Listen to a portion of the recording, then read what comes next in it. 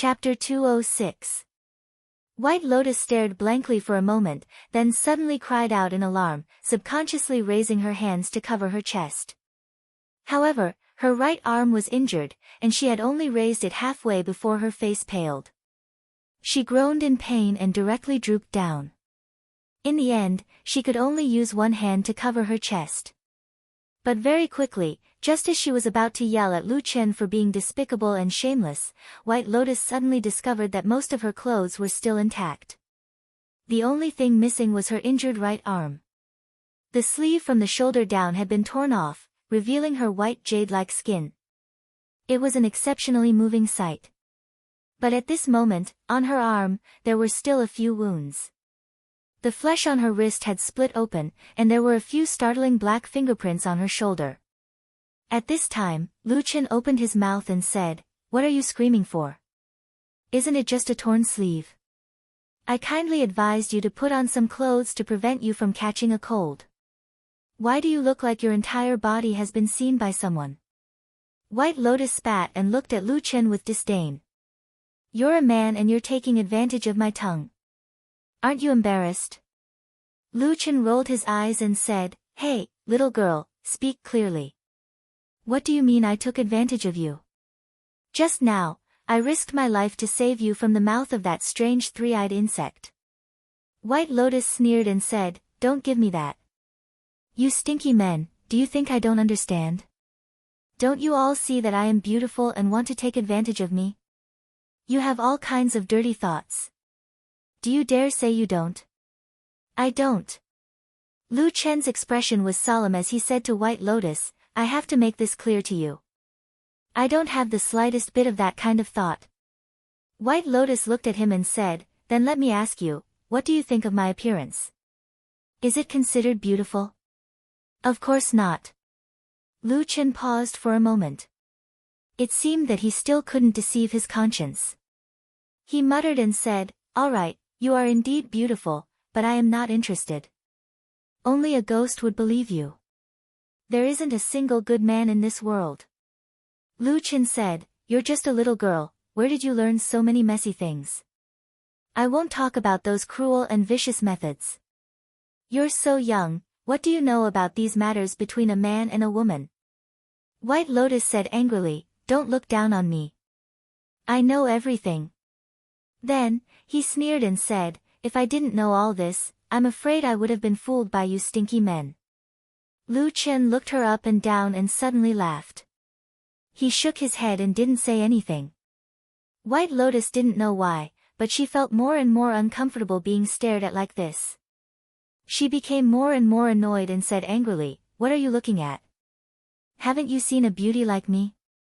Lu Chen sternly said, "It's fine if you scold me for my low skill, cruel methods and low moral character. In any case, we've fought and killed several times these past few days, we're enemies and not friends. But no matter what, you can't slander me for liking a little girl like you. I'm not interested in you." White Lotus was furious. She slapped the windowsill and said angrily, "Tell me clearly, what do you mean by this? You're saying I'm ugly?" Lu Chen said, "You're not ugly, but I'm not blind. I'm just not interested in you." Seeing that White Lotus was so angry that her face turned pale and looked like she was about to get up and fight, Lu Chen hurriedly waved his hand and said, "Hey, hey, hey. Do you have any upbringing? You're still a girl at such a young age. You're always talking about killing people at the slightest provocation. Can you listen to me properly?" White Lotus angrily sat back down and glared at Lu Chen. "Tell me, what do you mean by your words?" Lu Chen shrugged and said, "I don't mean anything. I do like women, but they have to be mature women. You're just a 10-year-old girl. How could I be interested in you?" White Lotus was stunned for a moment. Her expression softened a little, but then she revealed a suspicious expression. She looked at Lu Chen and said, "Are you serious?" Lu Chen laughed and said, "Why would I lie to you? In short, if you're worried, you can leave now. I won't send you off." White Lotus thought for a moment. She put on her clothes and got off the bed. She said, "I'd better go. You're unreliable. I want to stay away from you. Lu Chen didn't know whether to laugh or cry. He stepped aside and shook his head with a smile. Then you'd better keep your word. Stay away from me in the future. Don't come looking for me. White Lotus walked a few steps and suddenly turned her head to look at him. She said, Have you slept with other women before? Lu Chen was stunned. Then he nodded calmly and said, yes. Disgusting. White Lotus said. What do you know? Lu Chen scolded with a smile. White Lotus thought for a moment and said, I don't believe that the women you slept with before were more beautiful than me. What makes you say that I'm not as good as them? Ah. Lu Chen was speechless for a moment. After a moment, he waved his hand to drive away White Lotus. He said, You're getting more and more outrageous. Is this something a little girl like you can ask? White Lotus was unmoved. She sneered and said, Can a little girl kill and bleed like me? Lu Chen rolled his eyes. White Lotus said to him, Tell me clearly and I'll leave immediately. Otherwise, I won't feel comfortable if I don't understand this matter. Lu Chen looked at her elegant and beautiful face. She was like a fairy. Suddenly, he had a kind of illusion. After a moment, he sighed. He thought that this world was really full of evildoers. Eccentric people could be seen everywhere. All right, you can leave after I say it. Lu Chen said to her, Women and girls are different. Besides a face, there are many parts of a woman's body that are equally charming. You're still young and don't have it yet. So, I like other women, but I'm not interested in you. You don't have to worry that I'll do something indecent to you. Can you understand what I'm saying now? White Lotus stared at him. Lu Chen looked calm and met her gaze. The two looked at each other for a moment. White Lotus suddenly blushed. She reached out and hugged her chest. She spat and said, Shameless. Vulgar. Shameless. After saying that, she turned around and ran away like a wisp of smoke. Only Lu Chen was left in a daze. He was stunned and speechless. After a long while, he said blankly, What did I do this time? She called me shameless, vulgar, and shameless again. There were only 5 days left until the night of the full moon. The Kunlun party could be said to be tight on the inside but loose on the outside. The sect council was closely related to the majority of high-level cultivators. However, for the vast majority of the lowest-level disciples, it was like two different worlds. The head of the Heavenly Soldier Hall, Dukanjinren, was in a good mood recently. The biggest reason was, of course, his beloved disciple, He had recently rushed to the Jin Dan realm and became a Jin Dan friar. In terms of age, He was not even 30 years old. Although he was a few years older than Masato Kihara's disciple, Su Qingjun, at his age, to be able to practice to the Jin Dan realm was still an astonishing achievement. His future achievements could absolutely be said to be limitless. At least, in the praises and comments of the elders, the evaluation of He was almost exactly the same as that of Su Qingjun. Yuanying was within reach, and there was hope for a true monarch. For the younger generation of cultivators, there was almost no higher evaluation than this sentence regarding their talent, innate aptitude, and potential. It was also because of this that Dukanjinren was very proud. However, in this happy mood, there were still some flaws. For example, his most supported senior brother, Idle Month, was not having a good time recently. Another example was his newly advanced disciple, He, although he had cultivated to the Jin Dan realm, he did not look ecstatic and looked solemn all day long. Dukanjinren, of course, was well aware of the reason for this. And to be honest, these two things were caused by one thing, and that was the evil devil cult killing people. The first thing had just calmed down, and the result was that it happened again. These evildoers of the devil cult were simply rampant and lawless.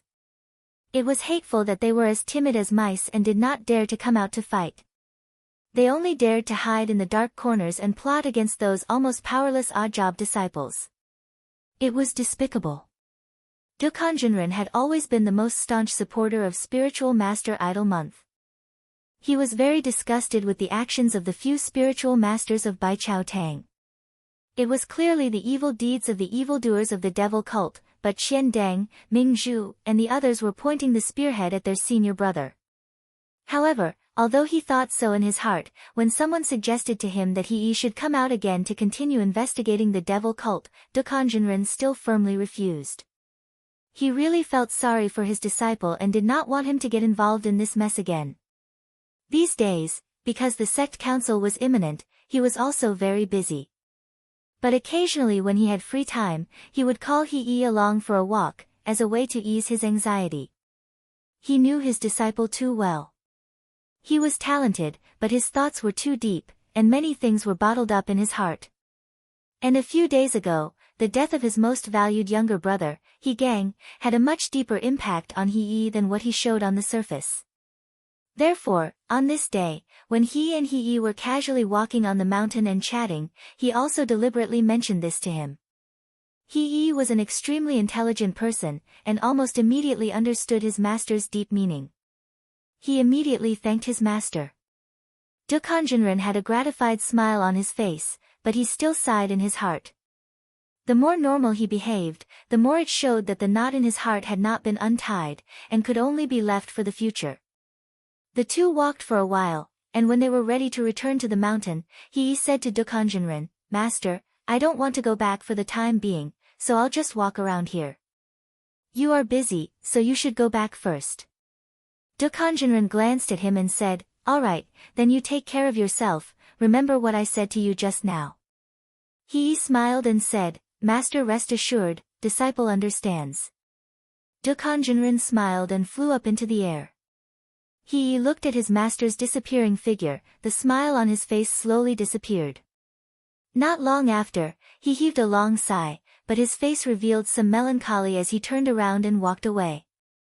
Just that he had only walked a few steps when his footsteps suddenly froze, and his expression changed greatly. He suddenly discovered that beside him, a huge figure had suddenly appeared there. Like a ghost, even with his current cultivation, he did not sense it at all. Chapter 207. To a Jin Dan friar, in terms of cultivation realm, it could already be said to be extremely powerful. Looking at the entire cultivation world, countless cultivators, countless families, wherever he went, he could be considered as an elite. And with Jin Dan friar's sharp senses, perhaps if they really fought, he might not be a match for the more powerful Yuanying realm Jinren, but for a Yuanying Jinren to suddenly approach Jin Dan friar without anyone noticing, that was also extremely difficult. But right now, he suddenly met such a person, a huge and fat figure, suddenly appeared beside him. So close at hand. At that moment, it was like the blood in He's entire body had frozen, and he practically instinctively let out a furious roar as he retreated. At the same time, he swung his arm and struck out with his strongest Tao art and divine ability. A bright light suddenly lit up, pierced through that shadow, his body like an arrow leaving the bow retreated, looked like he was about to break through the darkness. But the strange thing happened again, that huge figure like a shadow followed, directly followed up, and following what seemed to be a casual sound of a sleeve fluttering, an instant later, all of He's supernatural powers were all broken, dissipated into nothingness.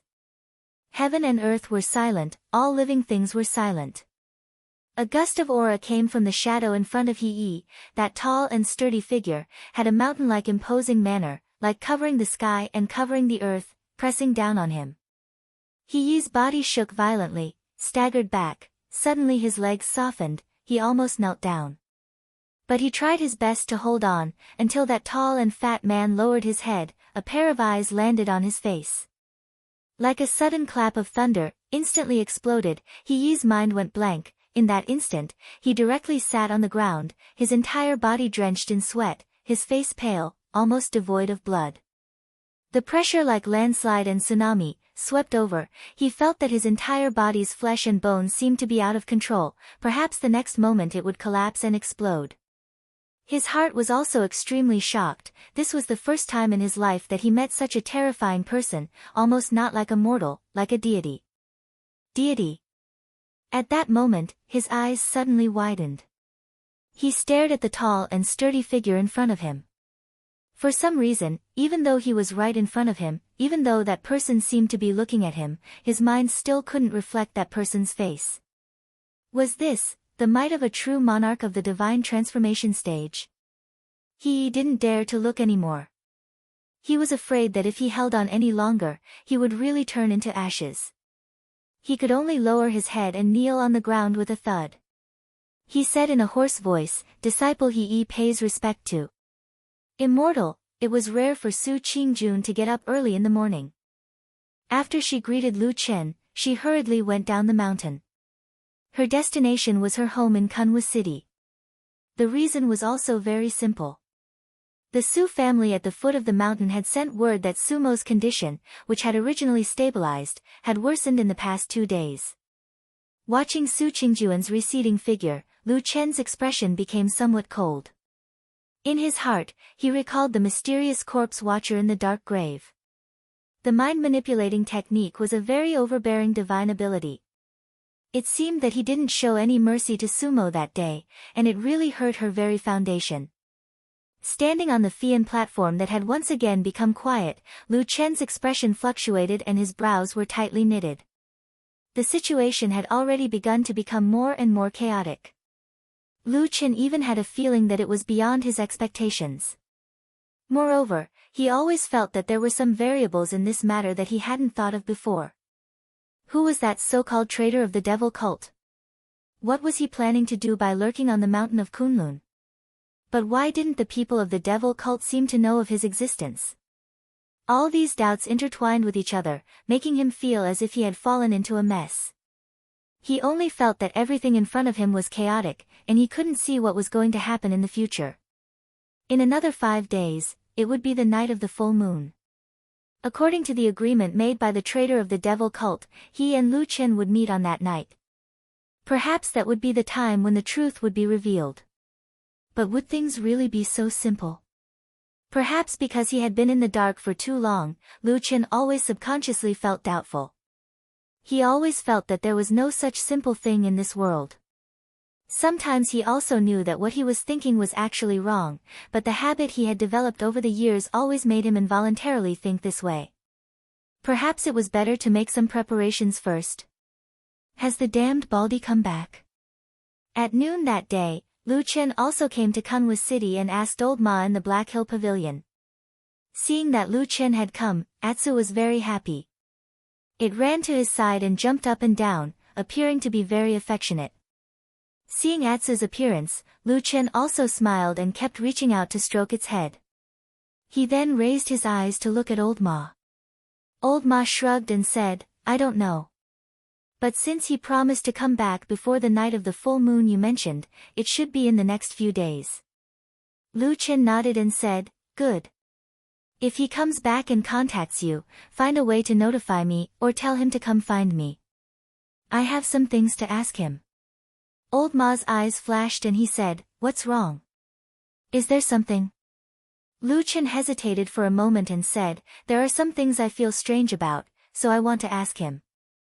Old Ma seemed to want to ask more questions, but when he saw Lu Chen's expression, he quickly swallowed his words. After a while, he nodded and said, "Good. Don't worry. I'll inform you immediately if there's any news." Lu Chen smiled and nodded at him. He then squatted down and played with Atsu for a while before saying, "I'll send Atsu away today. I don't want to leave it here with you." Old Ma asked, "Where do you plan to send it?" Lu Chen said, "I don't have a fixed place. I'll just find a mountain forest a bit further away from the city and let it stay there. After the night of the full moon, I'll finish my business and come to find it." Old Ma frowned and said, "You'll just leave it alone in the mountain forest? Will something happen to it?" Lu Chen laughed and patted Atsu's head. Then he stood up and said, "It's okay. This dog has become stronger recently. It will survive. Right, Atsu?" He lowered his head and asked Atsu. Atsu wagged his tail and barked a few times, as if he was responding to his words. Old Ma glanced at Atsu and suddenly made a gesture to Lu Chen, asking him to follow him to the side. Then he looked slightly serious and said to Lu Chen, what's wrong with this dog? Lu Qin said, there's nothing wrong with it. It's quite good. Old Ma snorted and said, don't lie to me with this kind of nonsense. There must be something wrong with Atsu. That's why you're so sneaky. By the way, there's something I haven't told you yet. It's also related to Atsu. Lu Chen was stunned for a moment. Looking at old Ma's serious expression, he couldn't help but be a little surprised and said, what happened? Old Ma took a deep breath and said in a low voice, recently, I found that some animal corpses often appear around this house. Most of them are wild cats and dogs. Occasionally, there are birds, chickens, and ducks. They all died in the same way. Their throats were directly bitten by sharp teeth, and then they bled to death. Lu Chen was silent for a moment. His expression also became cold. He glanced at Old Ma and said, what do you think? Old Ma pointed at Atsu in the distance and said, did it do it? Lu Chen said, I'm not in the city, and I didn't see it with my own eyes. I don't know, but Atsu has never done this kind of thing before. Old Ma looked at him deeply and said, you really don't have anything to hide from me, right? Lu Chen met his gaze and suddenly smiled, saying, of course there is. Old Ma was furious and said, damn it. I knew you weren't honest. Tell me. Lu Chen waved his hand and said, there are some things that I don't need to tell you. In short, you have to believe me. I won't do anything bad to you. Old Ma looked at him for a while and suddenly sighed and said, well, be careful. Lu Chen looked at him and his eyes gradually became gentle. He gently patted his shoulder and suddenly said, Old Ma, after this, why don't we both retire? He smiled and said, these days are quite boring. Old Ma was silent for a moment and said, okay. Lu Chen took Black Dog out of Kunwa City. Along the way, he saw the Su family's mansion in the distance. He could see that although the mansion looked calm on the outside, everyone inside seemed to be in a hurry and had solemn expressions. He looked at it for a while and then turned around and left. After leaving Kunwa City, Atsu was even happier and kept running on the wide road. Lu Chen didn't keep walking along the road and quickly led it to the wilderness. As they walked, they arrived at the foot of a nameless hill more than 10 miles away from Kunwa City. There was a forest on the hill, and the area was vast. There was no one around, which was exactly what it meant to be a wilderness. Lu Chen called Atsu over and stroked its head. He then squatted down and stared at Atsu's eyes. Atsu suddenly became nervous and took a step back. Lu Chen shook his head and said softly, you've already drunk the heart's blood and your bloodline has been stimulated. It's almost impossible for you to live like before. The night of the full moon will be the time for you to transform and advance. At that time, no one will be able to help you and you can only rely on yourself. Since ancient times, the sacred beasts of the southern part of the chaotic land have all narrowly escaped death like this. If you can't pass this trial, then find a place to die. Lu Chen quietly said to it. Atsu lowered its head. As if it had sensed something, a complicated light suddenly appeared in its eyes. It slowly leaned forward, stuck out its tongue and licked Lu Chen's hand. Lu Chen glanced at the towering Kunlun mountain in the distance and said, in the next few days, I also have to work on that mountain. It should be very dangerous. I'm not sure if I'll survive. You see, people like us who have been shadows for a long time are all like this. We always feel like we're in danger of dying. Tell me, what's the point of living like this? Am I right, Atsu? Lu Chen sat on the ground and said to Atsu. Atsu slowly walked over and squatted down next to Lu Chen. It looked like it was sitting side by side with him. The sky unknowingly darkened. The afterglow of the setting sun shone on their backs. I hope we can still meet after the night of the full moon, Lu Chen said. Woof. Chapter 208. Amidst the clouds in the sky, on the winter peak. Hakushin Jinkuan's 3 disciples, perfected idle month, Zhuoxian, and White Lotus gathered in Zhuoxian's cave abode. They stood side by side and looked at the ancient plate on the table in front of them. Compared to the two senior brothers who had been famous for a long time, White Lotus looked like a child at the moment. However, her temperament was cold and otherworldly, and she had a different kind of bearing. However, White Lotus did not seem to be in a good condition today. Her face was a little pale, and she looked a little haggard. Perfected Idol Month and Zhuxian saw this. Perfected Idol Month looked at this little junior sister with a rare look of pity in his eyes. Little junior sister, are you not feeling well? White Lotus shook her head and said softly, no, thank you for your concern, senior brother. Perfected Idol Month nodded and said, all right, in that case, let's see Master. White Lotus agreed. Then, under the gazes of Master Xian Yu and Zhuxian, she walked up to the ancient plate on the table. She gently brushed her palm over it, and used some unknown method.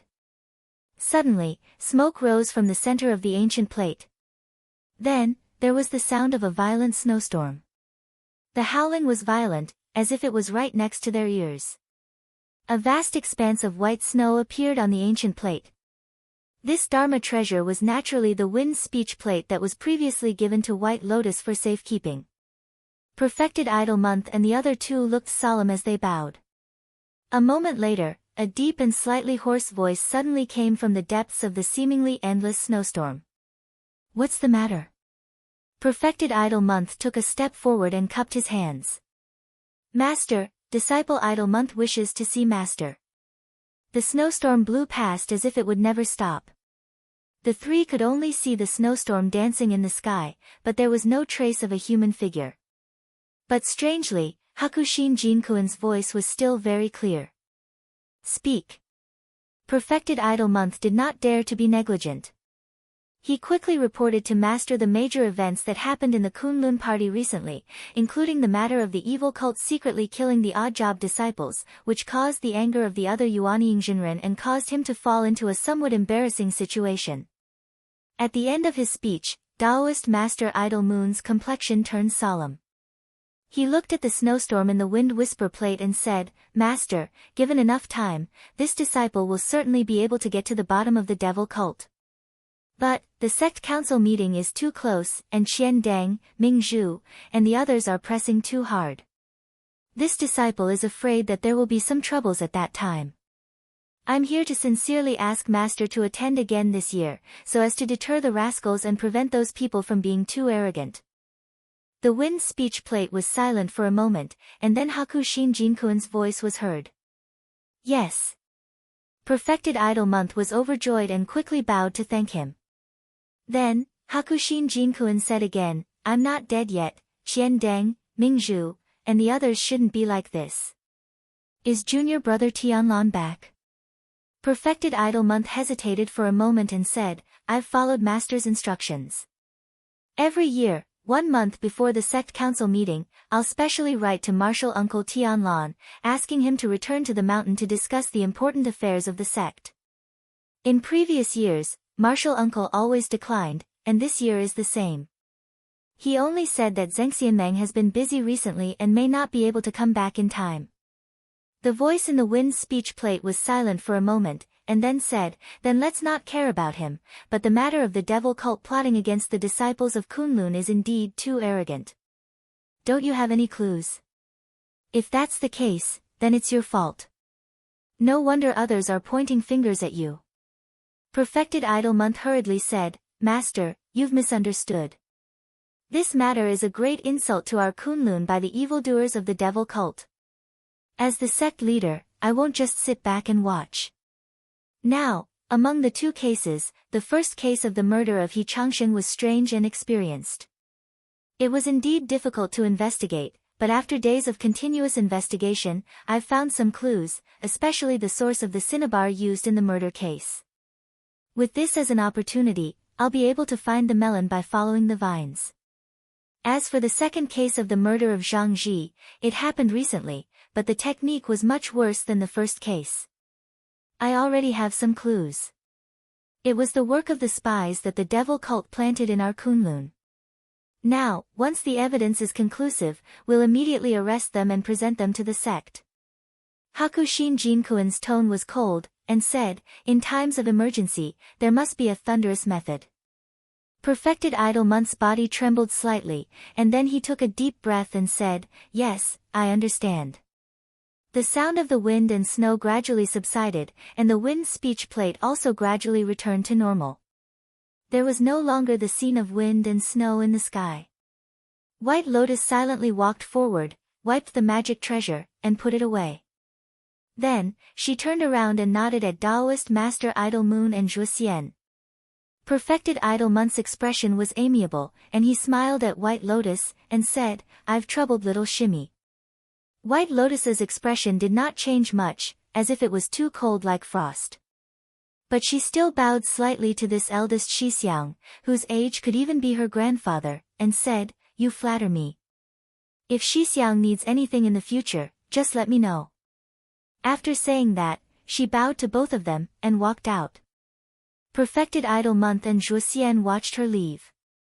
After White Lotus's figure disappeared, Perfected Idol Month suddenly frowned, and said, "I heard that although the power of the magical technique recorded in the Book of Snow is extremely great, it can also affect a cultivator's will and temperament. These days, I haven't seen little Shimmy many times, but I can feel that her temperament seems to be getting colder." Zhuxian nodded, and said, "Probably so. This mysterious book was obtained by Master in his later years. You and I have long succeeded in our cultivation techniques, and we don't have the supreme divine ability of Master in the deity transformation realm, which allows us to do as we please, so it's not suitable for us to cultivate. On the contrary, little Shimmy should have just entered the sect, like a piece of unpolished jade, but she can directly cultivate this kind of supreme magical technique from the beginning. It's also a rare opportunity." Xian Yuzhenren nodded and said, "That's right. Junior sister is a peerless genius who was born with the 5 divine pillars. Moreover, Master has been so attentively training her. Her future is really limitless. Maybe in a few decades, my position as the sect master will be taken by her." Zhuxian's body trembled slightly, and a strange light flashed in his eyes. After a moment, he said in surprise, "Xixiang, why do you say that? You're in the prime of your life, and you're good at governing. You should be advancing bravely, why do you need to think about these things? Besides, I think Master only accepted little Shimmy as his last disciple because he loves her talent. In any case, little Shimmy is still young, so how can she bear the responsibility of the great Kunlun lineage?" Perfected Idol Month smiled, then reached out and patted Zhuxian's shoulder, and said with a smile, "What Shimmy said makes sense, I was thinking too much. But Master must have made arrangements for these things, so it's not up to us to think too much." Zhuxian said, "Xixiang is thinking too much. I think the person Master relies on the most is still you. Otherwise, why would he hand over the heavy responsibility of the sect master to you?" Perfected Idol Month made a sound of and didn't say anything else. He just slowly walked out of the cave with his hands behind his back. Zhuxian looked at his back and slightly frowned, as if he was thinking about something, then he also followed him out. The next day, at the foot of Kunlun, in front of the mountain gate, an execution rack was suddenly erected. The disciples of the sect and the people in Kunwu City, who were far away, quickly received the news. In an instant, many people swarmed over and surrounded the mountain gate. There were all kinds of people in the crowd, including many itinerant cultivators and cultivators from other sects who were passing by. There were even ordinary mortals and villagers who lived in the nearby cities or villages. All of them rushed over to watch the commotion. In a hidden corner of the crowd, there were 2 men who didn't seem to attract any attention. They were Fan Tui and Chen He from the 3 Realms Demon Sect. At this moment, the 2 of them did not look good, especially Fan Tui. His face could be described as ghastly pale, and his fists were tightly clenched under his sleeves. His gaze was fixed on the person who was tied to the wooden rack. Chen He sighed softly and pulled Fan Tui with his hand without batting an eyelid. He used a little more strength in his hand. Fan Tui turned his head and looked at him. After a moment, he slowly nodded and said in a low voice, "I'm fine." Chen He was silent for a moment, then said, "We have also underestimated the Kunlun party. Thinking about it, for such a large and famous sect to be able to prosper after 5,000 years, they must have their own strengths. We should be more careful when dealing with them in the future. A hint of embarrassment flashed past Fan Tui's eyes. He didn't say anything and only clenched his teeth. At the other end of the crowd, Old Ma was also standing in the crowd. Strangely, Lu Chen, who was dressed in casual clothes, was also standing beside him. However, the two of them didn't show any signs of conversation. It was as if they were two strangers who didn't know each other. They didn't even look to the side. Their gazes were also looking at the execution rack at the foot of the mountain gate, looking at the person who was tied to it. Looking from afar, that person's limbs were tied up, and his head hung limply in front of his chest. There were many bloodstains on his clothes, and he looked a little wretched. From time to time, whispers could be heard from the surrounding crowd. Old Ma stared for a moment, then suddenly said as if he was talking to himself, "I remember that the Kunlun party had also captured many spies from the Devil's sect in the past, but they had never done it in public like this, right?" His voice wasn't loud, and probably only Lu Chen, who was standing a few feet away from him, could hear him. However, Lu Chen's expression didn't change at all, as if he didn't have any reaction to the fatty's words. It was only after a while that Lu Chen let out a faint smile. Without turning his head, he said in a low voice, "That sect leader must have been forced into a corner recently." Old Ma grunted, a hint of disapproval in his eyes. Just as he was about to say something, there was a commotion in the surrounding crowd. The two of them looked over and saw a person walking out from among the Kunlun party disciples at the Kunlun mountain gate. That person had a dignified aura, and his footsteps were steady. It was He. At this moment, he was holding a sharp longsword in his hand, walking toward the execution rack step by step. The surrounding crowd instantly became excited. He stopped in front of the execution rack and suddenly looked around. Then, he shouted in a deep voice that shook the entire place and reverberated in front of the Kunlun mountain gate, "Spies from the Devil's sect have committed heinous crimes. Everyone has the right to punish them." Chapter 209. He's loud shout was like a clap of thunder, instantly silencing the entire place. Countless gazes landed on the sharp longsword that was as bright as autumn water in his hand. In the crowd, Fan Tui and Chen He's expressions turned extremely ugly. On the other side of the crowd, Old Ma frowned and shook his head. While everyone's attention was attracted by He, Old Ma glanced to the side and was suddenly stunned. He saw a strange expression on Lu Chen's face. There seemed to be a sudden blankness on his face. His mouth was still tightly shut, and his eyes flickered with uncertainty. He stared blankly at the execution rack in the distance. His gaze only stopped on the evil sect spy who had already completely lost the ability to resist and had become the prey of others. A wave of cheers suddenly erupted from the surrounding crowd. At first, it was those mortal villagers without any cultivation. Their feelings were the simplest and most direct. Their hatred towards the evil sect was the most straightforward. After He shouted, these mortals quickly started cursing. They cursed the person who was tied up to 18 generations of his ancestors. Some even threw a large pile of rocks, junk and rubbish. Then, it was the cultivators in the crowd. Those rogue cultivators with the lowest cultivation were a little agitated. There were also noises. The rest of the people would be quiet for a while, but most of them were watching coldly from the sidelines. They definitely did not have any intention to disturb. Those clamorous and crazy cursing voices reverberated nearby. Lu Chen stood in the crowd. His expression gradually turned indifferent. He then stared deeply at the person who was about to die. Old Ma seemed to have thought of something. His expression changed slightly. He wanted to speak but stopped. A bitter smile appeared at the corner of his mouth. He then sighed softly. But in the end, he did not do anything. Or maybe he could not do anything. The whistling sound of the drums was like a tidal wave, surging forward violently. It could be seen that the evil cult's malicious reputation had already penetrated deep into the hearts of the people of the world, coming wave after wave from all directions to the scene. He stood under the execution rack, a strange feeling welled up in his heart at this moment. Towards the evildoer of the evil cult behind him, he of course did not have any sympathy. In reality, his hatred with the evil cult was as deep as the sea, and because he had been investigating this matter for the past few days, he was arranged to come here today to personally kill the evil person. But no matter what, the evil cult spy who was tied to the execution rack did not have any power to fight back. After being caught yesterday, the Kunlun party did not treat him politely. After forcing him to say everything that he should know, what awaited him was today's ending. Perhaps in the past, the Kunlun party would have been merciful enough to lock up such people, but this time, the order passed down from above was unusually decisive and fierce. Nobody questioned this order, even that Yuanying Jinren, who often disagreed with Reverend Idlemonth these few days, did not dare to question it.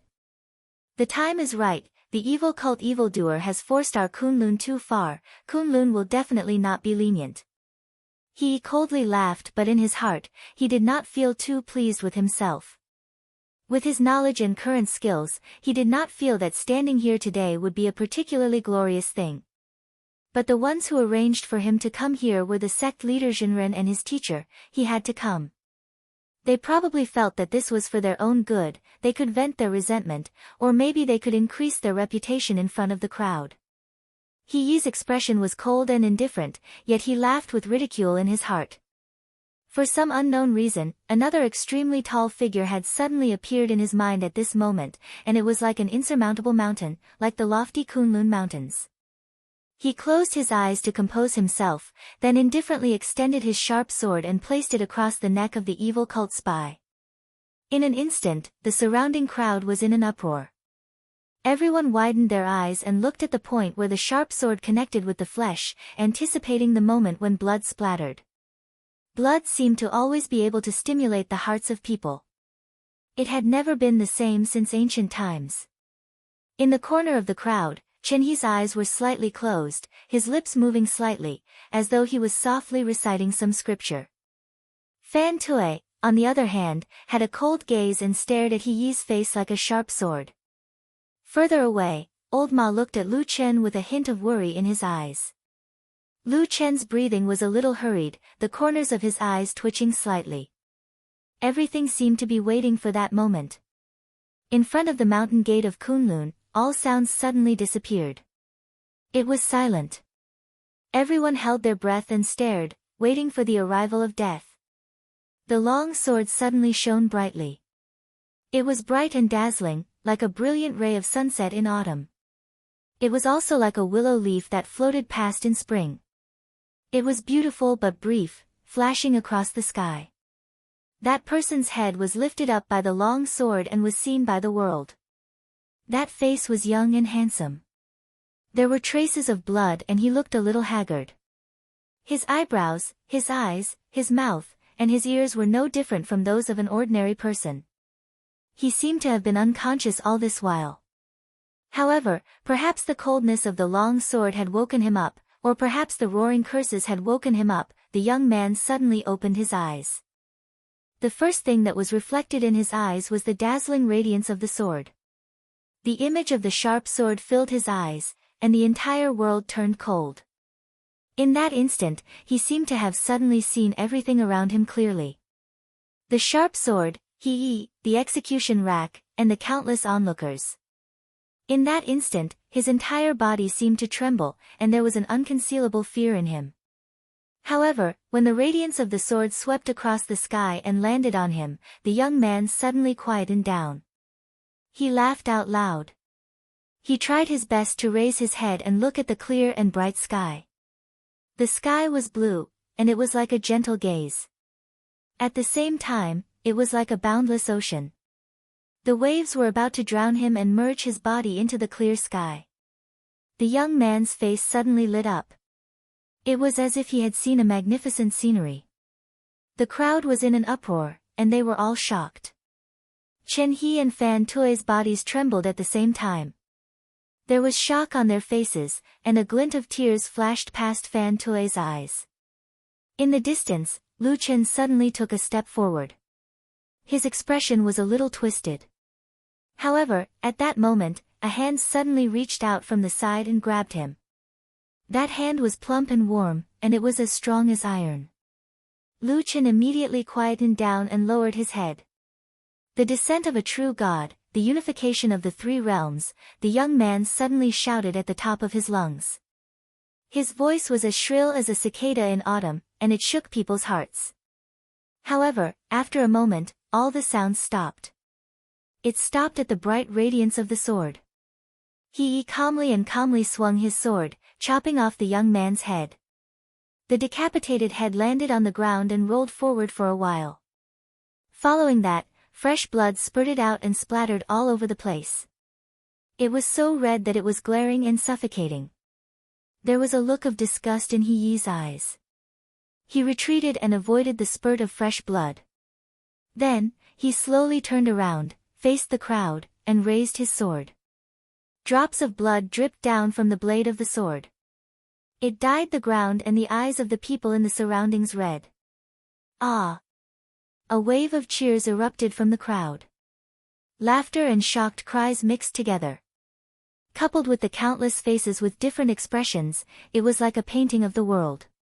When one looked at the scene of fresh blood with a tinge of bloodiness, it was like a painting of 100 ghosts at night. The gazes of many people landed on He Yi. With awe and envy. He Yi took 2 steps forward and said in a clear voice, "This bastard is a spy of the devil cult. He secretly sneaked into our Kunlun school. He has been scheming and has committed many evil deeds. Just a few days ago, he became even more ferocious and plotted to kill Zhang Ji, a disciple of our Kunlun school. The brutality of his methods is truly outrageous." At this point, He Yi's voice became much lower.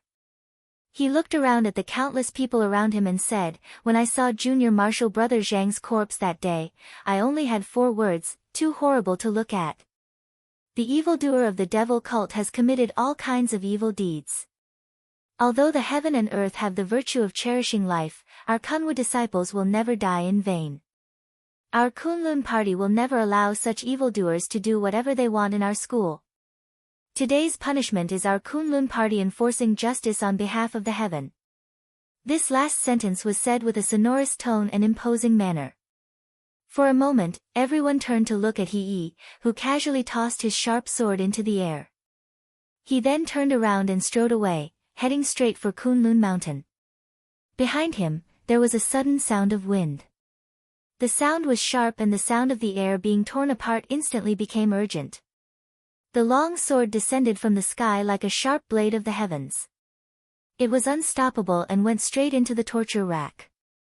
With a poof, it pierced into the chest of the corpse and came out. The crowd was silent for a moment. Suddenly, a deafening cheer erupted. Countless people were cheering for him, especially the mortals who had no cultivation. They were extremely excited and shouted with all their might. Fan Tue, who was in the crowd, was so angry that his entire body was trembling. He gritted his teeth and forcefully suppressed the roar in his heart. He used the softest voice he could muster to shout angrily to Chen He, who was beside him, "This bastard. I must kill this person." Chen He nodded slowly. His eyes also looked toward the back of Kunlun Mountain with a cold gaze. That day, the Kunlun party publicly executed a traitor of the evil sect. They announced that it was this person who had plotted against and killed their servant, Zhang Ji. It had only been a few days since Zhang Ji's death. The Kunlun party's thunderous and iron-blooded determination shook the mountains and rivers. The blood-stained torture rack was erected outside of Kunlun Mountain. It was not taken down for many days, and no one collected the corpse of the evil sect's demon. After this incident, the atmosphere in the Kunlun party suddenly changed. Jinren Idol Month's reputation soared, and the voices of criticism immediately decreased. Qian Deng, Ming Zhu, and the rest of the Yuanying Jinren also expressed their appreciation for this. They praised Jinren Idol Month's methods and said that he was a great talent with deep foresight and decisiveness. This was a blessing for the entire Kunlun party. On the night of that day, when the moon rose once again, the sky was dark. Lu Chen sat alone on the cliff of the Flying Goose platform. He looked up at the cold and lonely moon with a cold expression. He thought to himself, there are only 4 days left until the night of the full moon. Chapter 210. Su Qingjun walked back to Fian Terrace from the mountain path in the early morning after daybreak. When she was about to walk towards her cave residence, she hesitated and glanced at the other side of Fian Terrace. The wooden house stood quietly in the morning light. Su Qingjun hesitated for a moment, but in the end, she still walked over. Just as she was about to knock on the door, she seemed to suddenly remember something. She looked at the sky, where the sun had yet to rise, and lowered her raised hand. She stood at the door for a moment and was about to turn around to leave when she suddenly heard a voice calling out to her from the cliff of Fian Terrace. Su Qingjun was startled and turned her head to look. She saw Lu Chen sitting with his back against the stone wall on the other side of the cliff, waving at her with a smile. Su Qingjun walked over and looked at Lu Chen with a trace of surprise. "Why are you here?" Lu Chen pointed at the vast sea of clouds below the cliff and said, "I suddenly thought of something last night. I've lived here for so long, and I've seen quite a few sunsets, but I've never seen a sunrise here." Su Qingjun sighed and looked at the sun that was about to rise on the horizon. She said, "What's so good about a sunrise?" Lu Chen glanced at her and said with a smile, "What's wrong? You don't seem to be in a good mood." Su Qingjun shook her head and wanted to say something but stopped. Then she suddenly saw a wet patch on Lu Chen's shoulder from the corner of her eye. She then saw that there was a drop of dew on the tip of his hair that was leaning against the stone wall. She couldn't help but be startled. She said, "What happened? You actually sat here all night?" Lu Chen followed her gaze and glanced at his shoulder. He then smiled and said, "Yes, I couldn't sleep last night and wanted to see the sunrise, so I just ran over. Do you want to come over and sit? The scenery here is very good." As he said this, he even patted the ground beside him. Su Qingjun hesitated for a moment, but in the end, she sat down beside him.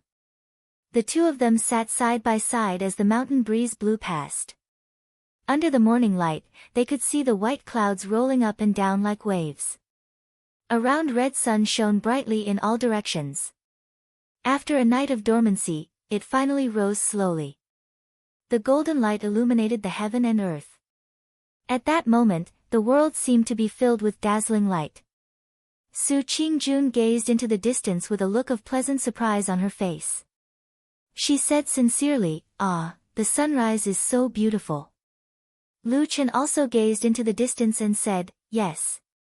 But you've lived here for so long, have you really never seen this scenery before?" Su Qingjun suddenly blushed. She retracted her gaze and glanced at him, saying, "No. Oh, sometimes, I wake up late." Lu Chen said seriously, "Sometimes?" Su Qingjun suddenly felt a little embarrassed. She glared at him and said, "Hey, in any case, I'm your master in name." "Even if it's in name," Lu Chen said with a smile, "so I can't say it?" Su Qingjun looked at him for a while and suddenly sighed, saying, "Forget it, say whatever you want. Anyway, all these years, you're the only one who would talk to me so casually. In fact, sometimes when I think about it, it doesn't seem to be a big deal." Lu Chen's eyes lit up. He said with a smile, "You really don't mind? Then I can tell others later. If you dare to say it, I'll break your legs." Su Qingjun grabbed his sleeve and said fiercely. Lu Chen laughed and nodded in agreement. Su Qingjun just pretended to be fierce, but then she also smiled and burst out laughing. She was as bright and beautiful as a spring flower. Then, she sighed softly and put her hands behind her head. She leaned against the stone wall and looked at the vast sea of clouds in the distance. She narrowed her eyes slightly and said to herself, "You're still smart. Sitting here and watching the sunrise, it's really leisurely and comfortable." Lu Chen smiled and turned to look at her. He said, "Is there something troubling at home again?" Su Qingjun closed her eyes and made a sound. After a while, she said softly, "My brother's head might not recover." Lu Chen frowned and said, "So serious?" Su Qingjun nodded and said, "My family has invited many highly skilled seniors to take a look, including my master. I also begged to go take a look, but there was no good way. Sumo is good and bad now. When he is good, he looks like a normal person, eating and sleeping by himself. But when he is bad, he is completely like a fool. Lu Chen was silent for a moment and said in a low voice, "It sounds like his brain is hurt." Su Qingjun said, "Yes. That's why the seniors who came to take a look were also at a loss. They could only try to give him all the miraculous pills and medicines they could find, but it was of no use. Because of this, my father has lost a lot of weight. My mother is so anxious that her hair has turned white. She cries all day." Lu Chen did not know what to say for a moment. He did not have the slightest good impression of Sumo, whose brain was injured by the mind-manipulating art. But he always felt that the Su Qingjun in front of him was somewhat different. Looking at her somewhat depressed appearance, Lu Chen also felt a little uncomfortable in his heart. After a moment, Su Qingjun suddenly sneered and said, "Yesterday at the mountain gate, you should know about it, right?" Lu Chen slightly looked up at her, nodded and said, "I went over to take a look." Su Qingjun said, "That he Shixiang, is he very awe-inspiring?" Lu Chen said, "Very awe-inspiring." Su Qingjun indifferently said, now with a shake of his body, "He only went to kill a powerless evil sect spy and suddenly became the hero that sect leader Reverend and Dukanjinren strongly promoted. This kind of person, even if our Su family wants to take revenge, we won't dare to." Lu Chen was silent for a moment and said, "Yes, you better bear with it." Su Qingjun stared blankly at that rising red sun. After a long while, she said, "Sometimes I really feel that it's quite boring." Lu Chen said, "What about those people who were harmed by your brother, do they also feel that it's boring?" Su Qingjun was surprised, her brows immediately frowned and turned to look at Lu Chen, her eyes somewhat gloomy. Lu Chen smiled and calmly said, "I'm sorry, I just don't know how to chat, sometimes my words are just unpleasant to hear." Su Qingjun looked deeply at him and suddenly said, "I thought that at this time you will at least comfort me a few words, at least accompany me to talk, to make me happier." "Why?" Lu Chen looked at her beautiful face and said, "Is it because you think that because you are a natural beauty, a man should coax you, or because you think that because you have done me a great kindness, I should wholeheartedly flatter you, or have you forgotten that I was also harmed by that brother of yours?" Su Qingjun stared at him and slowly said, "You still hate him?" "Should I not hate him?" Lu Chen said. "Those torture tools hidden in the courtyard, I think you should know in your heart that I will not be the first person to experience those painful feelings." Su Qingjun slightly lowered her eyes, at that moment avoiding his gaze, and softly said, "I thought that if I treat you a bit better, you will slightly forget that hatred." "You are wrong," Lu Chen said calmly. Su Qingjun fell silent. After a while, she stood up and turned to walk down, but after 2 steps, she suddenly stopped and did not turn around. He only heard her say, "You have never spoken to me like this in the past. When I just arrived here, you asked me what was on my mind. In fact, I should be the one asking you, right?" Su Qingjun slowly turned around, there was a soft light in her bright eyes, looking at Lu Chen, and said, "What happened during the days I was not on the mountain, Lu Chen?" "Nothing." Lu Chen said, "It's just that I don't want to flatter you anymore. I feel that I have been very disgusting in thinking about you all day to make you happy." Su Qingjun's face looked a bit pale, and she whispered, "Why?" "No reason.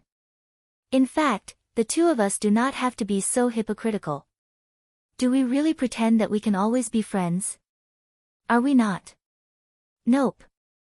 Lu Chen's face seemed to become calmer and calmer, calmer to the point that it was close to indifference. Even his gaze was cold, the coldness in his eyes seeped into his bones. "I follow you, of course because of your beautiful appearance, and also because of your profound skills, I can rely on you. In the future, I can rely on your name to get by and swindle food and drink. As for you, you probably feel a little guilty taking care of me, and also because I can make you happy, right?" Su Qingjun looked a bit sad, lightly shook her head, and said, "It's not like that." Lu Chen became a bit impatient, waved his hand at her, and said, "Anyway, that's what I think." Do you know how much I have suffered in the hands of that brother of yours? But every day when you come back, you only talk about his name. Hearing it makes my heart feel annoyed. I think, in the end, we are still two different people. Most likely we can't be friends. You are the #1 genius of the Kunlun party, Jean Dan Fryer. How can you really look up to a good-for-nothing odd-job disciple like me? Su Qingjun suddenly raised her head, and said, I did not, after a long time. Can you guarantee that you definitely won't? Su Qingjun was suddenly at a loss for words. Lu Chen stood up, took one last look at that red sun at the end of the sea of clouds, sighed, and then walked towards the wooden house at the bottom of the cliff. When he passed by Su Qingjun, he paused for a moment, and said, I don't want to stay here anymore. I will go down the mountain today. I don't want to trouble you in the future. Can I ask you to cancel the title of Master in Name? Su Qingjun nodded blankly, her expression complicated, lightly gritting her teeth. She watched as Lu Chen returned to the wooden house, and not long after, he came out with a small package, and then walked with large strides towards the mountain path. He didn't say anything, didn't say goodbye, looked like he was going to directly go far away like this. Looking at that man's back, Su Qingjun suddenly shouted loudly, and said, I didn't look down on you. I have always treated you as a friend. The footsteps of the person going down the mountain paused for a moment, but in the end he still didn't turn back. He only stretched out a hand and waved in the wind, as if bidding farewell to the past period of time, and then he walked with large strides down this hill. Chapter 211. The path down the mountain was not easy to walk on. Zigzagging, it was as if he was always walking on a steep slope with no flat ground. There was no one on the nearby mountain path, and the flying goose platform was usually quiet. Lu Chen walked alone for a long time. After leaving the flying goose platform, he walked around casually, as if he did not have a clear and definite direction to go. He was like a cold and lonely shadow, walking in the mountains until a deep voice suddenly rang in his ear and said gently, Where are you going? Lu Chen stopped and said, I'm waiting for you. The person seemed to smile. Then, he heard the sound of the wind and the rustling of the trees on both sides of the mountain path. The light from the sky seemed to be twisted for a moment, refracting a strange rainbow in front of him. A huge and burly figure appeared behind Lu Chen. In the next moment, the two of them had already left the mountain path and arrived at a quiet neighboring forest. Lu Chen stood in the forest and looked around. He mumbled something, but no one knew what he was saying. Then, he looked up at the opposite side and said, Damn Baldy, do you have wine? Whoosh! A wine gourd was thrown over in midair. Lu Chen caught it, pulled out the cork and gulped it down. Then, he wiped his mouth and lamented, What kind of lousy wine is this? You're a divine transformation stage true lord after all. Can't you get some immortal wine that can extend your life by 10 years? Get lost. True Lord Tianlan, who looked taller than Lu Chen even though he was sitting in the forest, spat at him. Then, with a wave of his hand, the wine gourd flew back and landed in his hand. True Lord Tianlan touched the wine gourd and seemed to cherish it. He said, There's no such thing in the world. Besides, you're the only one in the world who can drink my wine. Be content. Lu Chen did not look proud or honored at all. He snorted and found a place in front of Perfected Lord Tianlan to sit down. Perfected Lord Tianlan glanced at him and the corners of his lips curled up into a strange smile. You suddenly fell out with Su Qingjun and went down the mountain. Isn't that a little strange? Lu Chen said lightly, I don't like the entire Su family, okay? Perfected Lord Tianlan replied, Sure, of course. Let's not talk about how angry you are right now. In the future, when I'm done with all those trivial matters, I'll definitely help you torture the Su family and help you vent your anger, okay? Lu Chen shook his head and said, I will take revenge myself. You don't have to worry about my business. Perfected Lord Tianlan sighed. Nonsense. Are you afraid that I'll go to Soaring Goose platform? Lu Chen fell silent for a moment before replying, You're going to look for me sooner or later anyway. Once I'm involved in a bunch of trivial matters, I won't be able to get out of it. There's no need for me to harm others. Perfected Lord Tianlan could not help but laugh. Seems like you don't trust me. Also, this is the first time I've seen you feeling compassion for someone. Why? You've fallen for that lady? Lu Chen shook his head. It's not that. Initially, I wanted to go to Soaring Goose platform to find the traitor. However, that person doesn't look like one and she's passable, so I let it go. In any case, the truth will be revealed in 3 days. Perfected Lord Tianlan stared at him and his expression gradually turned solemn. Are you so sure? Lu Chen replied, that pattern is the highest level of the demonic cult in the 3 realms. It can't be faked unless it's someone like me who has been in the demonic cult for many years. Perfected Lord Tianlan didn't question him any further. He nodded and said, all right. Then, he smiled and said, I didn't sneak back all the way here in vain. Lu Chen raised his head and looked at him. Sneak? Perfected Lord Tianlan chuckled. That's right. Right now, not many people in the Kunlun party know that I'm back. Don't go out and spread it. Lu Chen replied, even if I say it, someone has to believe me. Even if I run to the mountain gate and shout that the damn fatty is back, not only will they not believe me, they might even beat me up. Perfected Lord Tianlan laughed out loud. See, this is the benefit of having many disciples and grand disciples. Lu Chen scoffed. What disciples and grand disciples do you have? You don't even have a single disciple, right? Perfected Lord Tianlan smiled. Isn't it just you? Lu Chen turned his head away and did not look at him. He asked, if the traitor is indeed lured out to meet me on the night of the full moon, what should I do then? Perfected Lord Tianlan replied without hesitation, capture him, of course. Lu Chen asked, who's going to do it? Perfected Lord Tianlan smiled. Isn't that why I rushed back? Don't worry, I'll hide near you. Once the traitor appears, I'll naturally take him down. Lu Chen stared at him for a while. That's it? Unless he doesn't come. Perfected Lord Tianlan shrugged. Leaves fell from the forest and landed between Perfected Lord Tianlan and Lu Chen. Lu Chen looked at the half-withered leaves. After a while, he suddenly said, I have something to ask you. Yes, old Ma has mentioned this to me before. Go ahead and ask. Lu Chen looked up at Perfected Lord Tianlan's eyes. Why are the people of the fiend cult like us? They don't seem to know about the traitor that's hidden the deepest in Kunlun Mountain. I don't know. Lu Chen's expression darkened. What do you mean by that? Perfected Lord Tianlan said, I really don't know. I'm not a shadow that stays in the fiend cult all day long like you. I'm indeed not too clear about the internal affairs of the fiend cult over the years. I understand what you mean. However, don't forget that I'm a soul formation perfected lord, not a fraud. There are many things that I'm not omniscient about. Lu Chen looked at him quietly and said, I think it's a little strange. Perfected Lord Tianlan's eyes fell on his face for a moment. Then, he smiled and said, so, you secretly tracked down the second spy of the fiend cult and then revealed the identity of that person to Idle Month through Old Ma? Lu Chen said lightly, that guy is an idiot. He doesn't care about hiding at all. Not to mention me, even an experienced person in Fuyunji can find him directly. Perfected Lord Tianlan grinned and said, so that person is dead.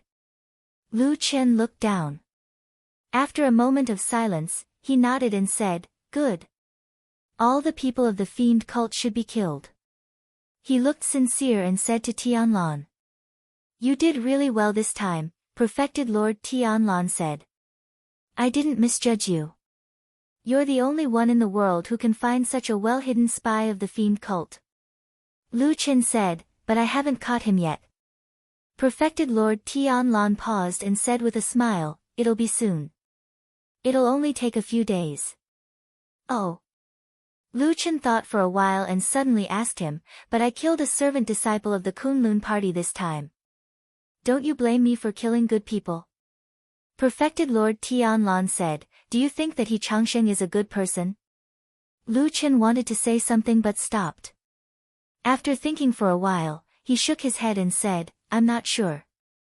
Perfected Lord Tianlan smiled and said, I don't blame you because I trust you. He said with some emotion, back then, when you sneaked into the devil cult alone, it was a real dragon's pool and tiger's den. Under those circumstances, I could trust you for many years.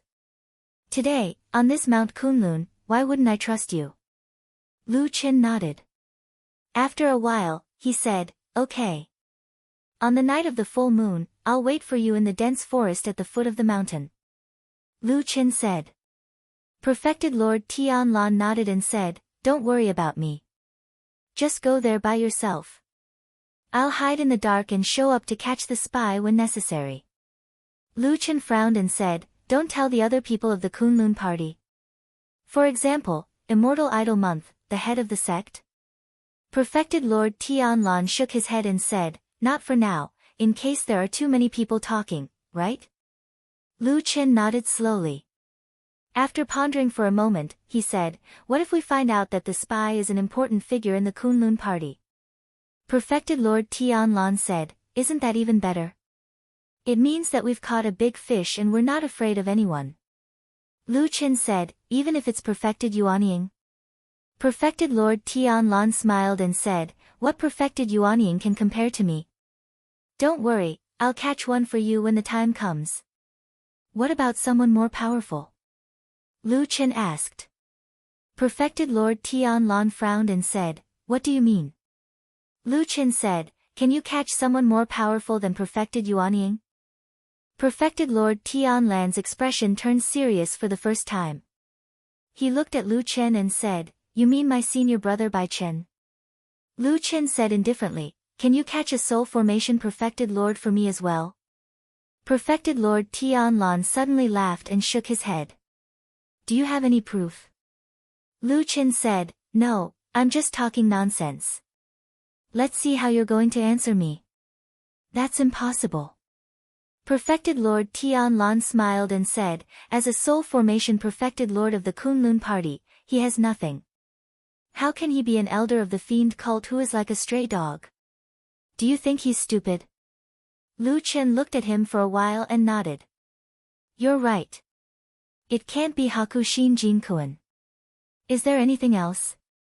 If not, I'm leaving, Perfected Lord Tianlan said to Lu Chen, we've said everything that needs to be said. Can I really turn over a new leaf after I catch that fiend cult spy? Lu Chen asked. Of course, Perfected Lord Tianlan said with certainty. Lu Chen nodded and said, then let me ask you for one more thing. Say it. Collect the corpse of that fiend cult spy at the foot of the mountain. Otherwise, if one day his head is separated from his body and his corpse is exposed on the streets, it will look a little tragic. Perfected Lord Tianlan frowned and looked at Lu Chen. Are you pleading for that fiend cult spy? Yes, Lu Chen replied calmly. Perfected Lord Tianlan was silent for a moment and said, didn't you secretly find this person? I want to collect his corpse, can I? Lu Chen asked again as if he did not hear Perfected Lord Tianlan's words and did not seem to care about Perfected Lord Tianlan's gradually darkening expression. Chapter 212. No, Perfected Lord Tianlan said. Don't be meddlesome. Lu Chen quietened down. After a while, he nodded without saying anything. Perfected Lord Tianlan looked at him and frowned. Ma Xiaoyun is right. You do seem to be a little off lately. Because I want to collect that person's corpse. Because your heart softened. Perfected Lord Tianlan said, 10 years ago, you weren't soft-hearted or hesitant. You didn't care about other people's feelings or worry about dragging them down. I think I told you a long time ago that shadows like you don't live long. Lu Chen was silent. After a while, he said, you're right. I've probably changed in the past 10 years. Why? You don't like it? Perfected Lord Tianlan said, of course I don't like it because you might lose your life. But I think it's all right. Lu Chen said calmly, Although my heart softened and my cultivation was crippled, I saw things that I never saw before and felt a state of mind that I never knew before. I think it's all good. Lu Chen looked up at the famous perfected lord in front of him and said, actually, sometimes I also wonder if I would still stab Yun Shouyang to death without hesitation if I was in that desolate valley now. Perfected Lord Tianlan narrowed his eyes and looked at Lu Chen. Why? Do you think what you did 10 years ago was wrong? Lu Chen shook his head. No, I don't regret it. After a pause, he said, you're right. I was probably soft-hearted. A shadow shouldn't be soft-hearted. I think I'm not suitable to be a shadow anymore. The forest quieted down. After a while, perfected Lord Tianlan said, it's been hard on you all these years. Fortunately, you'll be free after this matter is done. Lu Chen smiled. Really? Perfected Lord Tianlan laughed. Why would I lie to you? You're my only disciple and I'm counting on you to inherit my legacy in the future. Oh, speaking of this, my lineage has a habit.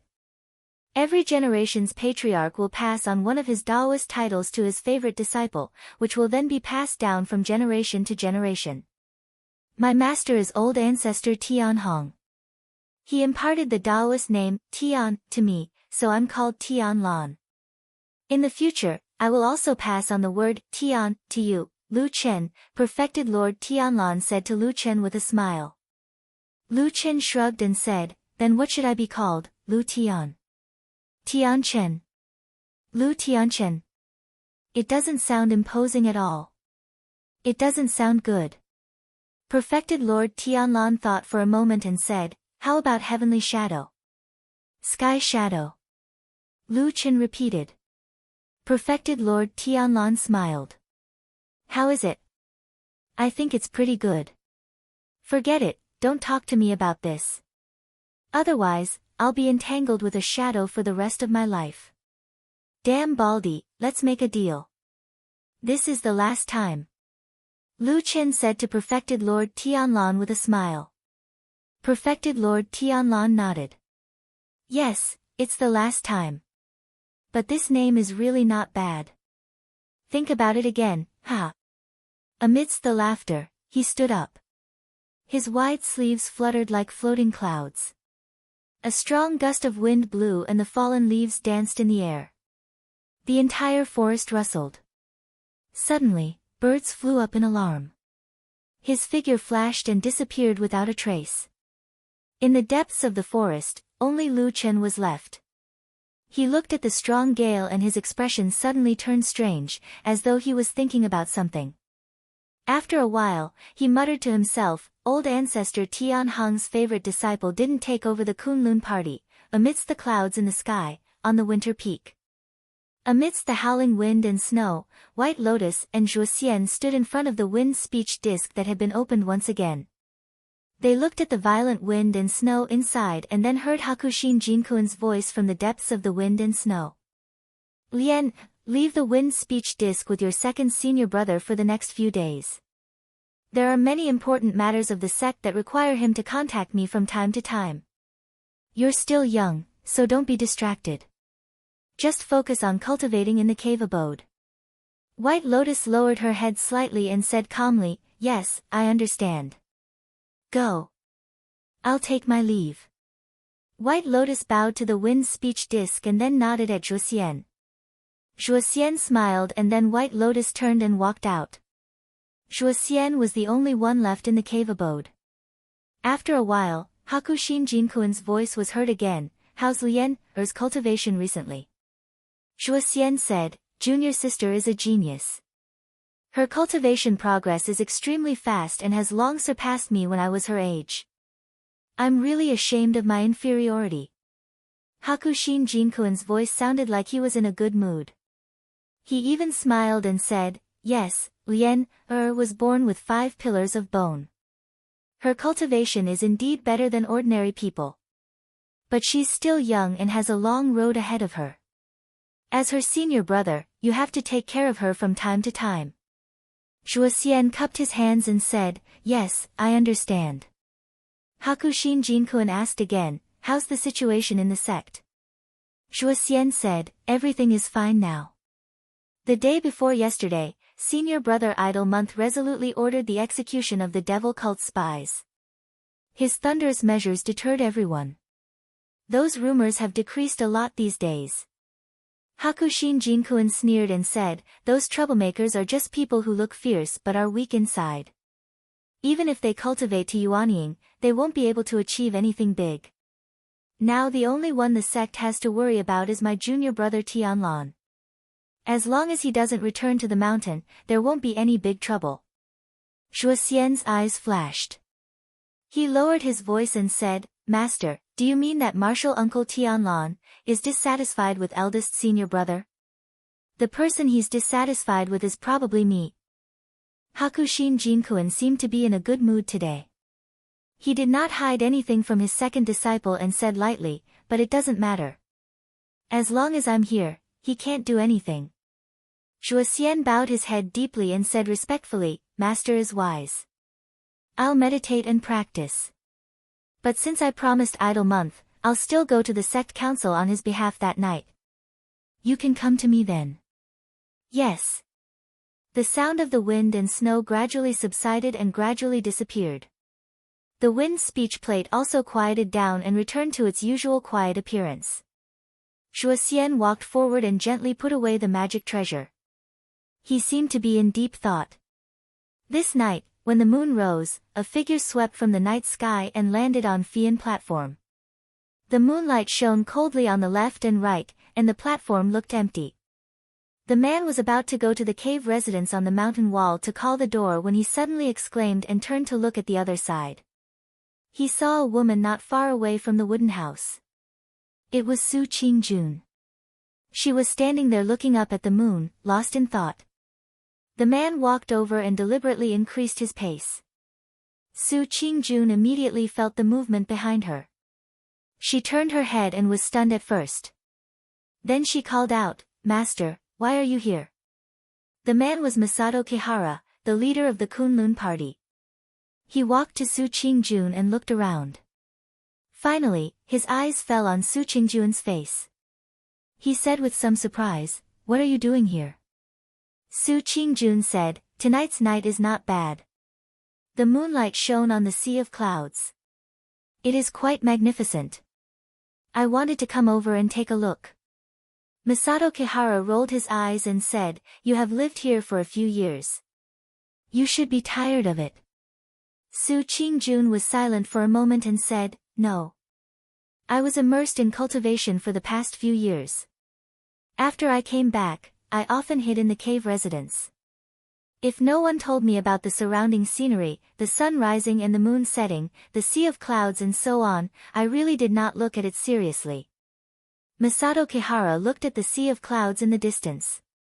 Under the moonlight, the sea of clouds shimmered with silver light. It was like the waves of the sea. It was very beautiful. He nodded and said, Yes, we cultivators sometimes need to understand the nature of heaven and earth. Although this state can only be understood by cultivators above the realm of Yuanying, but for a genius with extraordinary talent like you, it is beneficial for your cultivation to understand more in the realm of Jin Dan. Su Qingjun nodded and said, Yes, disciple understands. She looked at Masato Kihara and said, Master, you came here tonight. Is there something you need me for?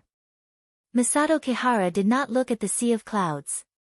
After a moment of hesitation, he said to Su Qingjun, Yes, tonight I went to see an old friend. I passed by here on my way back to the mountain. I wanted to come down to see you and have a chat with you. Su Qingjun nodded and said, Oh. Master, please wait for a moment. I will go get some spiritual tea. We can enjoy the moonlight together. Masato Kihara waved her hand and said, I don't want to drink. The taste of the tea is too bland. I will drink my own wine. As he spoke, he took out a flask of wine out of nowhere and stuffed it into his mouth before gulping down a few mouthfuls. Su Qingjun couldn't help but laugh. She shook her head and said nothing. Masato Kihara drank the wine and let out a satisfied sigh. Qingjun, you have been my disciple for so many years. do you have any regrets? Regret? Su Qingjun was taken aback. She said in astonishment, Master, why would you say that? I have never regretted it. It is all thanks to your guidance that I can improve day by day. How could I have any other thoughts? Masato Kihara smiled and said, Yes, you are a good child. As he spoke, he drank another mouthful of wine and continued, but I think you know what's going on in our Kunlun sect. Our Taiji has been declining for many years, and there are still many areas where we suffer losses.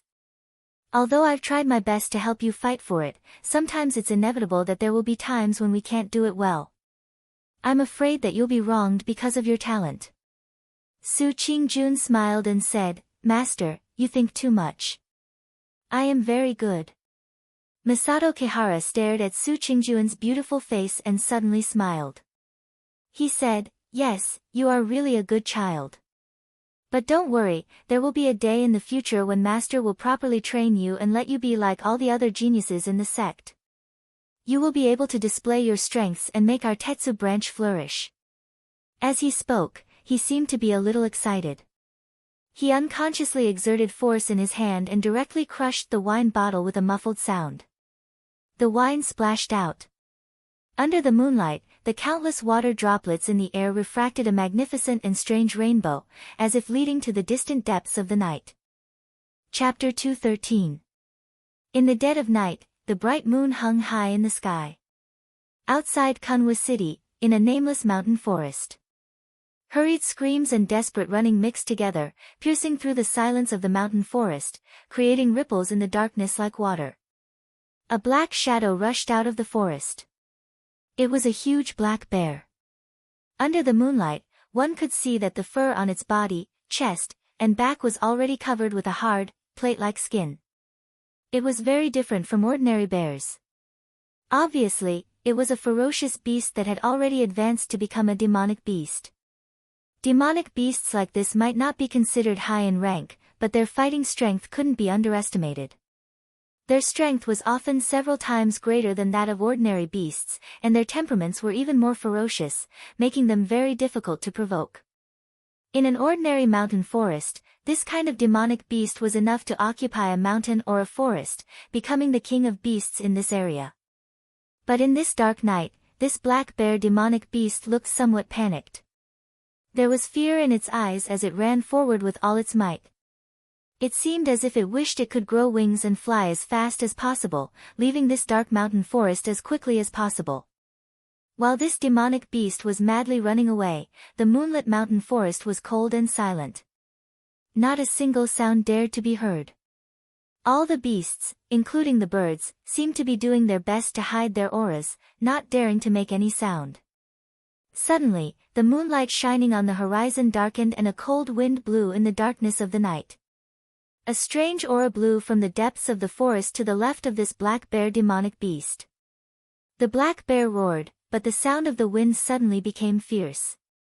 Like a thunderclap, a black shadow blocked the moonlight in the sky and covered the black bear's shadow. Roar! The black bear let out a crazy and desperate roar. Its huge body was knocked to the ground by the sudden force. It raised its huge bare paw and smashed it down, but the black shadow advanced and retreated like lightning, dodging the paw in an instant. Then, it suddenly approached. In the darkness, a cold light shone, sharp fangs as bright as frost. A dim light flickered in those dark eyes, and a green flame was burning. The black bear's roar came to an abrupt end. All sounds seemed to be blocked in its throat and were drowned out by the gushing blood. Its huge body struggled frantically, but no matter how hard it tried, it could not break free from those terrifying sharp teeth and the ghostly black shadow. Gradually, the demonic beast's body softened. Life flowed out of its strong body like water, like a fountain of blood being drunk dry. The jade-green flames burned in that lonely eye, and the darkness seemed to be roaring faintly. The forest was silent, and everything gradually quieted down. A black shadow slowly walked out of the darkness. It was a black dog whose body had expanded a lot. Its strong and bulging muscles seemed to contain infinite power. When blood dripped from its sharp teeth, it didn't seem to notice. Moonlight sprinkled down from the sky once again, landing on this mountain peak. All the beasts and birds were silent. Only a black dog raised its head and stared at the round moon that was getting fuller and fuller. Suddenly, it opened its mouth and let out a mournful howl towards the bright moon in the sky. "Woo, is there something wrong with your brain?" In Kunwa City's Black Hill Pavilion, Old Ma angrily pointed at Lu Chen and scolded, "Do you think you're still a 17 or 18-year-old boy? Don't you use your brain when you do things? How dare you say that to a true sovereign?" Lu Chen expressionlessly sat across from him. He just shook his head and didn't respond. Old Ma looked at him and became angrier. He even seemed to be trembling with anger. He said, "I really don't understand what you're thinking now. Let's not talk about the past. I think even 10 years ago, you were much smarter than you are now. You knew what to do and what to say. You knew when to keep your mouth shut and swallow those damn words until you die." Old Ma was even more furious when he saw Zhou Donghuang's expression. Lu Chen wiped his face and sighed. He said, "Can you speak properly? Your saliva sprayed on my face." "Bah!" Old Ma said angrily, "I wish I could pour a basin of water on your head." Lu Chen smiled and said, "Well, I'm fine now, aren't I?" Old Ma said coldly, "This is because true sovereign cherishes old friendships. I've told you long ago that he treats you differently. In his heart, you're different from the others. Based on the nonsense you spouted and that damn corpse collection, believe it or not, anyone else would have killed you on the spot to avoid future troubles." Lu Chen slightly lowered his head. After a moment of silence, he said, "Do you really think so?" "Yes." Old Ma said flatly, "I know you're suspicious, but it's not your fault. You've been a shadow for so many years. Back then, in the devil cult, you were tense day and night and couldn't sleep at night. For more than 10 years, you were tormented by life and death every day. To be honest, I admire you for not going crazy. But you can't be like this." Old Ma became agitated. He suddenly walked up and grabbed Lu Chen's clothes, roared at him, and then gritted his teeth and said, "Lu Chen, listen, you can doubt everyone in this world, and you can even doubt me, but you really can't doubt true sovereign, do you understand?" Lu Chen didn't resist Old Ma's action. He just frowned slightly, looked at Old Ma and said, "Why?" Old Ma took a deep breath, as if to calm himself down, and then slowly let go of Lu Chen's clothes. His eyes gradually softened. After a moment, he suddenly smiled bitterly and said, "For so many years, he raised you, cultivated you, and everything you did was for him. If you really doubt him, then what is the first half of your life? Nothing? Or a dream?" Old Ma stared at him and said softly. Lu Chen was silent.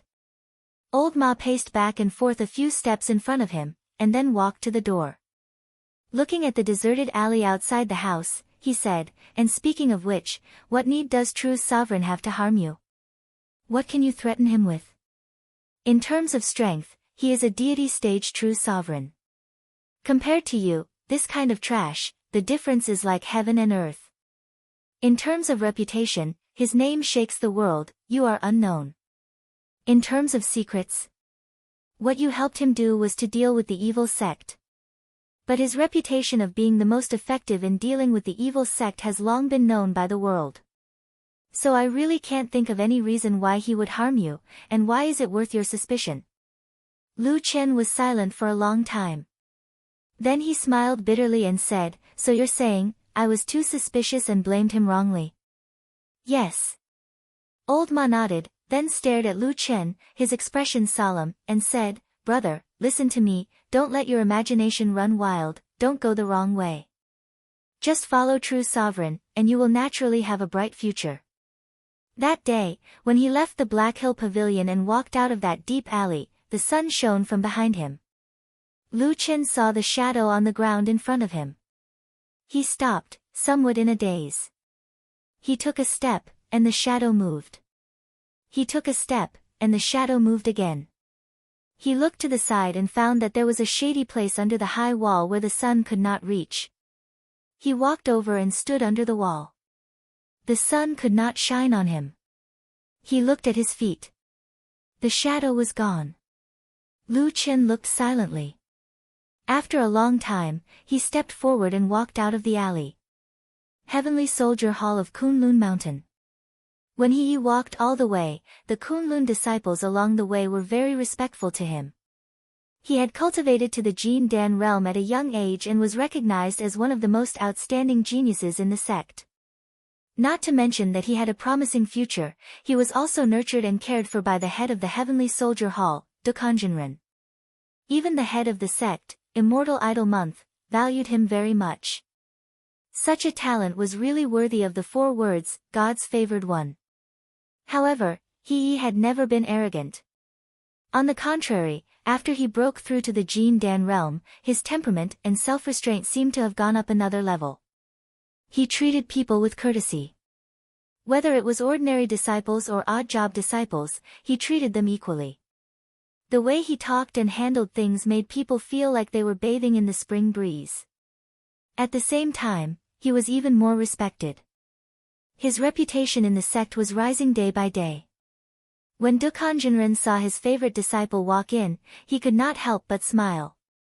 No matter who it was, even if he was a famous Yuanying Jinren for many years, to have such a satisfactory disciple was the most satisfying thing for him. Why did you come today? What's the matter?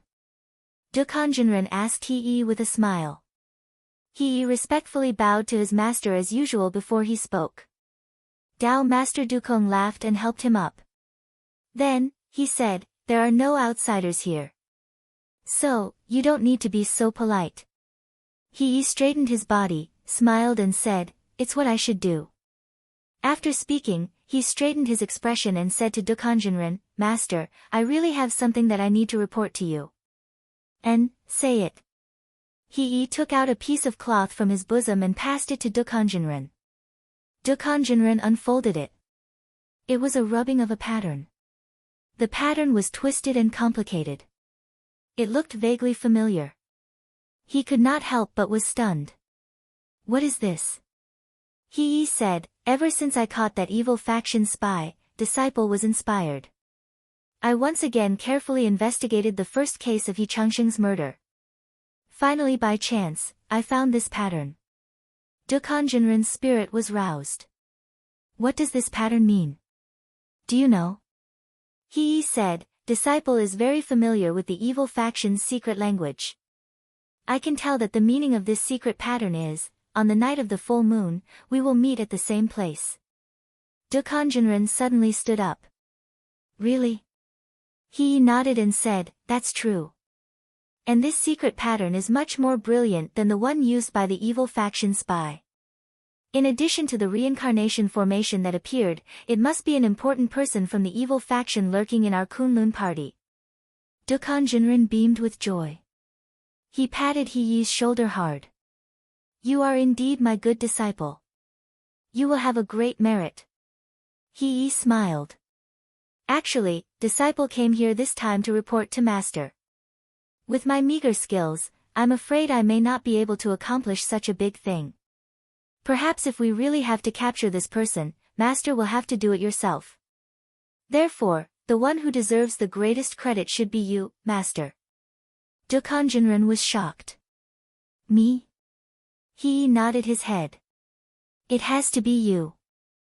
Chapter 214. There were only 2 days left until the night of the full moon.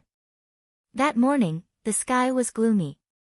Dark clouds gathered above the Kunlun mountain range, and soon, it began to rain. From a distance, the entire Kunlun mountain range was hidden in the gray rain, faintly discernible. The air in the mountain became humid, and transparent pearl-like water droplets dripped down from the eaves, forming a crystal-clear curtain of water. Under the eaves, the window was half open, and a gentle breeze blew past, carrying a layer of rain powder into the house, swirling and spreading, then dissipating in the warm air here.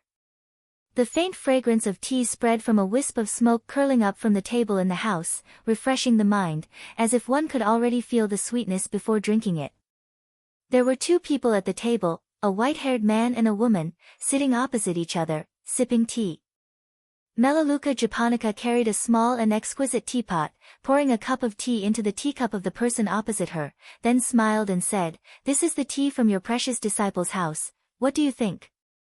The man opposite her was naturally the one who had accepted Xin as his disciple, Dongfang Tao, who had recently broken through to become a Yuanying spiritual master. He picked up the teacup and smelled it, nodded slightly, then took a sip, exclaiming, "Good tea." Melaleuca japonica smiled and said, "Stop pretending, don't think that I don't know you didn't drink tea before, and now you know what good tea is. It's for the sake of your disciple, isn't it?" Dongfang Tao chuckled, put down the teacup, and looked at Melaleuca japonica and said, "I can't hide anything from you.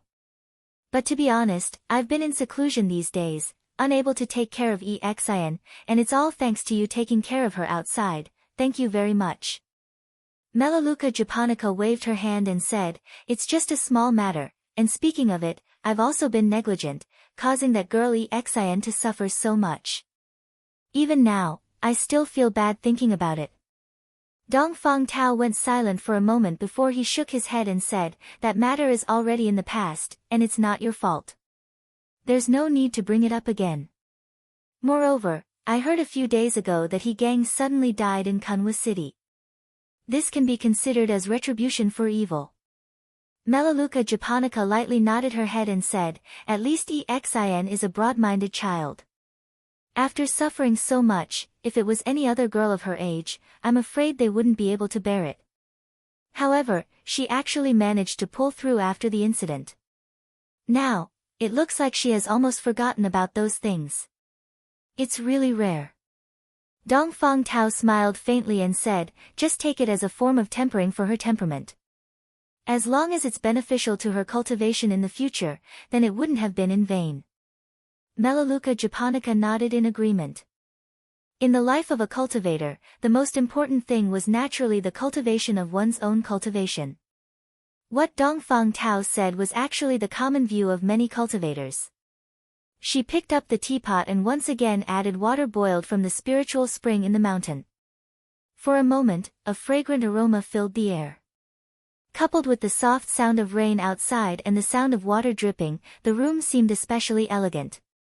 "When Xin brings people over later, you should at least give her some face and be a bit more polite to that Su Qingjun," Melaleuca japonica said as she poured tea for Dongfang Tao. A hint of helplessness appeared on Dongfang Tao's face as he said, "That girl only knows how to make trouble for me all day long. The sect council meeting is in 2 days, and I've just ascended to Yuanying. It's the time to make friends with fellow cultivators in the same realm as me in the sect.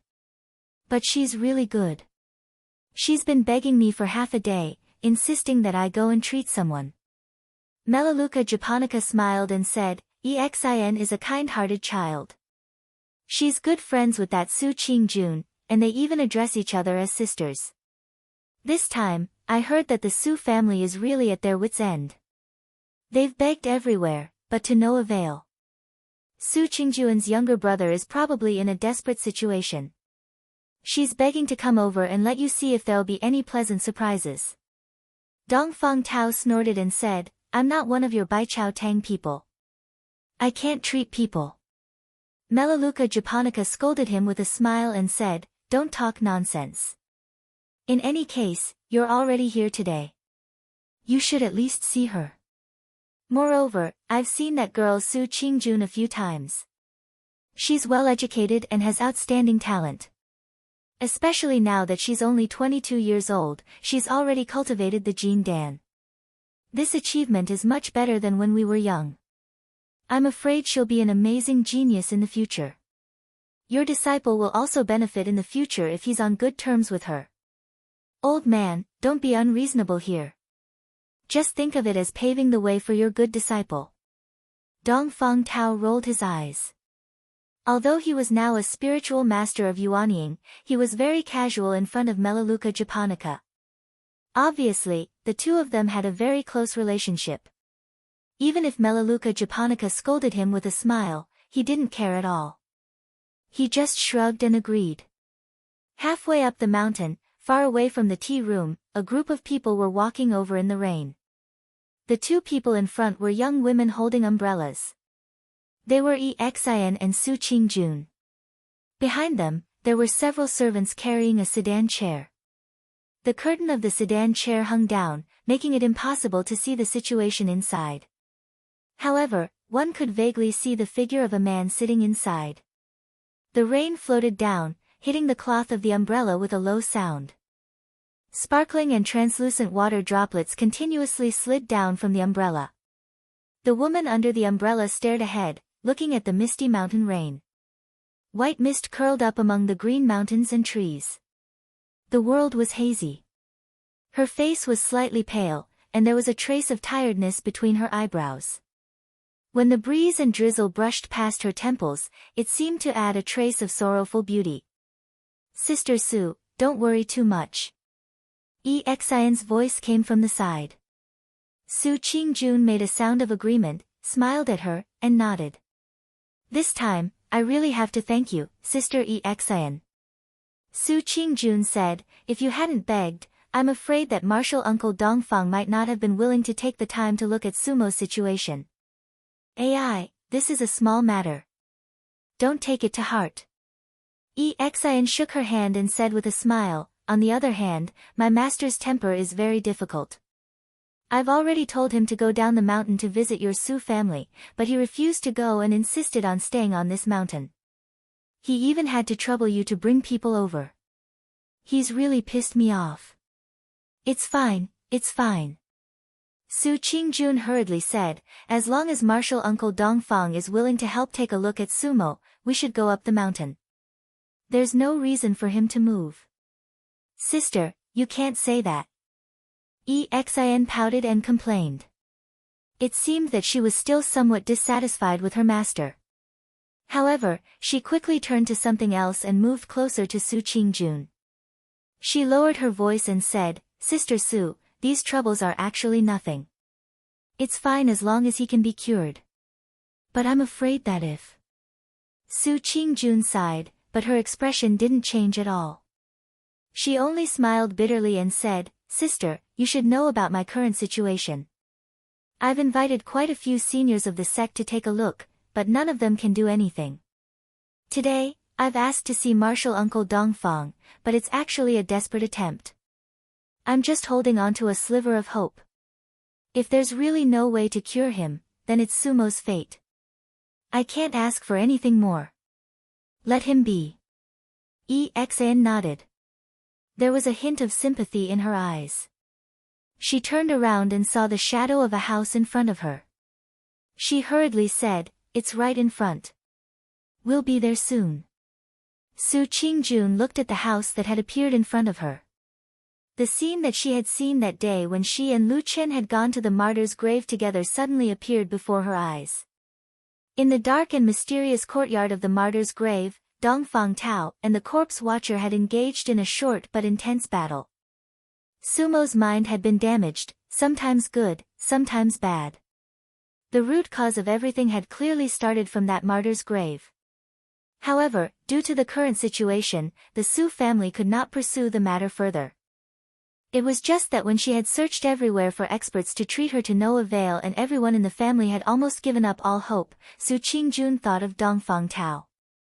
Although she didn't know much about this newly ascended nascent soul Taoist master, from what she had seen that day, Dongfang Tao seemed to have some unknown relationship with that grave and that mysterious corpse watcher. Perhaps, a miracle would happen if she came to his place. Su Qingjun did not know. She could only come here with this last bit of hope. At home, her father was haggard and her mother was sad. Right now, she could only rely on herself. However, at this time, she did not know why. In this clear and cold misty rain that was falling from the mountains, as she walked in the pitter-patter of rain with an umbrella, she suddenly thought of Lu Chen. That morning, he had still been by her side as they walked together to that dark martyr's grave. Now that she thought about it, although she was worried at that time, perhaps there was still some inadvertent warmth in her heart. Where is he now? The group walked out of the tea room. Exin and Su Qingjun closed their umbrellas and walked to the door. Exin knocked on the door. A moment later, a creaking sound was heard. The two doors opened by themselves. A voice came from inside the room. Come in. The two walked in. The room was decorated simply and elegantly. In the middle of the room, there was a tea table. Two people were sitting there. It was Dongfang Tao and Melaleuca japonica. Su Qingjun bowed respectfully. Disciple Su Qingjun pays respect to Dongfang Shishu. Melaleuca japonica Shishu. Apologies for disturbing you today. Dongfang Tao did not say anything. Melaleuca japonica smiled and said, Get up. We are all so familiar with each other. There is no need to be so polite. Come and sit. Exian, who was at the side, had already run over to Dongfang Tao's side. She grabbed one of his hands and said coquettishly, Master, don't forget what you promised me. You must take a good look at Sister Su. All right. I know. Dongfang Tao was obviously very fond of Exian. He shook his head helplessly. Then he looked at Su Qingjun. He looked her up and down. He smiled and said, You are Su Qingjun. I have long heard that senior brother Mahara has accepted a good disciple. Seeing you today, you really live up to your reputation. You are really a talented genius. Su Qingjun blushed. She bowed her head and said, Shishu is too kind. Dongfang Tao smiled gently at Su Qingjun. Exian has already told me everything. Don't worry.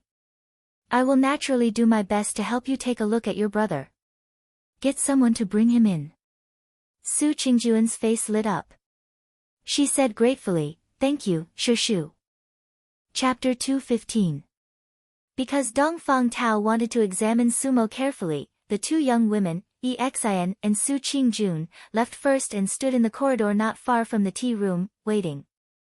The corridor was built of pine wood and painted with colorful paint. The horizontal sill was painted with all kinds of exquisite patterns of mountains, rivers, and all kinds of auspicious beasts were carved on the left and right eaves, lively and lifelike. Outside the corridor, there were all kinds of trees, tall and straight. The leaves of the closest banana trees had been washed by the rain until they were verdant and tender. It was a very lovable sight. The raindrops fell on the eaves and the ground, making pitter-patter sounds, adding a trace of serenity to the originally quiet place. Su Qingjun looked at the misty rain outside the corridor, her brows slightly furrowed, as if she was in a trance. Sister Su, don't worry, there's always hope. Exian saw Su Qingjun's expression and couldn't help but comfort her. Su Qingjun smiled and said in a low voice, I know, thank you, sister. Exian nodded and also looked at the rain outside the corridor, but there was no melancholy on her face. After a while, she seemed to remember something and said to Su Qingjun, Right, Sister Su, I want to ask you something. Yes, what is it? Su Qingjun said. Exian said, I went to Flying Goose Terrace yesterday because I hadn't seen Brother Lu and Atsu for a long time. But when I went to see, I found that Brother Lu and Atsu were not there, and, she stole a glance at Su Qingjun and said, Brother Lu's things don't seem to be in his wooden hut anymore. It looks like he's moved away. Su Qingjun was silent. After a while, she nodded lightly and said, Yes, Lu Qin moved away. Exian was shocked and said, What's going on, Sister Su? Su Qingjun hesitated for a moment, but she still roughly told Exian about what happened that day. Then she smiled bitterly and said, I didn't expect Lu Qin to be like this. These days, my family was in a mess because of sumo. Maybe I had neglected something in my daily life. I forgot that sumo had hurt him before, so I didn't pay attention to his feelings. That's why he left angrily and even asked me to cancel his title as a nominal disciple. Exian was stunned, and then said with some distress, This Brother Lu, what is he doing all of a sudden? I've never seen him so impulsive in the past. Su Qingjun pursed her lips and said, Perhaps, he was dissatisfied with me, so he was impulsive. On the contrary, in front of you, he has always been fine. I also don't understand what he is thinking. Exian giggled and said, Sister Su, don't worry, leave this matter to me. Su Qingjun asked curiously, what are you going to do? Exin said, I'll go find Brother Lu later and ask him what is going on. This person is getting old, maybe he has become stupid. He clearly had such a comfortable life with you on Flying Goose platform, but he just doesn't want to live it and wants to make trouble. I have to scold him to wake him up. As she said that, she pursed her lips and looked a little unconvinced as she complained, look at him, he still calls me stupid all day long. The most stupid person should be himself. Although Su Qingjun was worried about Sumo's injury at the moment and was not in a good mood, she looked at Exin and could not help but laugh. She shook her head and said with a smile, you too, why do you always say others are stupid? Moreover, Lu Chen is not even 30 this year, how can he be considered old like you said? Those who don't know would think that he is now 70 or 80 years old. Exin snorted and said, I think Brother Lu's tone and the way he talks are really like an old man. In short, when things are done here, I will go find him and help you scold him. Su Qingjun shook her head and wanted to dissuade her, but she thought to herself, what do you mean by going to force that person to stay or persuade him to come back? However, when the words were on the tip of her tongue, her heart suddenly softened. She wanted to say something but stopped herself. In the end, she laughed bitterly and thought to herself, go ahead, I still have a lot of things to do here.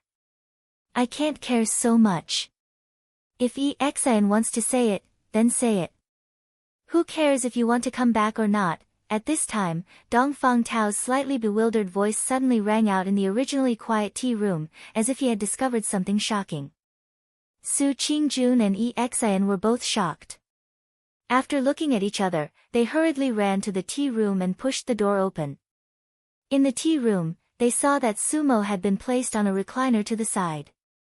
Her face was pale and her eyes were tightly shut, as if she had already fainted. Dongfang Tao stood beside him with a rather ugly expression on his face. Without waiting for Su Qingjun to speak, Exin had already rushed to ask, Master, did you discover something? Dongfang Tao's expression was dark as he said coldly, it's the mind-altering technique. Su Qingjun was shocked at first, then overjoyed. Although many of the seniors of the sect who had seen Sumo in the past could tell that Sumo's mind had been damaged, they could not tell what method it was. Only today, when Dongfang Tao examined her, was able to directly tell what technique Sumo had endured. This had never happened before. At this moment, Su Qingjuan's originally somewhat despaired mood seemed to suddenly see a glimmer of light in the darkness. She could not help but become excited. On the side, Exin asked in confusion, the mind-altering technique? What is that? Dongfang Tao frowned and ignored his disciple. After thinking for a moment, he turned to face Su Qingjun.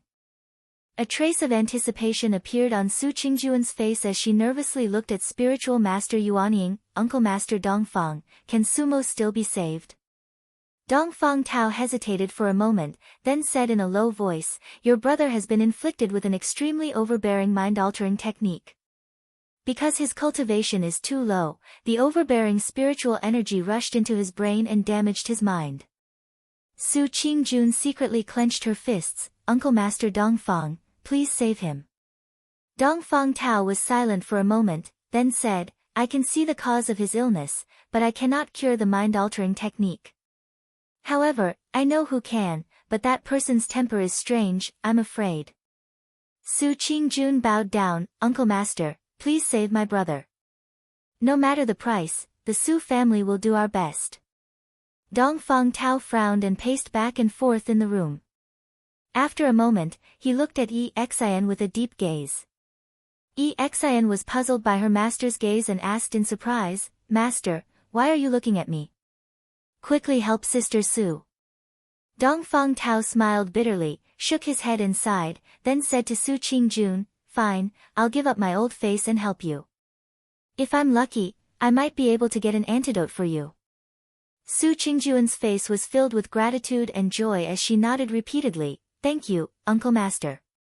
Dongfang Tao took a deep breath, then walked towards the door of the tea room with his hands behind his back.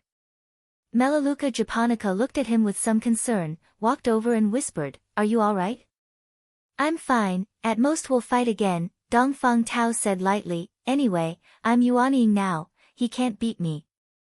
Exian was a warm-hearted and good girl who kept her word.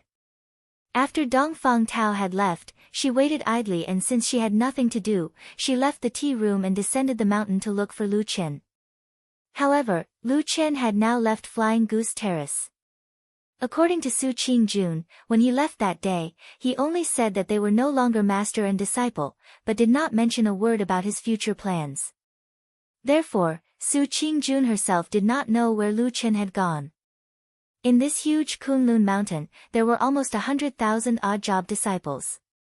If she really wanted to look for them one by one, it would be like looking for a needle in a haystack. However, of course, Exian was not such a stupid girl. People who usually said that she was stupid were slandering her, such as that old man called Lu Chen. Exian scolded Lu Chen in her heart to vent her anger, then quickly thought of a way.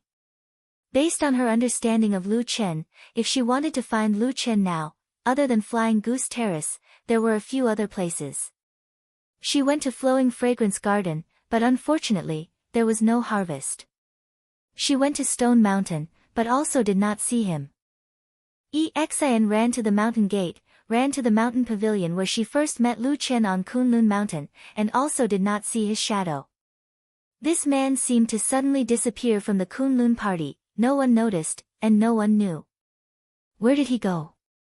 Later, Exian suddenly thought that no matter what, even if this person left Flying Goose Terrace, he would still have to find a place to live in the Kunlun Mountain. Therefore, she quickly thought of the house that Lu Chen used to live in.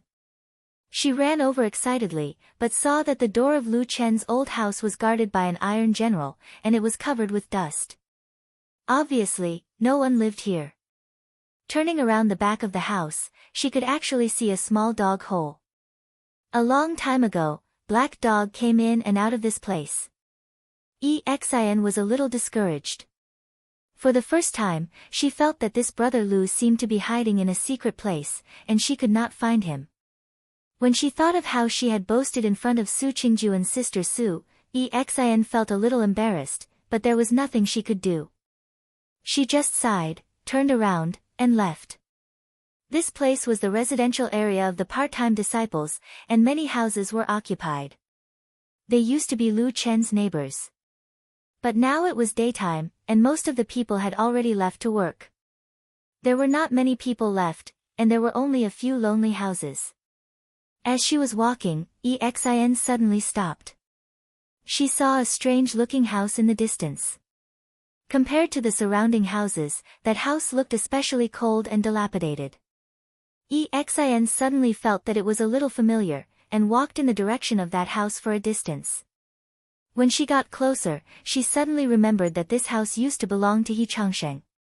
Later, after the vicious devil cult spies killed He Changsheng, this house was abandoned here for some reason. She was looking at the house in a daze. Suddenly, a hand stretched out from behind her, and gently patted her shoulder. Exian was startled, and jumped up in fright, shouting loudly, "Who? Who is it?" Chapter 216. The surroundings were cold and quiet. Anyone would be scared to death if they were suddenly patted on the back like this. Exian's heart was in her throat. She turned around and saw a person standing behind her. It was Lu Chen, whom she had been looking for a long time. "Ah, it's you, Brother Lu." Exian called out subconsciously. Lu Chen smiled and said, "Isn't it me? What about you?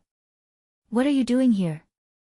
He looked around, and his eyes stopped for a moment on the abandoned house where the dead person used to live.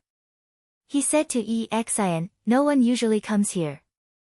I heard that after the person died, the house is often haunted in the middle of the night." Ah! Exian's body trembled again, and even her face turned pale. But she soon found that Lu Chen was smiling. She immediately reacted and became angry. She hit his arm hard and said angrily, "You scared me again." Lu Chen laughed. For some reason, looking at Exian made him feel better. He smiled and said, "I heard it, but I haven't seen it."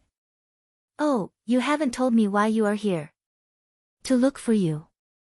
Exin glared at him. She gnashed her teeth in hatred and said, "Do you know how many places I've been looking for you today? Let's not talk about the Flying Goose Terrace. I've gone to the Fragrance Garden and Rock Mountain one by one, but I didn't see your shadow." Lu Chen was startled. He stopped smiling and said with some surprise, "So urgent? Why are you looking for me?" "Yes, I have something." Exin said, "I heard that you and Sister Su had a falling out. Not only did you leave with your bag, but you also asked Sister Su to cancel the nominal master-disciple relationship." Lu Chen nodded and said, "That's true." Exin stamped her feet and said, "I say, why are you so stupid? Do you know what kind of person Sister Su is now? In the whole Kunlun Mountain, there are at least 99,900 odd job disciples who are crying and begging to be her disciple. But you ran away by yourself?" Lu Chen smiled and said, "Did Su Qingjun ask you to come see me?" "Bah, in your dreams." Exin looked at his disappointed face and said angrily, "Of course it's impossible. Sister Su is now the youngest Jin Dan friar in the Kunlun party. She has a bright future and is even likely to become Yuan Yingzhenren. Do you think she will really value an ordinary disciple like you?" Lu Chen said, "Oh." Exin patted her forehead. It seemed that she was completely speechless because of Lu Chen's fearless look. After a while, she said, "Brother Lu, listen to my advice. Go back and apologize to Sister Su. A man should know when to yield and when to stand tall. What's there to be afraid of? Moreover, I can see that big Sister Su has good intentions towards you. As long as you give in a little and I help you put in a few good words, you will definitely be able to make her retract her order." As she said that, she rolled her eyes again and suddenly laughed. She pulled Lu Chen and whispered, "Brother Lu, why don't you pretend again and say that you have encountered some tragic and sad thing, and shed some tears? I guarantee that Sister Su will definitely not be able to bear it and will definitely take you back." "Nonsense." Lu Chen said seriously, "A man should bleed but not shed tears. You actually want me to cry?" "Oh, I said it's just an act." Exin glared at Lu Chen, then encouraged him with a grin, Go. You can't go wrong listening to me. I'm doing this for your own good. Otherwise, when you get older in the future, without a backer or something, it will be difficult to survive in this mountain. I tell you." Lu Chen looked at Exin's face and his eyes gradually became warm. He smiled and said, "You actually think so far?" Exin grumpily said, "Everyone would think like that, okay. I say you are a little strange recently. I always feel that you are becoming more and more stupid. Maybe it's because you are getting older." Lu Chen laughed and looked at her, shaking his head and said, "If that's the case, then when I am old in the future, I will look for you to be my backer and let you raise me. Is that okay?" Exin was stunned and said in surprise, "Me?" Lu Chen nodded and said, "Yes, aren't you also a disciple of Yuan Yingzhenren? In the future, you will definitely not be bad, is that okay?" This. Exin seemed to have never thought about this problem. She thought for a while and said with some distress, If you put it like that, it seems that it is okay. But Sister Su's talent and future is much better than mine. To be honest, you should still follow her to have a future. If you really can't do it, then you can look for me." When she said the last sentence, Exin's cheeks suddenly seemed to brighten a little. She looked a little proud. She raised her head and put her hands on her hips and said, "Hey! Come, call me master for me to hear." Lu Chen laughed and put his hand on her head and pushed her away.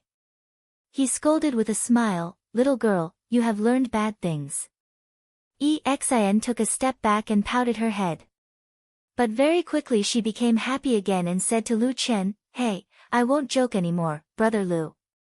Listen to me and go talk to Sister Su. This will really benefit your status as an odd job disciple." Lu Chen thought for a while and looked at Exin's eyes that were full of expectation. He smiled and nodded, "All right, I will listen to you. But these 2 days are the sect council meeting. The mountain is busy. She is Jean Dan Fryer, so she will probably be busy too. After these few days, we will go look for her together. Exan thought for a while and said, well, this is also good. Sister Sue has been really busy recently. Today she even sent her brother to Melaleuca Japonica Martial Ant's tea room to ask my master to help treat him. Then in a few days, I will look for you. Lu Qin smiled and said, all right, it's a deal. Exan waved to him and turned to leave. After 2 steps, she suddenly turned back and asked, oh right, Brother Lu, I haven't seen Atsu recently. How is it? Lu Qin said, it's very good. It eats well and runs fast. It's so wild outside all day that it doesn't want to go home. Oh. Exan smiled and continued to walk forward. This time, after walking for about a few feet, she stopped again and shouted to Lu Qin, Brother Lu, where do you live now? I can't find you. Lu Qin was startled for a moment, then smiled and said, it's okay. I will look for you when the time comes. Exan smiled and nodded, then turned and left. Seeing that Exan was getting further and further away, even her figure gradually disappeared from his sight, the smile on Lu Chen's face slowly faded. He looked up at the sky. The continuous drizzle was still falling, drenching the houses in the forest. He turned around and quietly looked at the abandoned wooden house. Then he walked forward, turned a corner in the middle, and walked into the very wide forest in the distance. Like in the past, the forest was very quiet, but this time there was a little more sound of rain beating on the leaves than usual. Walking into the forest, the rain suddenly became less heavy, but the air in the forest was very humid. It seemed that everywhere was wet, and the rain kept dripping from the branches and leaves in the high places. Lu Qin was like a ghost, moving silently in the forest. Even if he occasionally passed by the wet ground, he didn't know what method he used, but he didn't leave any footprints. He didn't know how long he walked, but he finally saw the big rock in the depths of the forest, as well as the big tree that was different from the surrounding trees. The forest was abnormally quiet, and the wet rain fell. Not only did the birds and beasts stay away, it seemed that even the insects were silent. Lu Chen's eyes slowly brightened. His gaze swept across the surrounding ground, looking at every tree, and even every piece of gravel and weed, not sparing a single strand of grass. After a while, he walked over to the big tree and stood next to the big rock. Rain dripped from the top of his head, falling on the top of his head and flowing down his cheeks, but he didn't seem to care at all. His gaze became brighter and sharper, even faintly fierce. He looked everywhere, and finally lowered his head, looking at his feet. The ground was black, wet and dirty soil, and a thick layer of withered leaves had fallen on it. Who knew how many years had passed, day after day, year after year, piling up here.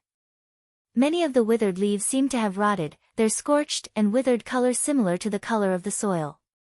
Perhaps after a while, these rotten leaves would also become a part of the soil. Lu Qin stared at the black soil and withered leaves at his feet, thinking silently for a long time. Then he suddenly raised his head and took a deep breath.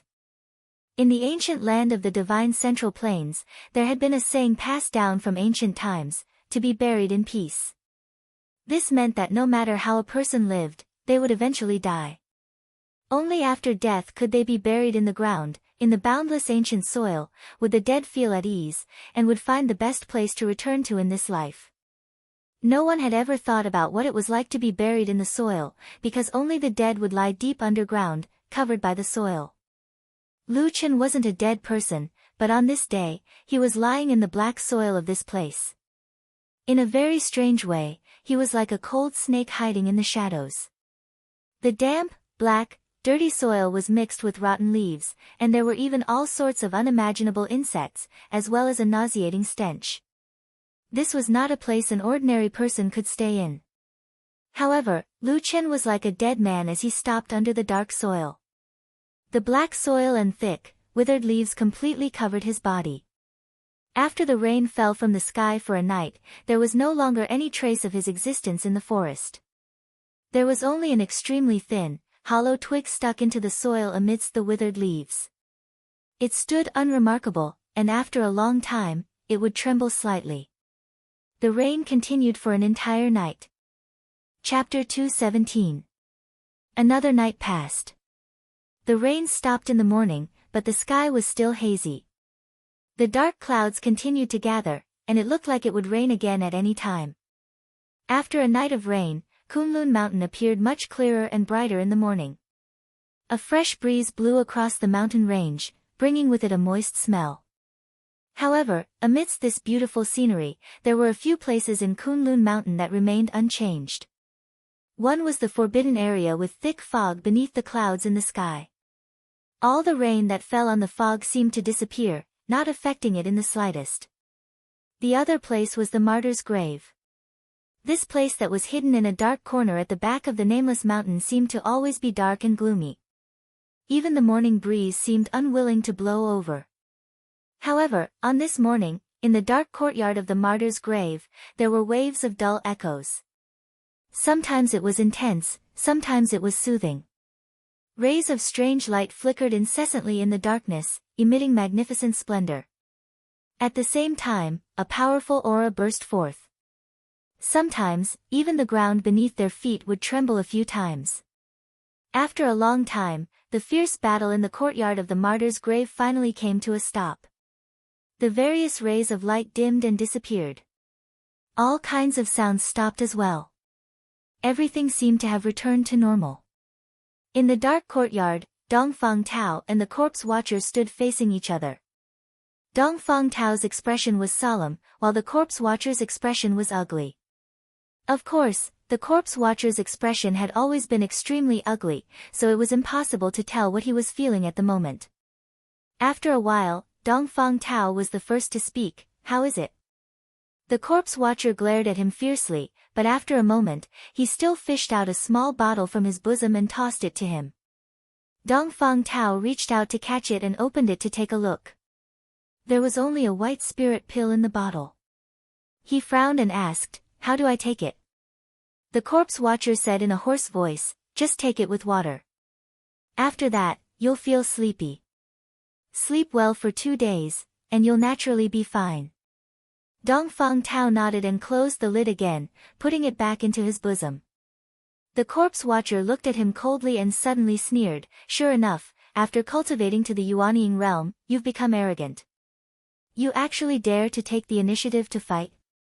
Dongfang Tao shook his head and said, "Firstly, I'm not here to fight. I'm here to ask for the antidote. You were the one who insisted on forcing me to have a spar with you. I had no choice but to do so.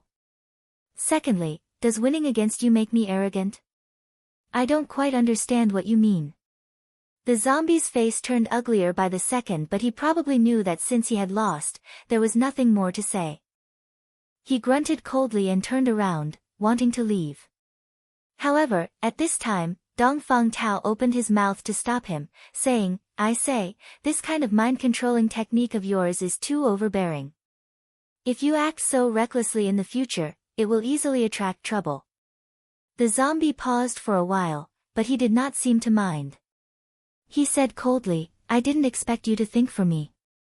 Dongfang Tao said indifferently, "After all, we are fellow apprentices. By the way, are there any taboos after taking this antidote?" The zombie said rather impatiently, "What taboo? It's fine. It's just that the mind-controlling technique involves some hidden dangers in the brain. If it wasn't for the sudden great change of heaven and earth during the course of the medicinal effect within 2 days after taking the medicine, other than the possibility of affecting the medicinal effect, there wouldn't be any problems at all." Dongfang Tao nodded, appearing to be at ease. In the first place, the great change of heaven and earth was a major event. It was hard to say if it had happened even once in tens of thousands of years, much less thousands of years. The possibility of it happening was extremely small. When Exian came to find Su Qingjun outside the flowing fragrance garden teahouse, the latter was standing in the corridor looking at the green banana leaves that had been washed by the raindrops.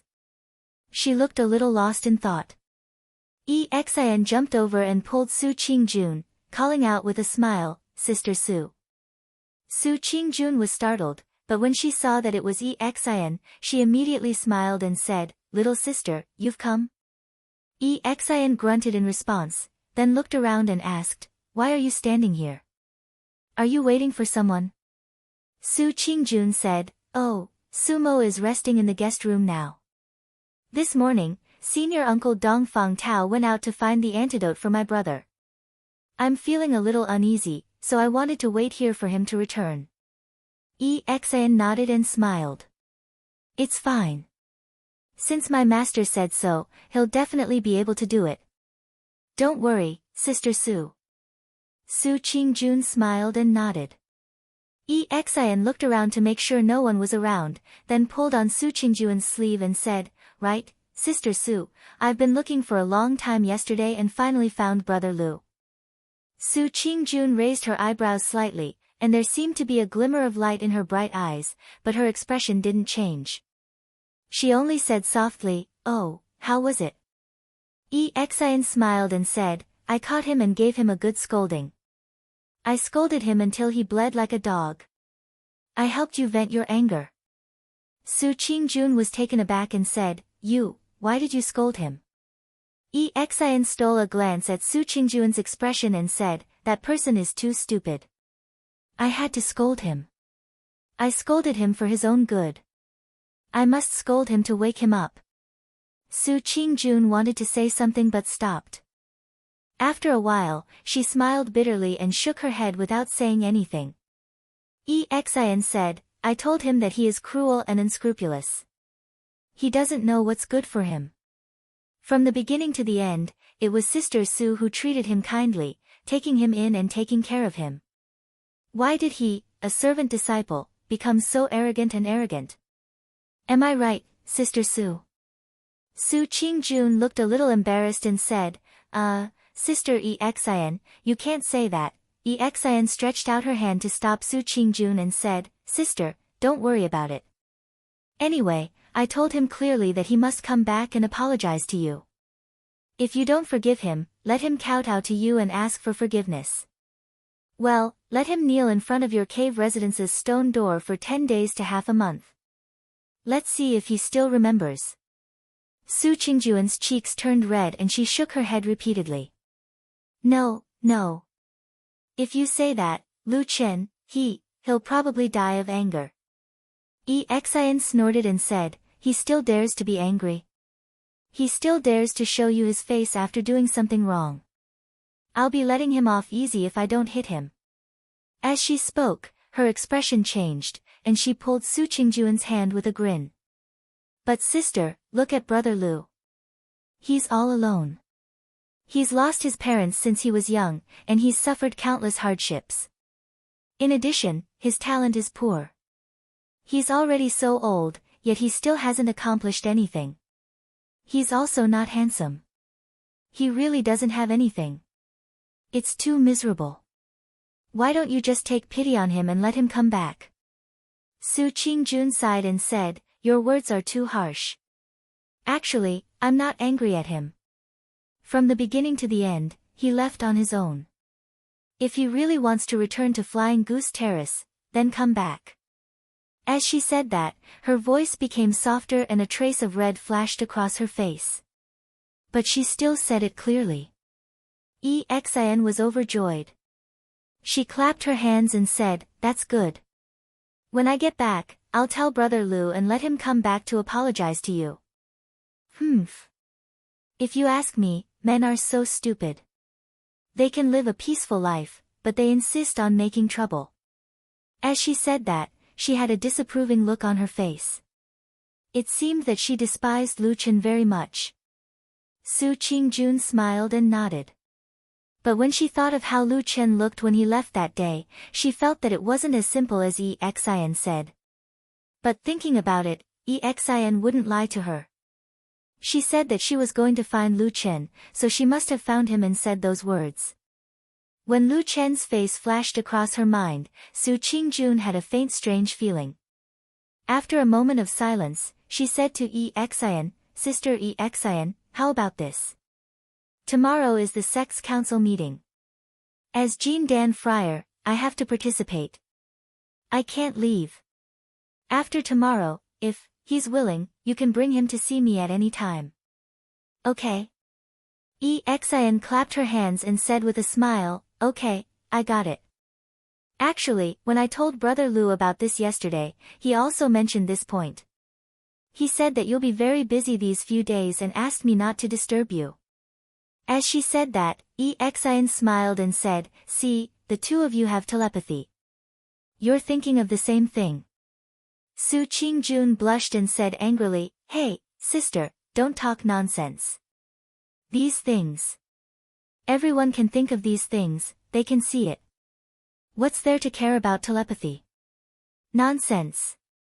Exian covered her mouth and giggled. Su Qingjun didn't know why, but her mood suddenly seemed to be a lot better. She felt relaxed and said to Exian, anyway, this matter is settled. You can come with him later. Oh, but there's still a troublesome matter. Exian said, what is it? Su Qingjun said, I'm going to attend the sect council tomorrow. Dongfang Shirshu and Melaleuca Japonica Shirshu will also be there. But Sumo can't leave him alone yet. It feels a little. It's fine. Exian said readily, I'll help you look after him. It's only a day. Su Qingjun said gratefully, then I'll trouble you, sister. Thank you. Exian smiled and said, no need to thank me. It's just a small matter. As she said, she moved closer and put her face on Su Qingjun's fair and tender cheek. She said softly with a smile, as long as you promise to let Brother Lu come back, it'll be fine. Su Qingjun patted Exian's forehead and scolded with a smile, you little girl, I'm also curious. You don't seem to care about other people like this. Why are you only so concerned about Lu Chen? Don't tell me you've fallen in love with him. Exian was stunned, then her cheeks turned red. She stamped her feet and said, Sister Su, what nonsense are you talking about? I only help Brother Lu because he's pitiful. Who would like him? As she spoke, she muttered to herself, he has no money, no power, and is in dire straits. His talent is poor, and he's not even handsome. If I were blind, would I fall for him? Su Qingjun laughed for a moment and didn't care. Hearing footsteps at the door, it seemed that Dongfang Tao had returned. She hurriedly called Exian and rushed to the door. In the corridor, Exian didn't immediately follow. She frowned slightly and looked at the banana leaves outside the corridor. Suddenly, she was lost in thought. After a while, she suddenly shook her head, pouted and said angrily, who would like him, humph. Chapter 218. There was only one night left before the night of the full moon, but it was still cloudy in Kunlun Mountain. After the sky darkened, it began to rain again. This rain seemed to be heavier than yesterday. It was mixed with the cold wind blowing from the north, and there was a chill that seeped into one's skin. The world seemed to be filled with a cold and murderous aura. In the cold wind and rain, the forest seemed to be shivering in the dark night. In the forest, a black shadow walked out from a dark corner. A little fire burned in its eyes. It was Atsu. At this moment, for some reason, the black dog's body had swelled to more than double its usual size. At the same time, a pair of sharp, snow-white fangs emerged from its mouth, emitting a chilling glow in the night. There was dark red blood dripping from its lips and teeth. Behind it, one could vaguely see a dead monster on the ground. Its blood was washed by the rain and flowed to the ground. Atsu's footsteps were also a little unstable. It seemed that the battle just now was not easy for it. There was blood dripping from its body, mixed with the rain and dyed its fur red.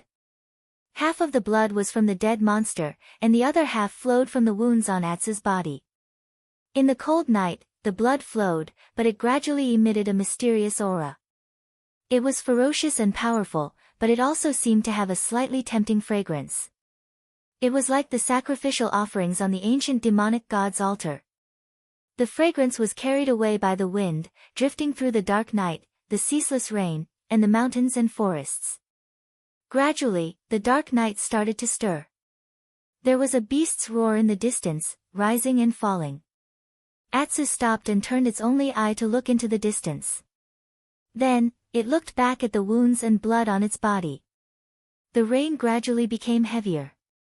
The cold wind blew mournfully, and the cold rainwater wrapped in knives hit its body. The darkness in front of him surged, as if attracted by this fragrance that suddenly appeared.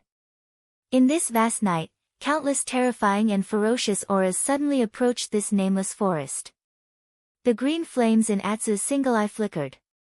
Then, he shook off the rain on his body and continued to move forward. The night grew darker, and the wind and rain became more intense. It slowly walked up to the highest point of the mountain. However, when it raised its head to look at the night sky, in the cold and dark sky, there was only wind and rain and dark clouds. There was not a trace of the moon. On this night that was only one day away from the full moon, on this night that should have been bright and full, only the cold rain covered the world.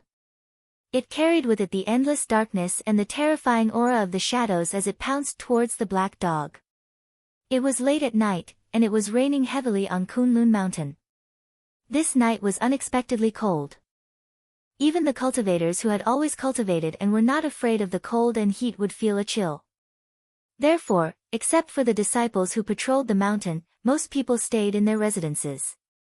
They either meditated or listened to the sound of the rain, waiting for the heavy rain and the dark night to pass. Jinren Idle Month was alone in his room. Because of his special identity, as the Jinren of the Kunlun party, he did not have his own cave like most Yuaniing realm Jinren, nor did he live on the winter peak between the clouds because he was the eldest disciple of Hakushin Jinkuan. Although, logically speaking, he could receive both kinds of treatment. Since he was the Jinren of Kunlun, he could only live in one place, which was the Zhenyang Hall of Tiankuan Peak. This was the place where the previous Jinren of the Kunlun party lived. It was the center of the power of the entire Kunlun party. For thousands of years, many extraordinary people and peerless figures had appeared here, and many shocking events had happened here. However, as time passed, geniuses came and went, but only the silent mountain peak and the towering hall had always stood here, never changing. In the dead of the night, Jinren Idle Month had no intention of sleeping. He lit a candle and closed the door and windows. When the wind and rain outside blew against the closed window, he was in front of the bronze mirror in the room, wearing a solemn dress that only the Jinren of Kunlun could wear. This dress was solemn, elegant, and beautiful. Under normal circumstances, there was no opportunity to wear it, unless there was a special festival or a major event. Only then would the Jinren of Kunlun wear this dress. Over the years, the Kunlun party had been peaceful, so Jinren Idle Month only had one opportunity to wear it a year. It was tomorrow.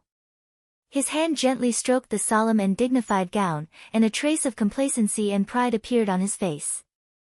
In this life, although there were twists and turns and pain on the road of cultivation, in general, it could be considered to be very smooth. The achievements he had achieved at this age had far exceeded most people in this world.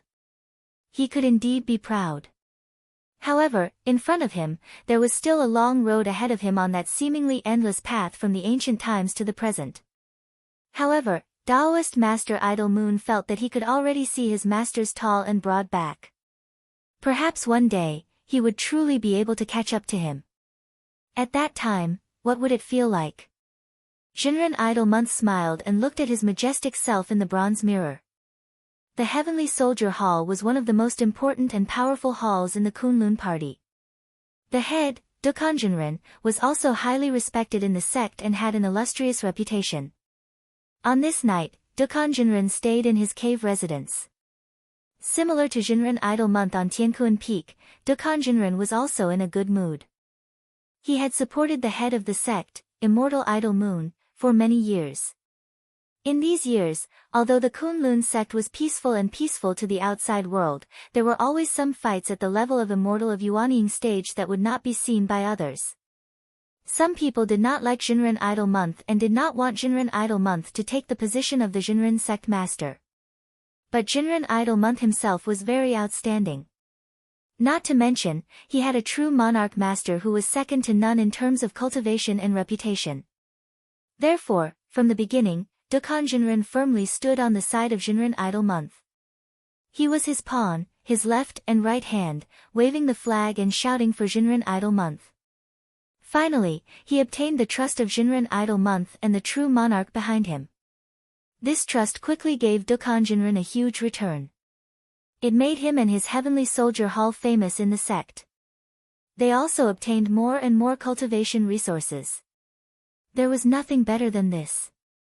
Dokkan Jinren was very satisfied with the choice he had made for so many years.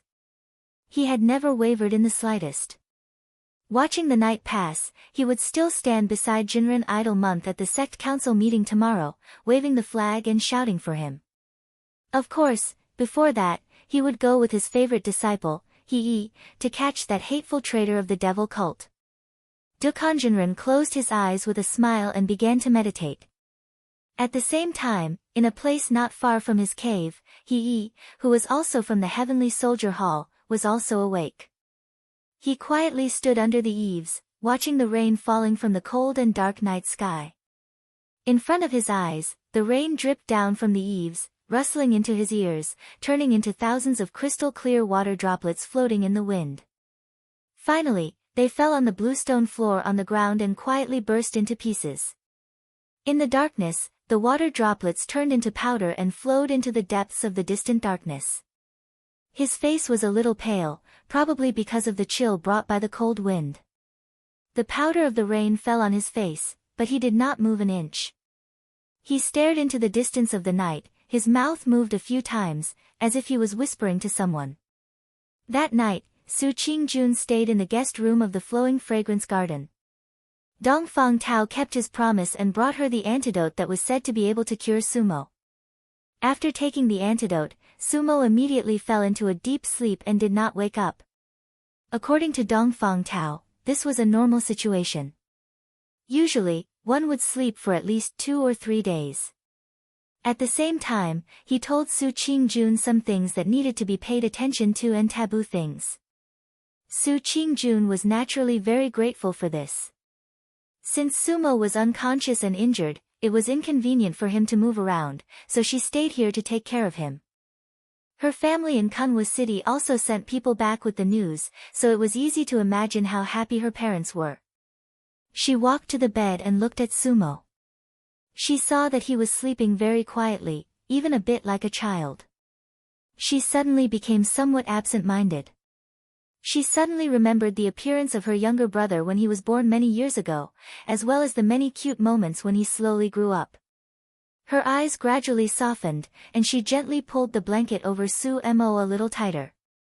She thought to herself that after this incident, she would take some time to properly teach Su Mo a lesson.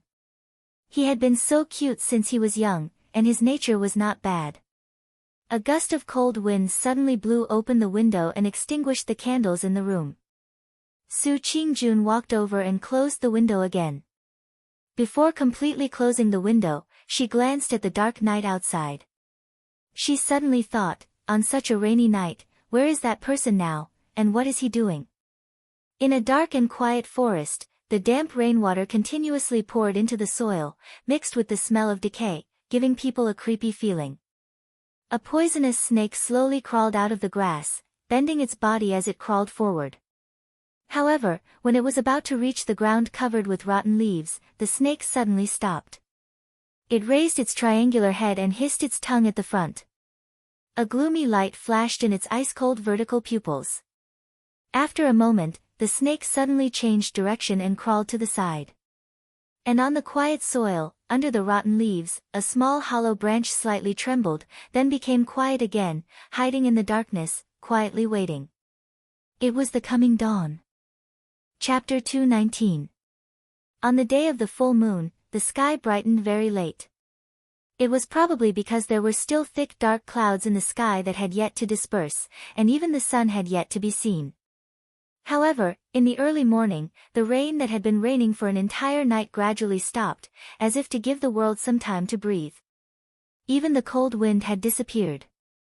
As the sky slowly brightened, the Kunlun mountain that had been immersed in the miserable wind and rain for an entire night seemed to slowly come back to life, and gradually became lively. The people in the mountain each did their own thing. After that, some of the Kunlun cultivators with higher status walked towards the direction of Tian Kun Peak from all directions one after another. The annual sect council of the Kunlun party lasted for a day, and could basically be divided into two sessions, one big and one small. The big session started in the day, and was the grandest. The participants were almost all the elites of the Kunlun party, all the cultivators above the Jin Dan realm, and a small number of the most outstanding genius disciples in the foundational realm would participate. On the other hand, the small session was much smaller. It was held at night, and the participants were only the 10 or so Jinren of the Yuanying realm. Although there was a huge difference in the size of the big session and the small session, in terms of importance, it was actually the small session at night, where the discussion at the level of the Yuanying Jinren seemed to be more important. Perhaps because of this, during the big session during the day, there were not many Yuanying Jinren of the Yuanying Jinren who came to Tiankuan Peak's Jinyang Hall. Those who could come, in fact, had tacitly expressed their support for Jinren of the idle month. Most people below the Yuanying Jinren of the Yuanying Jinren would not feel these subtle things that could only be understood, but the Kunlun party was so big, and there were also many elite cultivators. There were always some smart people who had sharp ears and eyes, and were experienced in the ways of the world, and could see some things. At this time, there were already many people in the majestic and spacious Shenyang Hall.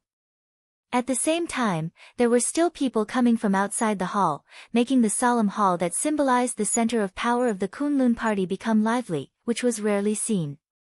Dongfang Tao and Melaleuca Japonica also came here. When they walked into the hall, many Jin Dan friar and foundational realm cultivators who passed by saluted to Dongfang Tao. This was a natural respect for the strong cultivators of the Yuanying realm. It should be known that among the countless cultivators in the world, those who could cultivate to the level of Yuanying Jinren might not even be 1 in 100,000, let alone 1 in 10,000. Dongfang Tao's expression was indifferent, and did not reveal any arrogance, nor did he reveal any overly gentle expression. Tutu. In general, he looked up. This was the expression that most Yuanying Jinren of the lower level. Yen Luo looked around and said with a smile, "It's indeed impressive. It's different now that you're a nascent soul-perfected cultivator." Dongfang Tao's expression did not change. His expression was still solemn, but he said in a low voice, "This is all because I am afraid of trouble. If I were to give those people a slightly better attitude, do you believe that there would be people who would immediately try to befriend me and ask for advice?" Melaleuca Japonica smiled. She did not refute his words. She probably knew what was going on in her heart. However, since this matter did not concern her, she could not be bothered to care. She only smiled and said, "In any case, it has nothing to do with me. I will follow you. This year, I will be able to get a good seat." Dongfang Tao smiled. His gaze turned and saw that most of the people were standing in the center of Zhenyang Hall. However, the special small tables at the side of the hall were mostly empty. At a glance, there were only 2 or 3 people. As if sensing Dongfang Tao's gaze, those people also turned their heads and looked over. Both parties' gazes met in mid-air, after which they politely nodded to each other in greeting, and then turned their gazes away. Melaleuca Japonica's voice came from the side. This time, she also lowered her voice and said softly, "Not many people came." At this time, there were already many people standing in Zhenyang Hall. Furthermore, there were still people coming in from outside the door. It showed that the Kunlun party was thriving.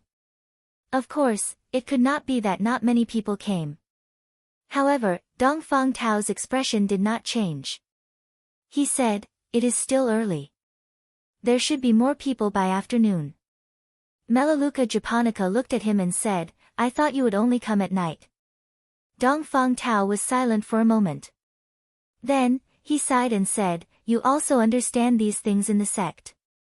Those who came today during the day more or less have an explanation. At least, it can let the sect leader and the true monarch know my intentions." Melaleuca Japonica nodded and said, "You are right. It is just that I really thought that after you cultivated Yuanying, you would be as honest as before and not stand out to express your stance." Dongfang Tao shook his head. a bitter smile flitted across the corner of his mouth. He said, "It is not that I did not think that way. But when I really reached my current position, only then did I realize that there are also difficulties. The number of Yuanying Zenrins is too few." As he said this, Dongfang Tao looked at the empty tables at the side and said softly, "In the past, I could hide and fight because there were many Jin Dan Friar Zenrins. But there are only a dozen or so Yuanying Zenrins. It is clear who is right and who is wrong. Everyone is staring at you. You have no choice but to express your stance." Melaleuca Japonica sighed and said, "So, you chose the sect leader's side?" Dongfang Tao said, "If I don't choose Senior Brother Idlemonth's side, what else can I choose? Am I really going to rely on Senior Brother Qiandang and Mingzhu from Baichao Tang's side? The sect leader's faction is now the strongest in our sect. Senior Brother Idlemonth also has Hakushin Jinkuan backing him. Who can compete with him? Since I don't have any backing, if I want to find one, of course, I have to find the thickest thigh to cling to." Melaleuca Japonica shrugged and said, "You are right. If it were me, I would probably choose the same." Dongfang Tao smiled and glanced at the high and mighty main seat in the hall in the distance. He said, "Just watch. There will definitely be a lot of Yuanying Zenrins coming today. I heard that Uncle Master Bai Qin might be coming today." Yen Luo was taken aback. She said in a low voice, "Didn't he say that he was going to cultivate in peace last year and would no longer participate in the sect review meeting?" Dongfang Tao smiled without saying a word. Melaleuca Japonica quickly reacted and shook her head with a wry smile. Then, as if she suddenly thought of something, she said to Dongfang Tao, "But I haven't seen that person from the Heavenly Soldier Hall today. That's a little strange." Dongfang Tao thought for a moment and nodded. "Well, now that you mention it, I also feel it. Senior Brother Dukong has always been a strong supporter of Senior Brother Idlemonth. He has always been the first to come in the past. I didn't expect him to be late today. But he will definitely come. It's probably because something urgent happened at the Heavenly Soldier Hall." Melaleuca Japonica grunted in acknowledgement. Clearly, she didn't pay much attention to the matter. Instead, her eyes suddenly lit up. She saw a beautiful and outstanding woman walking in from the entrance of Zhenyang Hall. It was Su Qingjun. From afar, Su Qingjun seemed to see them. She immediately smiled, waved at the two, and bowed slightly. Dongfang Tao and Melaleuca Japonica both smiled and nodded. Melaleuca Japonica said with some emotion, "This young lady is really not bad. It would be great if I could accept such a disciple in the future." Dongfang Tao chuckled and didn't say anything. In the Heavenly Soldier Hall, Dukong Jinren was dressed neatly. He looked radiant and in high spirits. His bearing was very dignified and awe-inspiring. As for He accompanied him all the way out. According to the results of yesterday's discussion, after Dukong Jinren left the Heavenly Soldier Hall, he did not immediately head to Tianquan Peak Xingyang Hall. Instead, he turned and walked towards the direction of the house where He Changxing died. Anyway, although the big meeting during the day was very grand and enthusiastic, the importance was not as important as the small meeting at night. What was more important was that there was a chance to catch the evil faction spy, which was a great merit. Dukong Jinren could even imagine, when he caught the evil faction spy and threw him in front of sect head's senior brother, Idlemonth's senior brother would be surprised and pleasantly surprised. And from this, there was no need to say how highly Idlemonth's senior brother would regard him. The person that others couldn't catch, Dukong Jinren had done it and caught him. Wasn't this enough to explain the problem? Dukong Jinren was in a good mood and his footsteps were not slow. And He had been following his master all the way to that abandoned house. Then, according to the clues left behind, the meeting place with the evil faction spy should be in the nearby vast mountain forest. At this time, the surroundings were very quiet, there was no one walking around. There were quite a number of odd job disciples living in this place, but they had nothing to do with the grand sect meeting that was currently being held. In fact, most of the odd job disciples had gone to work as usual. Dukong Jinren didn't mind at all and soon strode towards that stretch of forest. He watched his master's back figure, a trace of complicated expression flashed past his eyes, but very quickly he still followed closely. Just that when both of them walked to the edge of that stretch of forest and were about to enter, Dekongenren suddenly frowned and stopped his footsteps. He was stunned for a moment and said, "Master, what's wrong?" Dekongenren muttered to himself, I suddenly thought of something.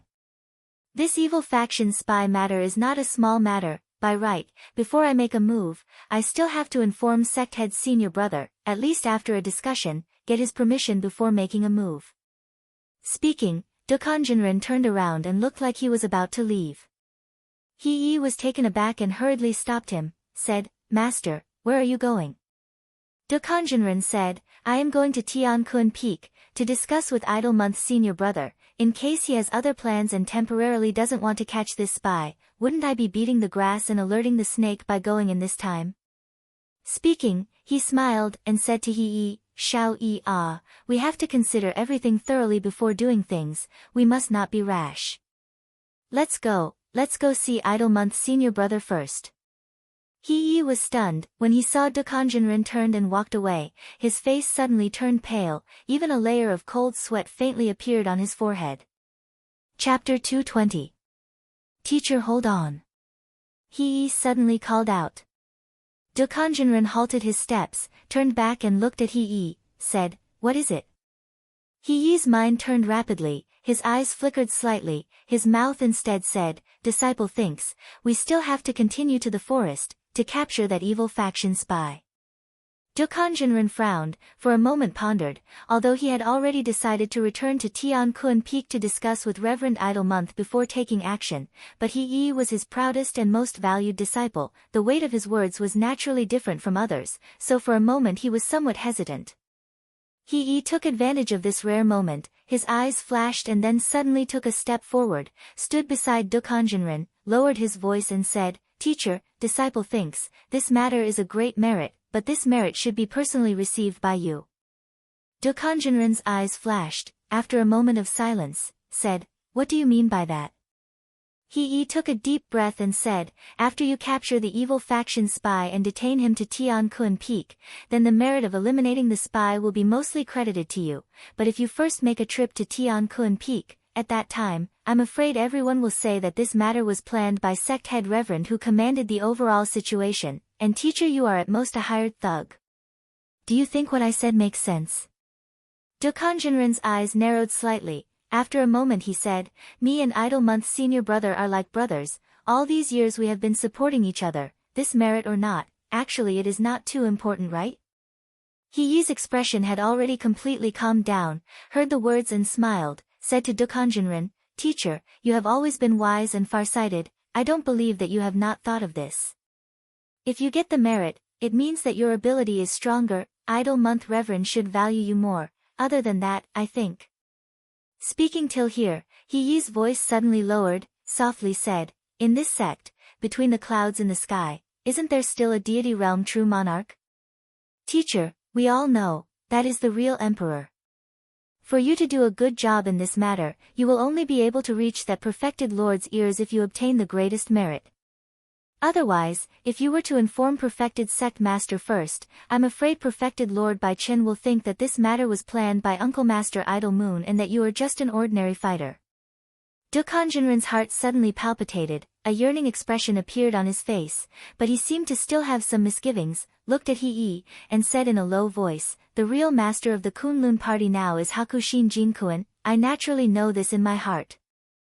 But no matter what, Idle Month is also the true monarch's personal disciple, there is a difference between close and distant, it is very difficult for me to surpass him, right?" He smiled and said, "Teacher, disciple did not purposely provoke the relationship between you and Reverend Idle Month, it is just that there is no need to inform him about this matter in advance, you did not do anything wrong at all. What's more, this matter was originally ordered by Reverend Idle Month, I found something and gave it to you, teacher, isn't it also the right thing to do?" Dekongenren pondered over and indeed felt that what He said was right, immediately clapped his hands, smiled and said, "What you said is indeed reasonable. My relationship with Idle Month's senior brother is naturally very good, but fighting for ourselves once in a while, it does not seem to be a bad thing." He smiled and said, "Isn't that so?"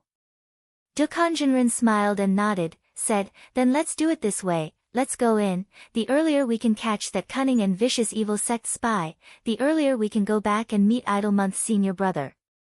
Saying that, he turned around and once again walked into the forest, while he behind him, let out a long breath of turbid air, smiled bitterly, looked at Dukanjinran's back figure with a complicated expression. A moment later, he also followed. Not long after, both of their figures disappeared into the forest.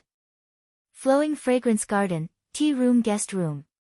Su Qingjun had already left this place. At the same time, because her brother Sumo had been unconscious after taking the antidote, it was not suitable for him to go out, so he was temporarily placed in the guest room. Xin also came here early in the morning. Because of the agreement with Su Qingjun yesterday, she would help look after Sumo today.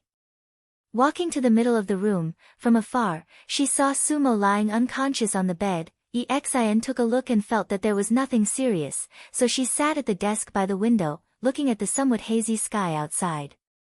At this time, there seemed to be a slight breeze, some chill drifted in from the window, but Xin did not care much, only felt that it was somewhat deserted. Probably because those with some ability and reputation here had all gone to Tiankun Peak Xingyang Hall, there was not much of a figure in the corridor outside the window. Xin sighed softly, leaned on the table, and thought in her heart, why did this day pass so slowly? If only time could pass faster. By tomorrow, I can go find Lu Chen, and then go see Sister Su Qingjun together. Thinking of this, she could not help but smile again. Her mood became very good. Even the scene of the gathering dark clouds in the sky outside the room seemed a little brighter in her eyes. Between the clouds in the sky, on the winter peak. This morning, after White Lotus woke up, she felt a little uncomfortable in her heart, a little lazy, but she did not really want to stay in bed. Her mood became inexplicably strange and contradictory. White Lotus remembered that she did not have such strange feelings in the past, but in the recent 2 months, it would suddenly appear every 10 days to half a month. It was also strange. Could it be that this winter peak was too deserted, so my heart felt uncomfortable?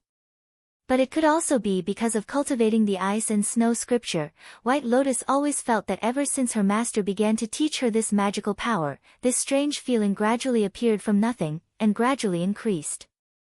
But this feeling did not have any harm or other signs. Perhaps it was just a normal reaction to cultivating this peerless magical power. White Lotus was not very clear about the reason here. She thought in her heart, whether she should find a chance to ask her master. After all, her 2 senior brothers did not cultivate this ice and snow scripture, so the only person who could explain her doubts was probably her master. It was just that during this period of time, Hakushin Jinkun almost always cultivated in his snow-wind cave at the peak of the winter peak. He would not easily show up, even his 3 disciples rarely saw him. Now that the sect meeting was imminent, the old man might come out, but he probably did not have time for White Lotus, so after thinking about it in her heart, White Lotus thought that she would probably have to wait for a while. After dawdling in the cave for a while, White Lotus still felt a little upset. She did not know what was wrong with her today, but she still felt a little uneasy. So in the end, she still walked out of the cave. The sky was full of wind and snow, almost everywhere in sight was pure white. This was the unique scenery of the winter peak, one of the 4 magical peaks in the sky, almost every day of the year. White Lotus had lived on this winter peak for a while, but most of the time, she was still attracted by this strange and beautiful scenery, the coldness that belonged to the world of ice and snow. It was not something that most people in the world could see. She walked slowly along the mountain path, feeling a little hesitant, wondering if she should go down from the winter peak, and go to the Flying Goose platform to look for Lu Chen again. That person, and that black dog, had some unspeakable secrets, and the one that White Lotus wanted to know the most was also one of those secrets, the secret of the blood food secret method. The sect meeting is such a high-class place, a useless servant disciple like him should not be able to go there, right? White Lotus thought to herself. Just as she was about to turn around and go down the mountain, White Lotus suddenly saw second senior brother Zhuo standing on the mountain path in front of her. In the wind and snow, Zhuo looked calm, his eyes were bright, and he was looking up at the sky. White Lotus followed his gaze and suddenly found that the sky was still gloomy, but second senior brother's eyes were fixed on the huge figure on the mountain peak. Second senior brother, why are you standing here? White Lotus called out to Zhuoxian. Zhuoxian was startled, and when he turned to see that it was White Lotus, a smile appeared on his face, and he said, "Ah, it's little junior sister." White Lotus walked over, stood beside Zhuoxian, and said, "Senior brother, are you planning to welcome Master down?" "Actually, it's fine, Master should be coming down when the time comes." Zhuoxian smiled slightly, and said, "It's fine, I have nothing to do anyway, I'll just treat it as waiting for Master to come down." White Lotus suddenly became curious, and asked Zhuoxian, "Second senior brother, is the sect meeting fun?" "I haven't been there yet." Zhuoxian lightly shook his head, and said, "It's not that interesting, those with low skills will flatter each other, and those with high skills will get rid of their dissenters. Finally, and also the most important, Yuanying old man will organize a night party, and only at that time will it be the real sect meeting." White Lotus smiled, and said, "Actually second senior brother, recently you've helped eldest senior brother, and really did a lot of things. Usually, you did the most of the various kinds of communication and organization arrangements, and instead, I think eldest senior brother doesn't seem to be as busy as you." Zhuoxian laughed, and said, "What do you know, children shouldn't talk nonsense, or else if these words reach eldest senior brother's ears, then you'll be in trouble." White Lotus shrugged, and greeted Zhuoxian, only saying that it was windy here, and that when he went back to rest, she also walked back the way she came, but this time, she had already decided to go down the mountain, and then find that man called Lu Chen. But at this time, suddenly, Zhuoxian's voice came from behind, and called out to her, "Little junior sister." White Lotus turned around, and asked, "What's the matter, second senior brother?" Zhuoxian looked at her appearance, his gaze was very gentle, and after letting out a breath, she heard him say calmly, "It's very cold here today, in a while, even Master and I will be leaving here, why don't you go down the mountain by yourself?" White Lotus was startled, and then looked at Zhuoxian with a surprised expression, and said in surprise, "You're telling me to go down the mountain by myself?" Chapter 221. Go down the mountain to play. Zhuoxian smiled and said, "It's rare for you to have such free time. Otherwise, if Master and eldest senior brother were here, they would only ask you to go and practice." White Lotus was still a little surprised, but she was a little happy in her heart. Ever since she entered the Kunlun party, especially after she became a disciple of Hakushin Jinkuan, she spent most of her time on the high and mighty winter peak. Other than sneaking down in private, she did not have much contact with the ordinary people in the sect. Of course, the people she had the most contact with were the 3 people in Hakushin Jinkuan's sect. However, Hakushin Jinkuan was busy with practice, an immortal idol month, as the sect leader of Kunlun, was busy with many affairs. The one who took care of her the most and met her the most was this second senior brother. In fact, White Lotus had a good impression of Zhuoxian, but it was just a good impression. Although Zhuoxian was a veteran Jin Dan friar in the Kunlun party, and his reputation was extremely high, he had a master and a senior brother who were too dazzling. Instead, Zhuoxian seemed a little dim. For ordinary people and ordinary cultivators, the Jin Dan friar realm of 10 years was already the peak that they dreamed of. However, for Zhuoxian, the world often changed their view. Your master is a peerless deity transformation stage perfected cultivator, and your senior brother is a little inferior, but he is also a Yuanying perfected cultivator. At the same time, he also inherited the position of the Kunlun party's sect leader, and his name is known all over the world. Compared to these 2 geniuses, Jin Dan friar. What was that? There were always people who felt that if others did not reach the expectations that they randomly set in their hearts, it was because that person did not work hard or had poor talent. It was all that person's fault. However, no one really wanted to understand why that person was like that. White Lotus was a mature child. It could even be said that she was terrifyingly mature in private. However, she was still too young, and there would always be some things that she had not experienced or thought of. Just like now, she kept intentionally or unintentionally comparing second senior brother before her with her master and eldest senior brother, and then she got the impression that he seemed to be inferior. However, although his achievements were poor, he was still a good person. Zhuo Xian treated White Lotus pretty well. He was probably the person who treated her the best on Winter Peak. White Lotus revealed a rare smile and nodded to Zhuo Xian. She thought to herself, this second senior brother really knows how to conduct himself. She quickly walked away. Zhuo Xian watched as White Lotus left, his eyes remaining gentle. From the beginning to the end, he saw the changes in White Lotus's expression, but it did not affect him too much. How many years had it been? How many people had intentionally or unintentionally looked down on him?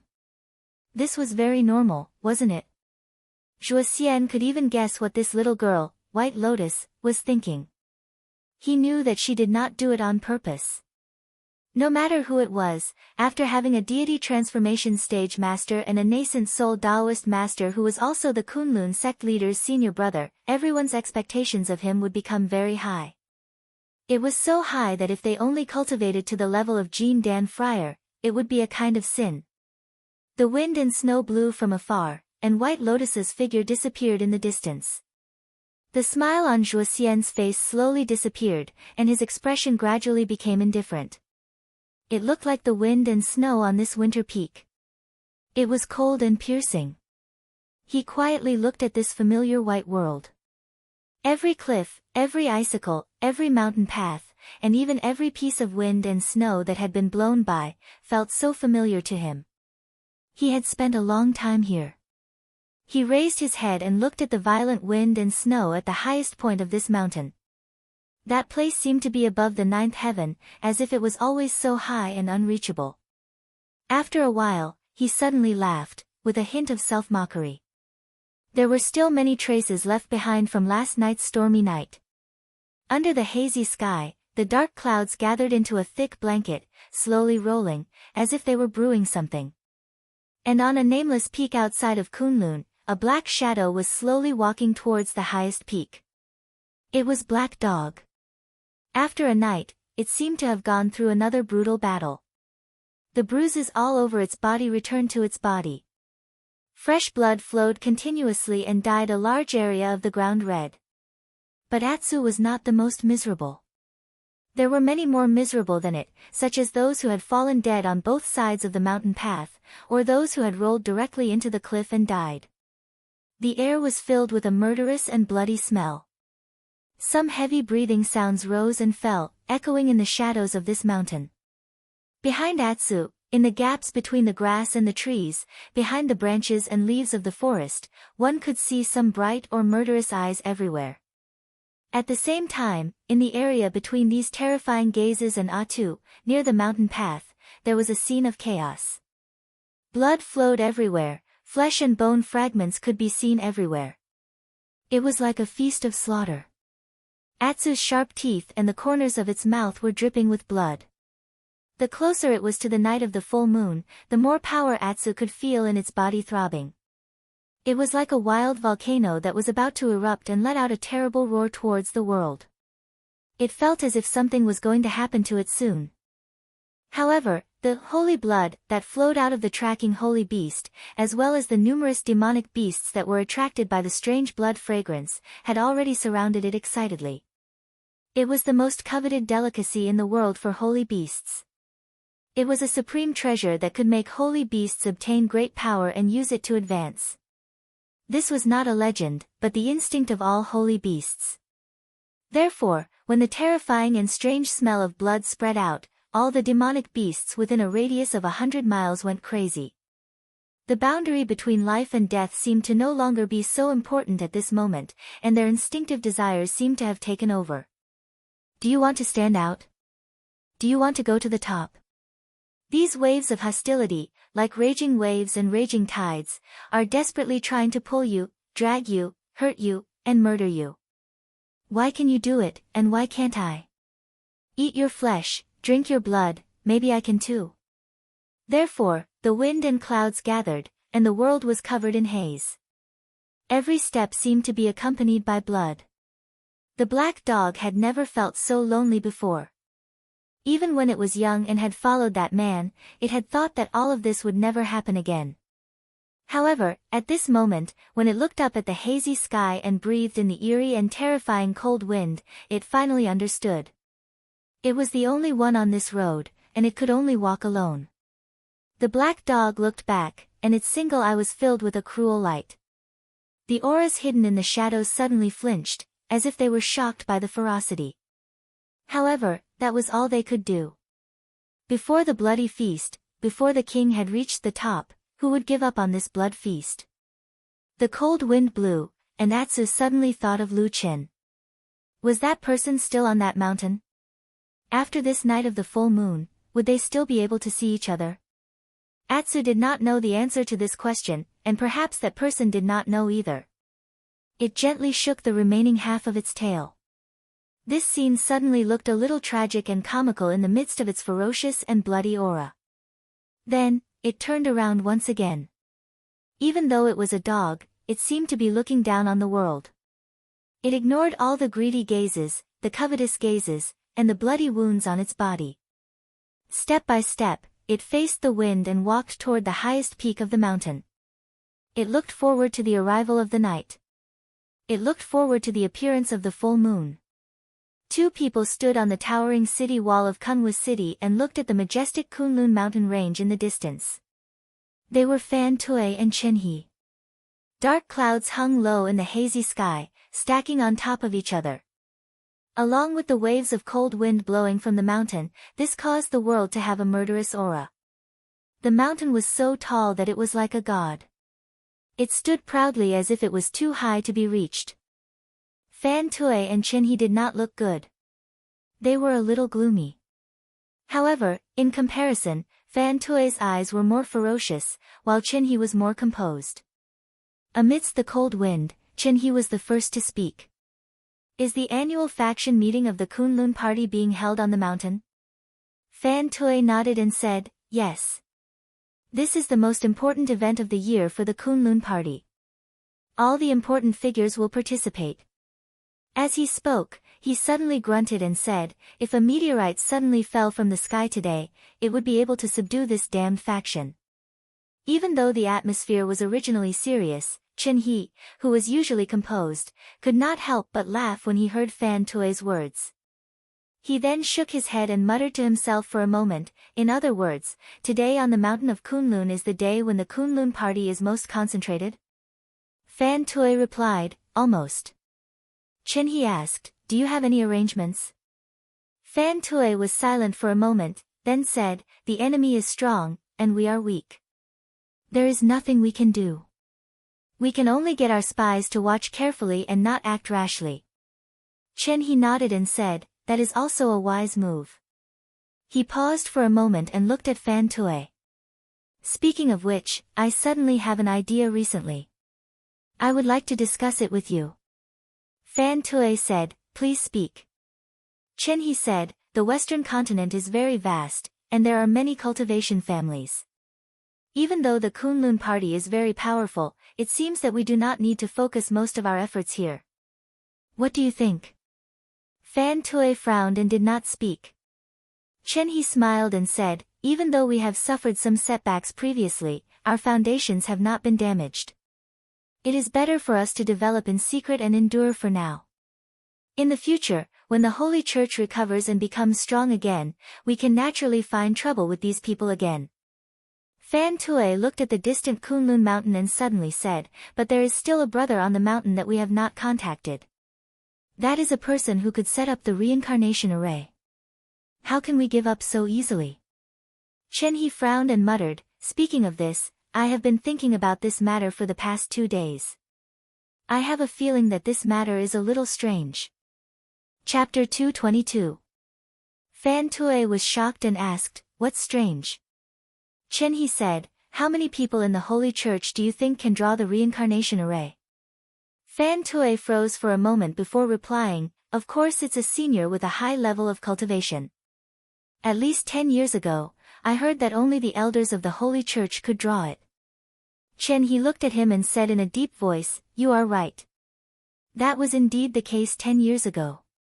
However, the seniors in the Holy Church have withered. 4 of the 5 great elders of the past have passed away. Only Elder Ghost is left. However, it can't be him. Fan Tui's expression changed slightly.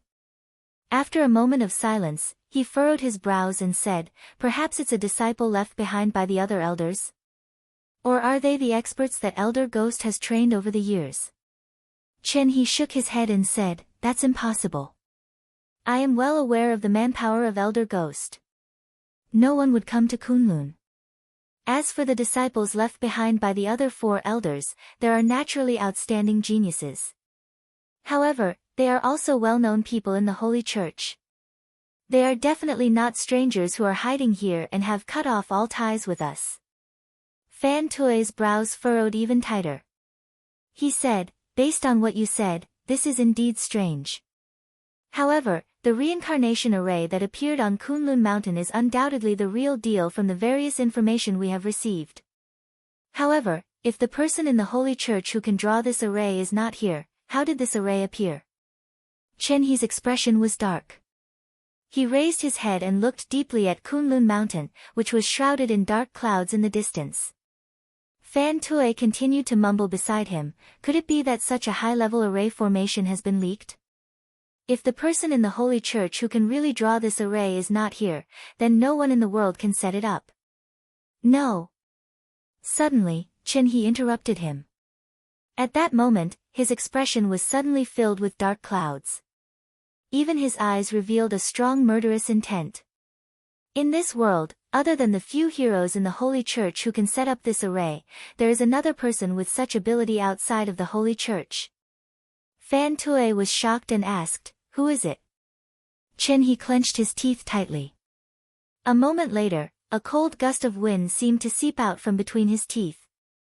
He said word by word, "A traitor." Clang, the melodious sound of the bell reverberated on the majestic Tiankuan Peak. Everyone in the Zhengyang Grand Hall turned around solemnly.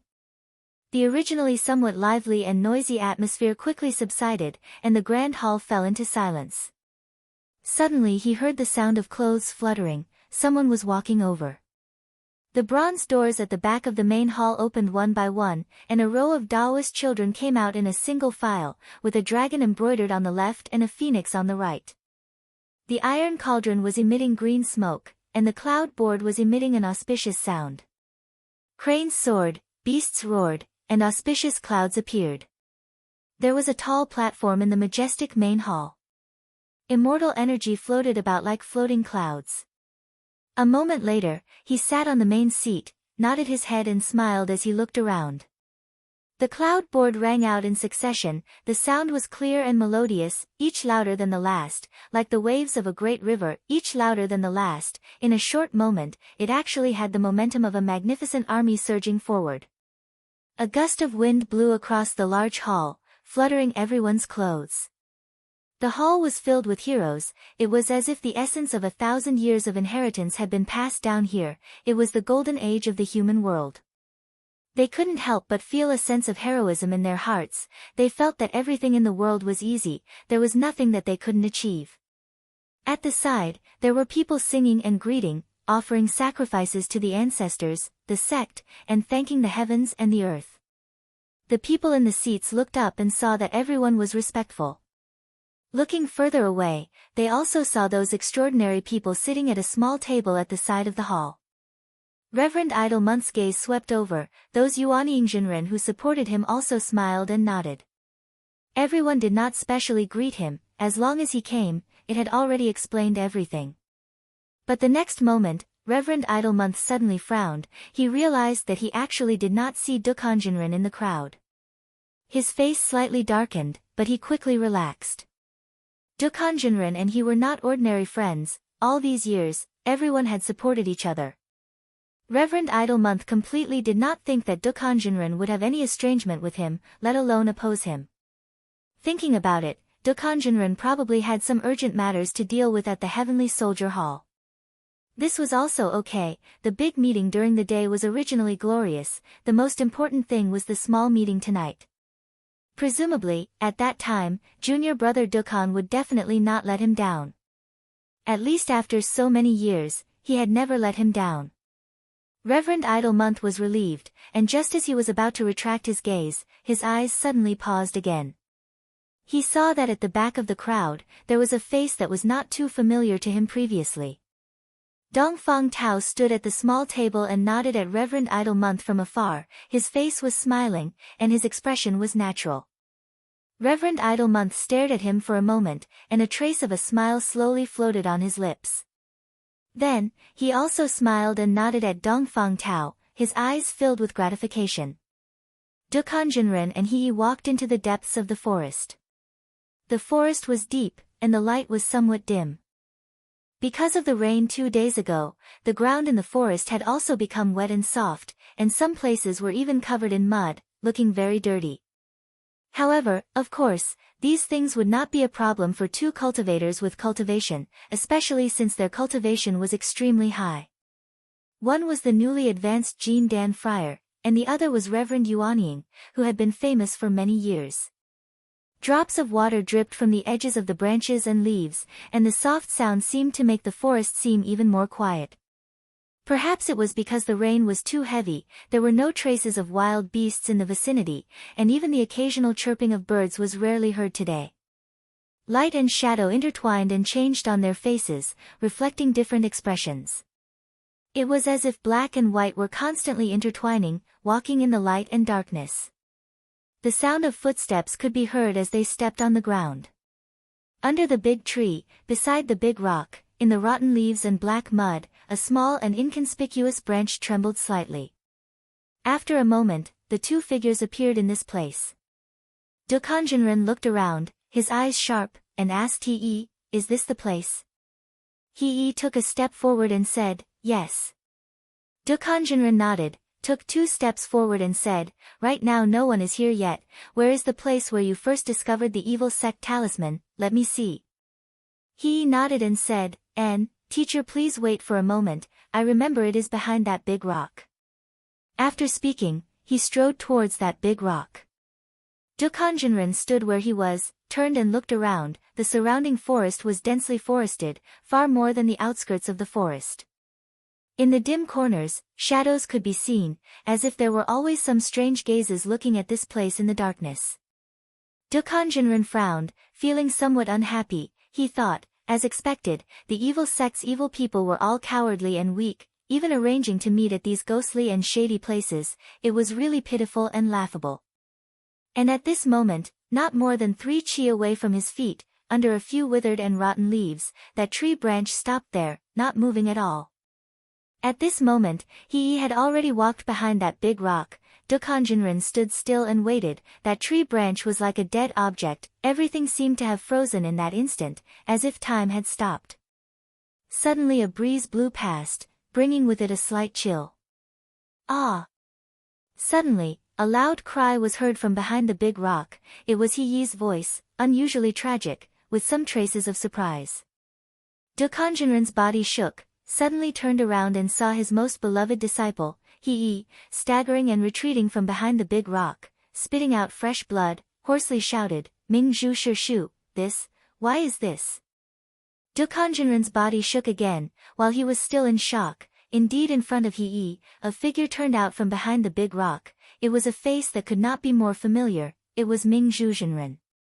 At that moment, huge waves surged in Dukhan Jinren's heart. No matter what, he would never have thought, the one he waited for was an illustrious and famous person who was not any weaker than himself, Yuanying Jinren from the Kunlun party. Could it be that he was the evil sect spy? And without waiting for Dukhan Jinren to react, that Ming Zhu Jinren's cold eyes swept over, also saw him. At that moment, Dukhan Jinren saw that Ming Zhu Jinren's face suddenly revealed a shocked expression, followed by a trace of anger, shouted towards this side, "Dukong! It's actually you. So you are the evil sect spy." Hearing that, Dukhan Jinren was shocked. Just as he was about to open his mouth to explain, suddenly he heard the sound of the wind behind him. In an instant, as if the mountains were collapsing, the earth was cracking, the deep sea was raging, a few incomparably violent auras simultaneously rose from the depths of the forest. pressing towards him with a loud bang. Dukanjinren shouted, but did not turn around. Instead, he directly rushed forward.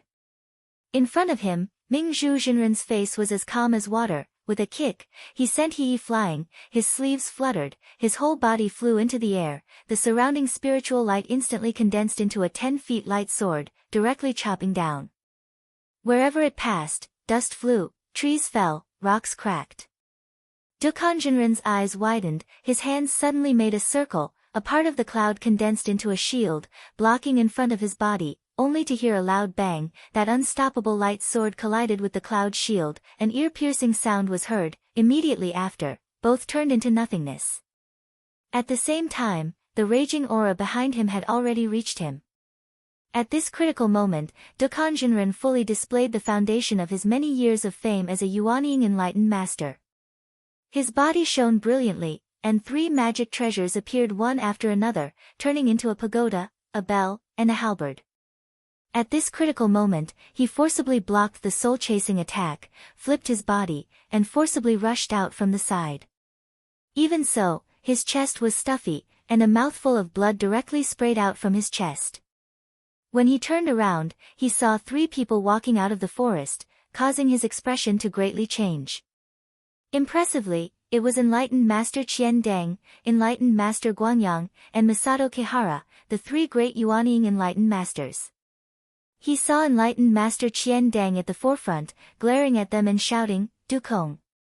You colluded with the evil sect to infiltrate our sect. This is truly a heinous crime. Why don't you surrender now?" Dukong was aghast. "Preposterous, you are all slandering me." However, after all, he was not an ordinary person, and in a flash, he saw through the treacherous situation. He sneered, "You want to slander me, but don't even think about it. I will go find senior brother sect master to explain." With that said, his body moved, and he was about to fly into the sky.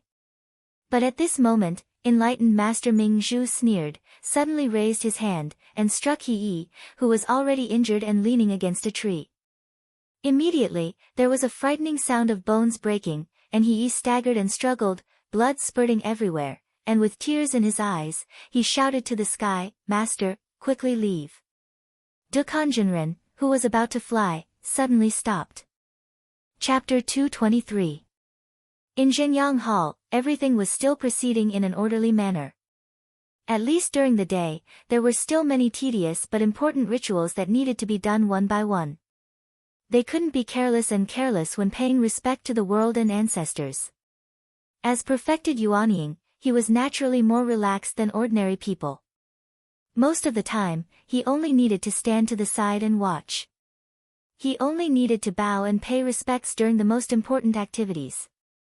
Dongfang Tao had been doing it very calmly without any impatience. During this time, Melaleuca Japonica took advantage of a gap when no one was paying attention to whisper to him, "Why are there fewer people than we expected from perfected Yuanying's side?" Dongfang Tao's expression didn't change as he replied softly, "Didn't I say long ago that this day isn't important? It's probably because those fellow Taoists can't be bothered to come."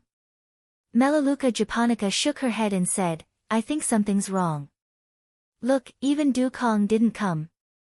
Dongfang Tao glanced at her and said, "It's fine if you're talking about others, but I don't believe that old man Du Kong would be at odds with Idle Month." Melaleuca Japonica thought for a moment and nodded. "You're right. Du Kong is indeed perfected sect master's loyal follower. He won't betray him. However, isn't this strange? If that's the case, why hasn't he come after so long?"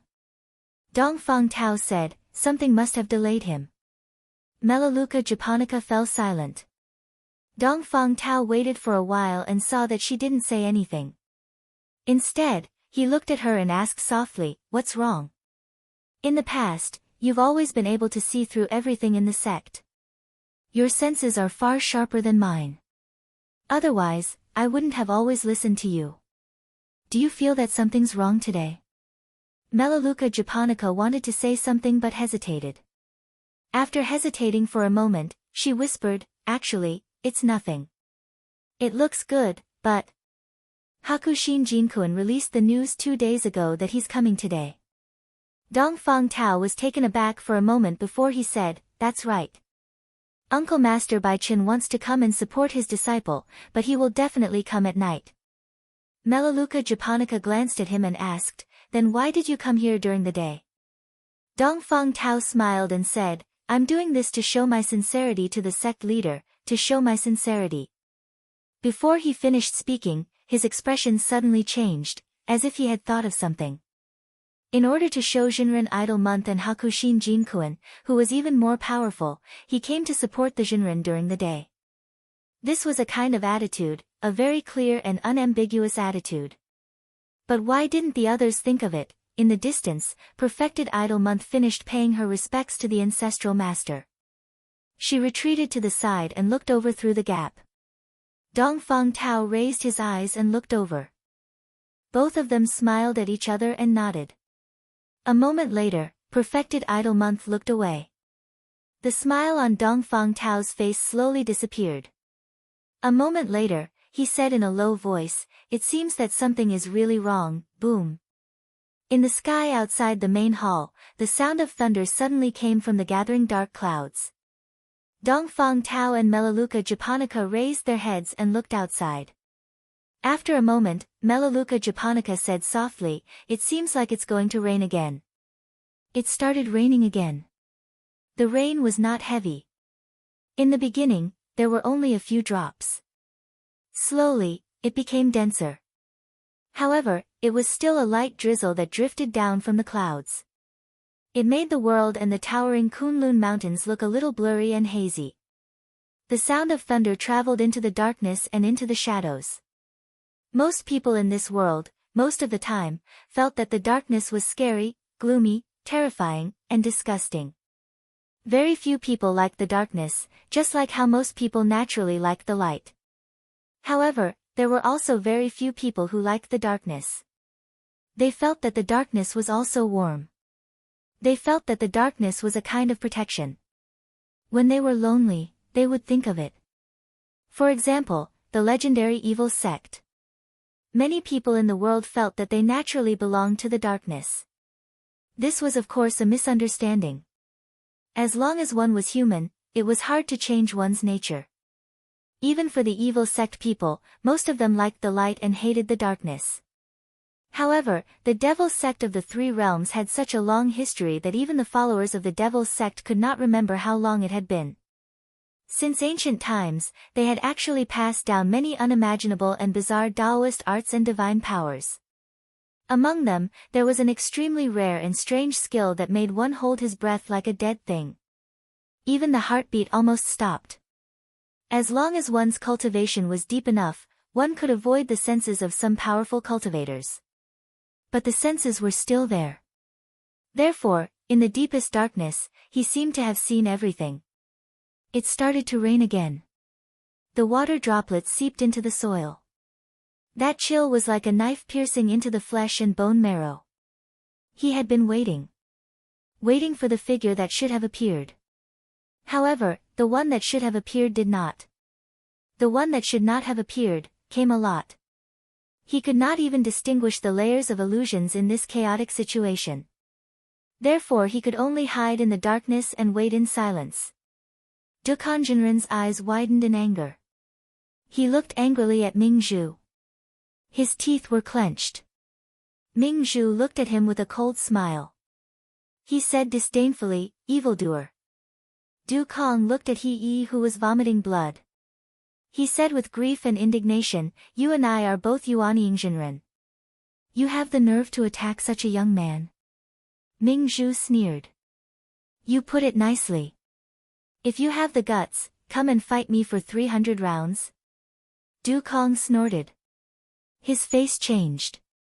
In this treacherous situation, his many years of experience allowed him to maintain a clear mind. He said coldly, "I am not a spy from the evil sect. There is a misunderstanding. I will explain it to sect head's senior brother. If you guys dare to lay your hands on my disciple, be careful that I will be ruthless in the future." After saying that, he hardened his heart. Without looking at He Yi, he turned around and left. With Jinren Yuanying's level of cultivation, it was easy to defeat him but hard to capture him. Killing him was even more difficult. The few Yuanying Jinren looked at each other. Suddenly, Qian Dang, who had not spoken since the beginning, took a step forward. He said in a deep voice, "Are you really not a spy from the evil sect?" Bah! Dukan Jinren said hatefully, "I have been in the Kunlun party for many years. Don't you know what kind of person I am? Do I look like a spy from the evil sect?" Qian Dang nodded slowly. He seemed to be moved by his words. He said in a deep voice, "Logically speaking, it is true. There must be a mistake somewhere. We also received a secret report from a spy who said that the spy from the evil sect would meet here." Dukan Jinren was shocked. He quickly said, "Me too." Qian Deng frowned. "So it is. It seems that there is a mistake. Shitty, return He to Dukong Shixiang." On the other side, Ming Zhu shrugged. He picked up He and threw him toward Dukan Jinren like a stone. Dukan Jinren cried out in alarm. He subconsciously reached out to catch him. At the same time, he saw He's bleeding face. His heart ached. Very quickly, the sound of the wind swept past. He reached out to hold his most beloved disciple in his arms. In that split second, his body suddenly shook. His mind was suddenly in turmoil. He thought of something he had overlooked before. He learned about the evil sect spy's secret pattern from He. But where did He come from? Right, He said that he found it here. Why did Qian Dang, Ming Zhu, and the others say that they discovered the evil sect spy's secret after learning about the secret pattern? How did they find the secret pattern? At this time, he should be in the Tianquan Peaks Zhenyang Hall. Why did he come to this secluded and uninhabited mountain forest? And Qian Dang, Ming Zhu, Guangyang, and Mu Yuan, these 4 Yuanying Jinren, also came here? Everything seemed to be a little off. His heart suddenly stopped beating, and he suddenly held his breath. A deep and frightening panic quietly attacked him, wrapping around his body. Dukan Jinren didn't want to believe this cold premonition. But his reason coldly reminded him. He subconsciously loosened his grip on He. He wanted to step back, but at the same time, he saw his disciple's eyes. He's eyes were brimming with tears. He's face was filled with grief. Tears quickly flowed down. He's face was covered with tears. He's voice was hoarse. He softly called out, "Master." Dukan Jinren halted his steps. He suddenly felt a chill on his lower abdomen. Boom! At that moment, in the vault of heaven, a sudden clap of thunder resounded from the dark clouds. The sound shook the surroundings, as if to tear apart the vault of heaven and earth. Accompanied by the rumbling thunder, lightning like silver snakes swam in the dark clouds. The rain suddenly became heavier and began to rush into this gray and gloomy world. The heavy rain fell on Taoist Master Dukong's face, which seemed to have suddenly aged 10 years. As a result, many deep wrinkles that no one had noticed before appeared on his face. It was only now that people realized that this person was already an old man. An old man who had reached the end of his life and was about to die. 4 huge and dark figures slowly approached. They were the auras of 4 extremely powerful Yuanying enlightened masters. When they gathered together, their power was enough to split the mountains and split the earth. Just the invisible power seemed to have cut off any connection between this place and the outside world. Not even the slightest sound could be heard. But Dukan Jinren no longer cared. He just looked at He in a daze. His mouth squirmed a few times. Then, he lowered his head to look at his lower abdomen. There was a bright blade there. It was as cold as snow. It directly cut through the incomparably tough flesh and skin of the Yuanying enlightened master like cutting a piece of paper. It went straight into the sea of qi in his lower abdomen and penetrated all the barriers. With a terrible and cruel aura, it directly pierced through the 5 elements disc in Dukan Jinren's dantian. Like a demon, it ferociously nailed him to death on the blade. Then, It broke out of his body, and along the way, it also cut off his spine. The blade had a handle. The handle was held in his disciple's hand. It was steady and powerful. Chapter 224. Hot blood gushed out of Dukhanjinran's wound like a fountain, drenching Heyi's palm. In the blink of an eye, his hand was completely dyed bright red. Heyi clenched his teeth and slowly raised his head. The master and disciple's gazes met at this moment. They were so close, yet it seemed as if they were thousands of miles apart. Why? Dukhanjinran coughed. His voice was low and hoarse. At the same time, it seemed that because his dantian had been destroyed, the qi channels in his body were instantly thrown into chaos. Spiritual energy tore through his meridians, and even blood kept gushing out of his mouth. Heyi's lips trembled slightly. His eyes were slightly red and swollen. He opened his mouth a few times, but no words came out. Only the rain falling from the sky drenched his face with water droplets. The four huge shadows around him were getting closer and closer, but Dukhanjinran didn't seem to feel anything. At this moment, it was as if there was only Heyi in front of him in his eyes. He looked at Heyi, at the disciple that he had placed his life's hopes on. A bloody palm slowly rose up, trembling in the air, and touched Heyi's face. Dukhanjinran's face was filled with sadness, pain, confusion, and disappointment, but his gaze was still gentle. It was as if the person in front of him was still his most beloved disciple. Heyi's entire body trembled violently. He desperately bit his lips, trying to pretend to be strong and indifferent, but his eyes were already blurred. He couldn't tell if it was tears or rain. A hoarse voice came from his throat. He took a step forward, wanting to get close to that palm. But at this moment, a hand suddenly stretched out from behind Dukhanjinran and grabbed Dukhanjinran's bloody palm.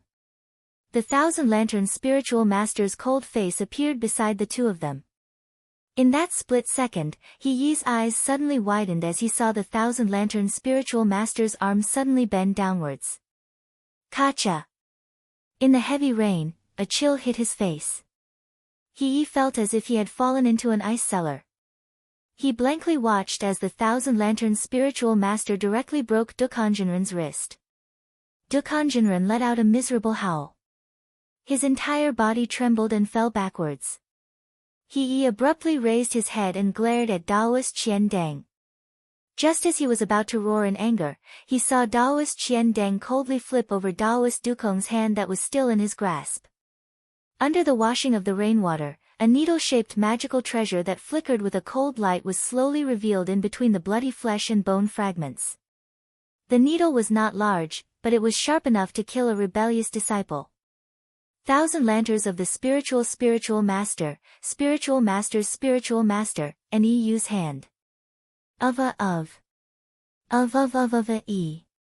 Heyi's face instantly turned deathly pale. He staggered a few steps back, looking as if it was very difficult for him to even stand. After saying those words, the Thousand Lanterns spiritual master suddenly let out a light shout. His eyes shone brightly and an unstoppable aura suddenly emanated from him. As if sensing something, Heyi raised his head. The other three Yuanying spiritual masters all had different expressions on their faces. Spiritual Master Ming Zhu's face was indifferent as if he already knew the outcome. Spiritual Master Guanyang let out a long sigh and shook his head in silence. Only Masato Kihara was startled by Thousand Lanterns spiritual master's sudden action. She wanted to say something but hesitated, but a trace of unwillingness flitted across her face. A moment later, Daoist Qian Deng abruptly struck out with his palm. At that moment, the countless raindrops in the forest were suddenly swept up by an unparalleled power, whistling in the air and forming a huge vortex. The wind and rain howled, as if the power of the heavens and earth had been injected into that palm, and it slammed down toward Daoist Qian Deng. At that moment, the palm struck Dukhanjinran's chest.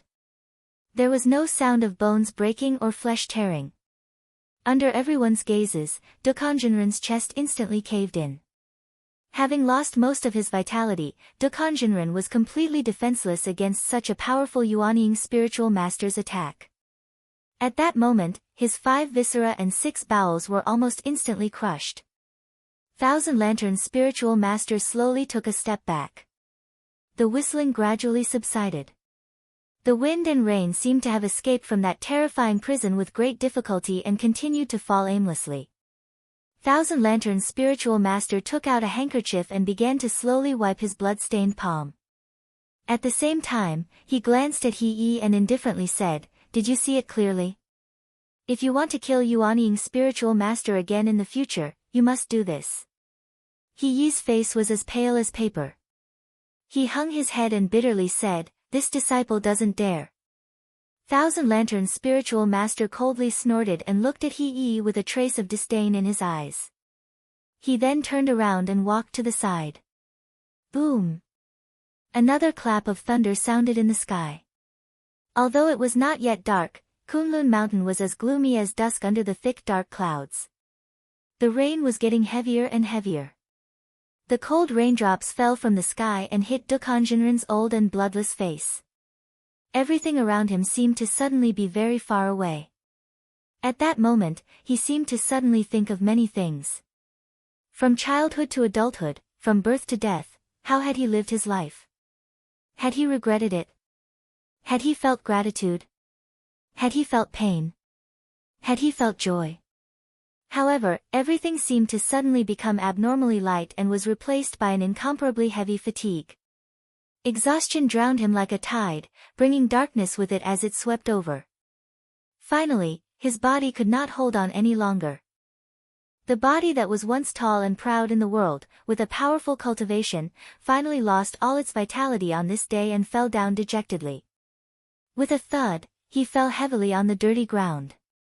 Black mud splashed on his face, rotten leaves jumped up and down in front of his eyes, which were still open.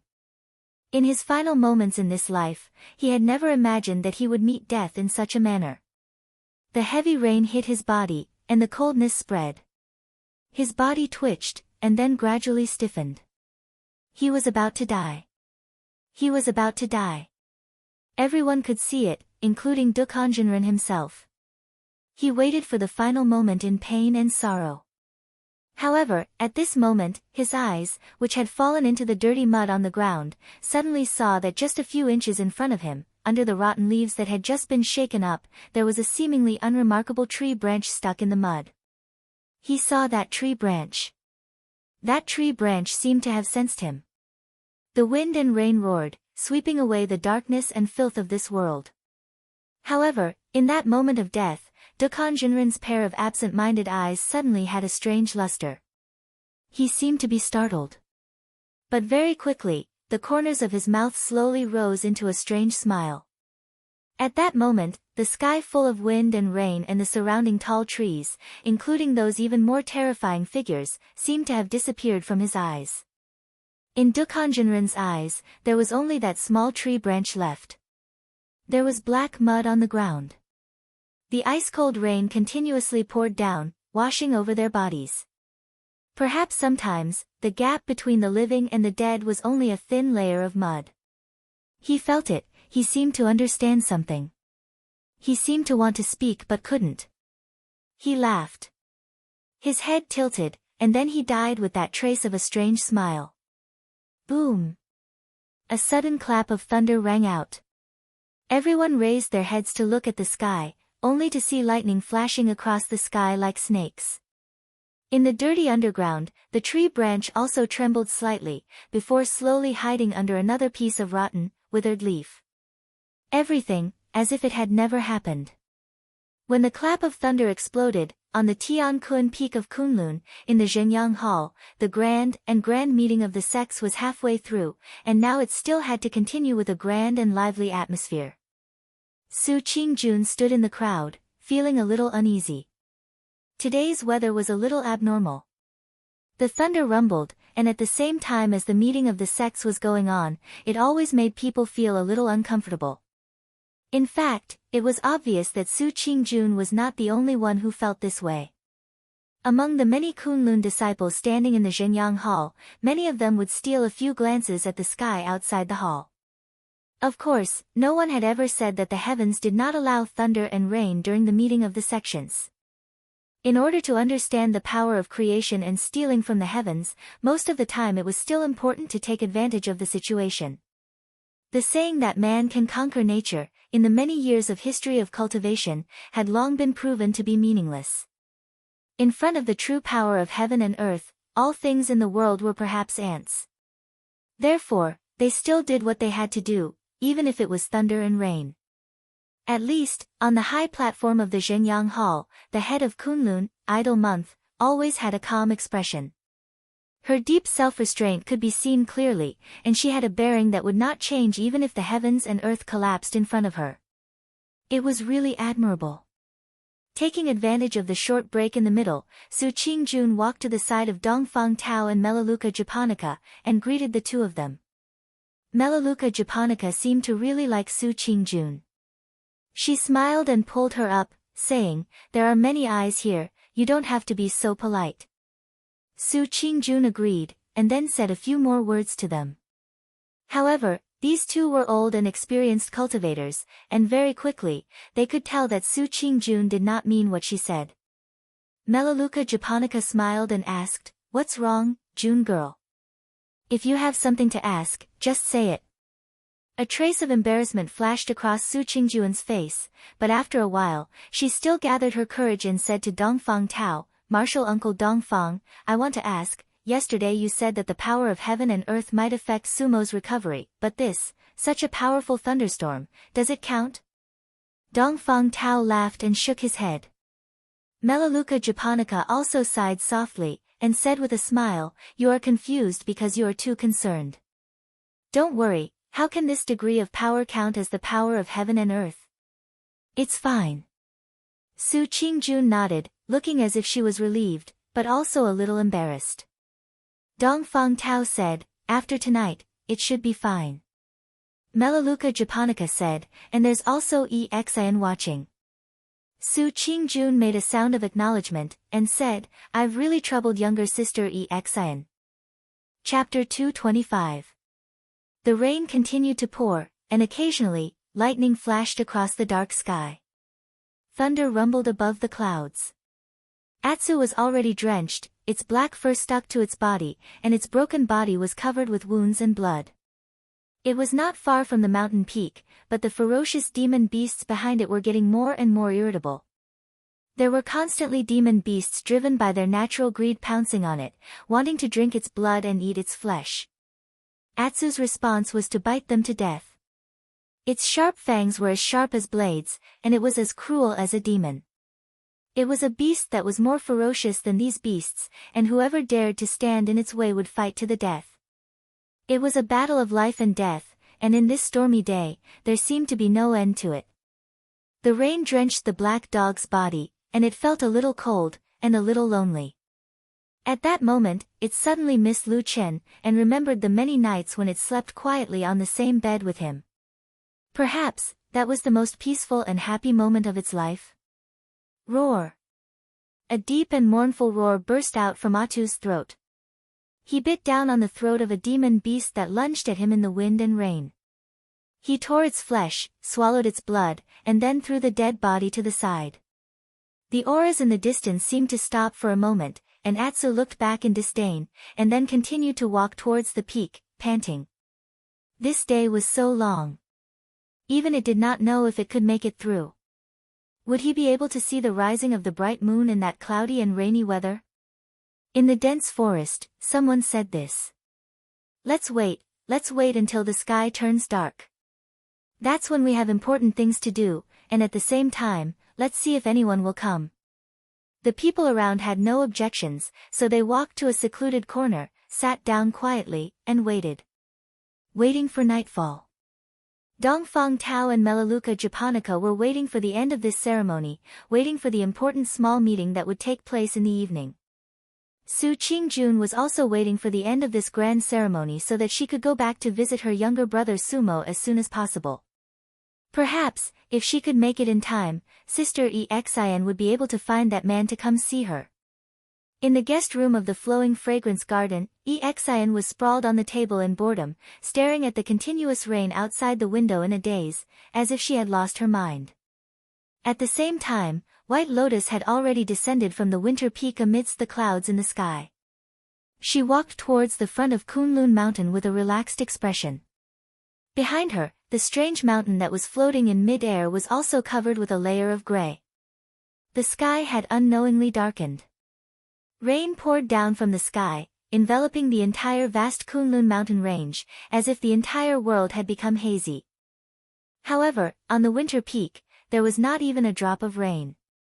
It was unknown whether it was because there was a powerful prohibition that isolated the rain outside, or because the rain fell in, but the overly cold wind and snow on the winter peak had condensed the rain into ice and snow.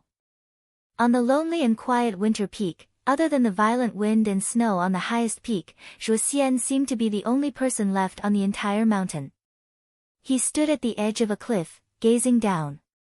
For many years, he had stood at this place, gazing at the majestic Kunlun mountain, and was especially familiar with the undulating mountains of Kunlun. He could even tell where the majestic Tiankuan peak was at a glance, and he could also imagine how lively and bustling it was at this moment. For many years, at this time, he would be in the Zhenyang Hall on Tiankuan Peak, rejoicing for the sect, cheering for his senior brother, and being proud of his sect. However, he had never thought about himself in the slightest. Zhuoxian lowered his eyes slightly, and after a moment, he turned around and walked towards his cave abode. The wind and snow outside were isolated, and he took out the wind speech plate, placed it on the table, and opened it. The sound of wind and snow was immediately heard, and after a moment, Hakushin Jinkuan's voice came from this strange magic treasure. "What's the matter?" Zhuoxian showed a respectful expression, bowed, and said, "Master, you're going to watch over eldest senior brother's place tonight. May I know when you're going to leave?" Hakushin Jinkuan's voice said, "What time is it now?" "It's already afternoon, and it'll be dusk in 2 hours, so I wanted to come and ask if you have any arrangements." Hakushin Jinkuan paused for a moment, and then said, "There's no other arrangements, just do as we originally agreed." "I'll come down in 2 hours." Zhuoxian cupped his fists and bowed, and said respectfully, "Yes, I'll wait here for master."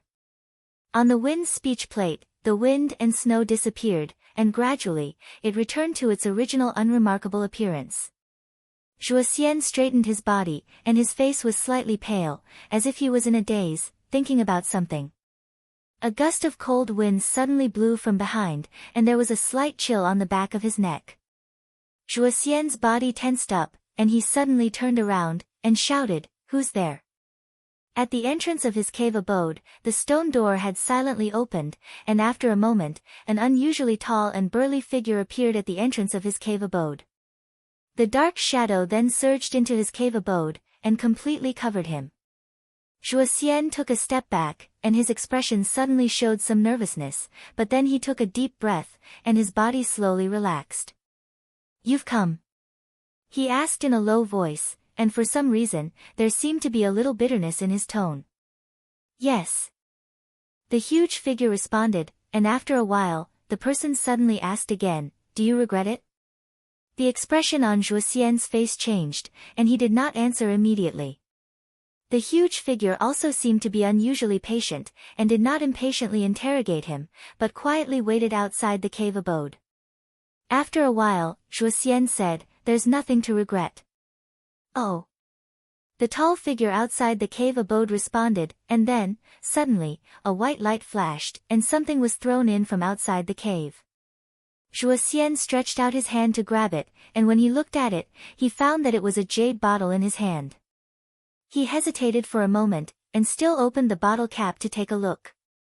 He saw that there were no pills in the jade bottle, and it was filled with black water.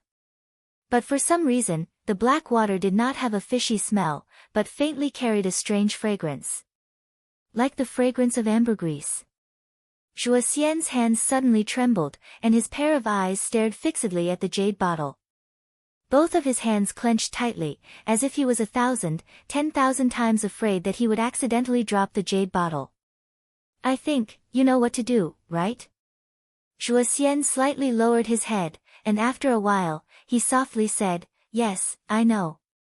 In the depths of the damp mountain forest, the 4 Yuanying spiritual masters and the only one, Jean Dan Friar, had been waiting. However, the so-called traitor did not appear, and there was no trace of anyone approaching in the surroundings. No one spoke, and in the heavy rain, everyone waited until the sky was about to turn dark. Somewhere in the distance, there seemed to be a lively scene of gongs and drums, and celestial music floating in the air. It was not too clear, but on this day, the Yuanying spiritual masters had seen the liveliness of Tianquan Peak. Qian Dang and Ming Zhu looked into the distance with ridicule on their faces. He Yi, on the other hand, was sitting on the ground in a daze. Occasionally, he would glance at Daoist Du Kong's corpse, which was still lying on the ground. Then, he would immediately look away with a trace of guilt and a trace of pain in his eyes. "Aren't we going to participate in the sect council tonight?" At this time, the one who suddenly spoke was Masato Kihara, his brows slightly wrinkled. "Waiting here for half a day without anyone coming, there's no need to continue waiting." He wanted to say something, but stopped on second thought. Except for him, everyone present was a powerful and profound Yuanying spiritual master, so there was indeed no room for him to speak. Qian Dang next to him looked over, saying, "In any case, there is indeed a devil sect secret pattern that was first engraved here. Let's not do anything else, just treat it as a matter of convenience. Let's wait for the sky to turn dark. If there really is a devil sect traitor coming, we will capture him. If the current situation has already alerted the enemy and he doesn't dare to come, then there's no harm, we just need to carry on with our business as agreed." Masato Kihara nodded slowly, saying, "Okay, I understand." The cloud board clattered, the bell and drum sounded in unison. In Tianquan Peak's Xinyang Hall, the tedious but solemn and lively ceremony was finally nearing completion. Many people had a trace of exhaustion on their faces, but Perfected Idol Month, who was standing on the high platform, was calm and did not seem to be tired at all. When the people at the side saw this, they naturally felt that Perfected Idol Month was indeed an amazing Yuanying spiritual master. He actually did not look tired at all after hosting the meeting for such a long time. But what should come will come. These ceremonies were completed one by one, and at the last moment, Perfected Idol Month took a break from the busy work and took a look outside of Xinyang Hall. The sky outside was still drizzling, the lightning in the sky continued to pass through the clouds, and the thunder was like the roar of the heavens, causing large amounts of rain to pour down. The sky seemed to be darkening bit by bit. This day seemed to be over. But it also seemed like it was about to start. In the depths of the dense forest, the few Yuanying spiritual masters who had been resting with their eyes closed were abnormally calm and serene, giving people the impression that something earth-shattering was about to happen. Only when the sky slowly darkened and the night was about to envelop, Perfected Thousand Lanterns suddenly opened his eyes, looked up, and slowly stood up, saying, "It's about time, let's go." "Where to?" someone asked. "Tianquan Peak, Xinyang Hall." Perfected Thousand Lantern faintly said, his eyes staring into the distance, his face expressionless as he walked away. The other three perfected Yuanying spiritual masters and he also followed behind him. Following their departure, the forest quickly quieted down. On that dark land, next to Dukanjinren's corpse, a hollow branch slowly moved, as if it wanted to rise, but after a moment, it suddenly sank back down and stayed in the same place, motionless. The sky darkened, and darkness descended on Kunlun Mountain. Lightning flashed and thunder rumbled in the sky, like a noisy banquet was slowly opening its curtains at this time.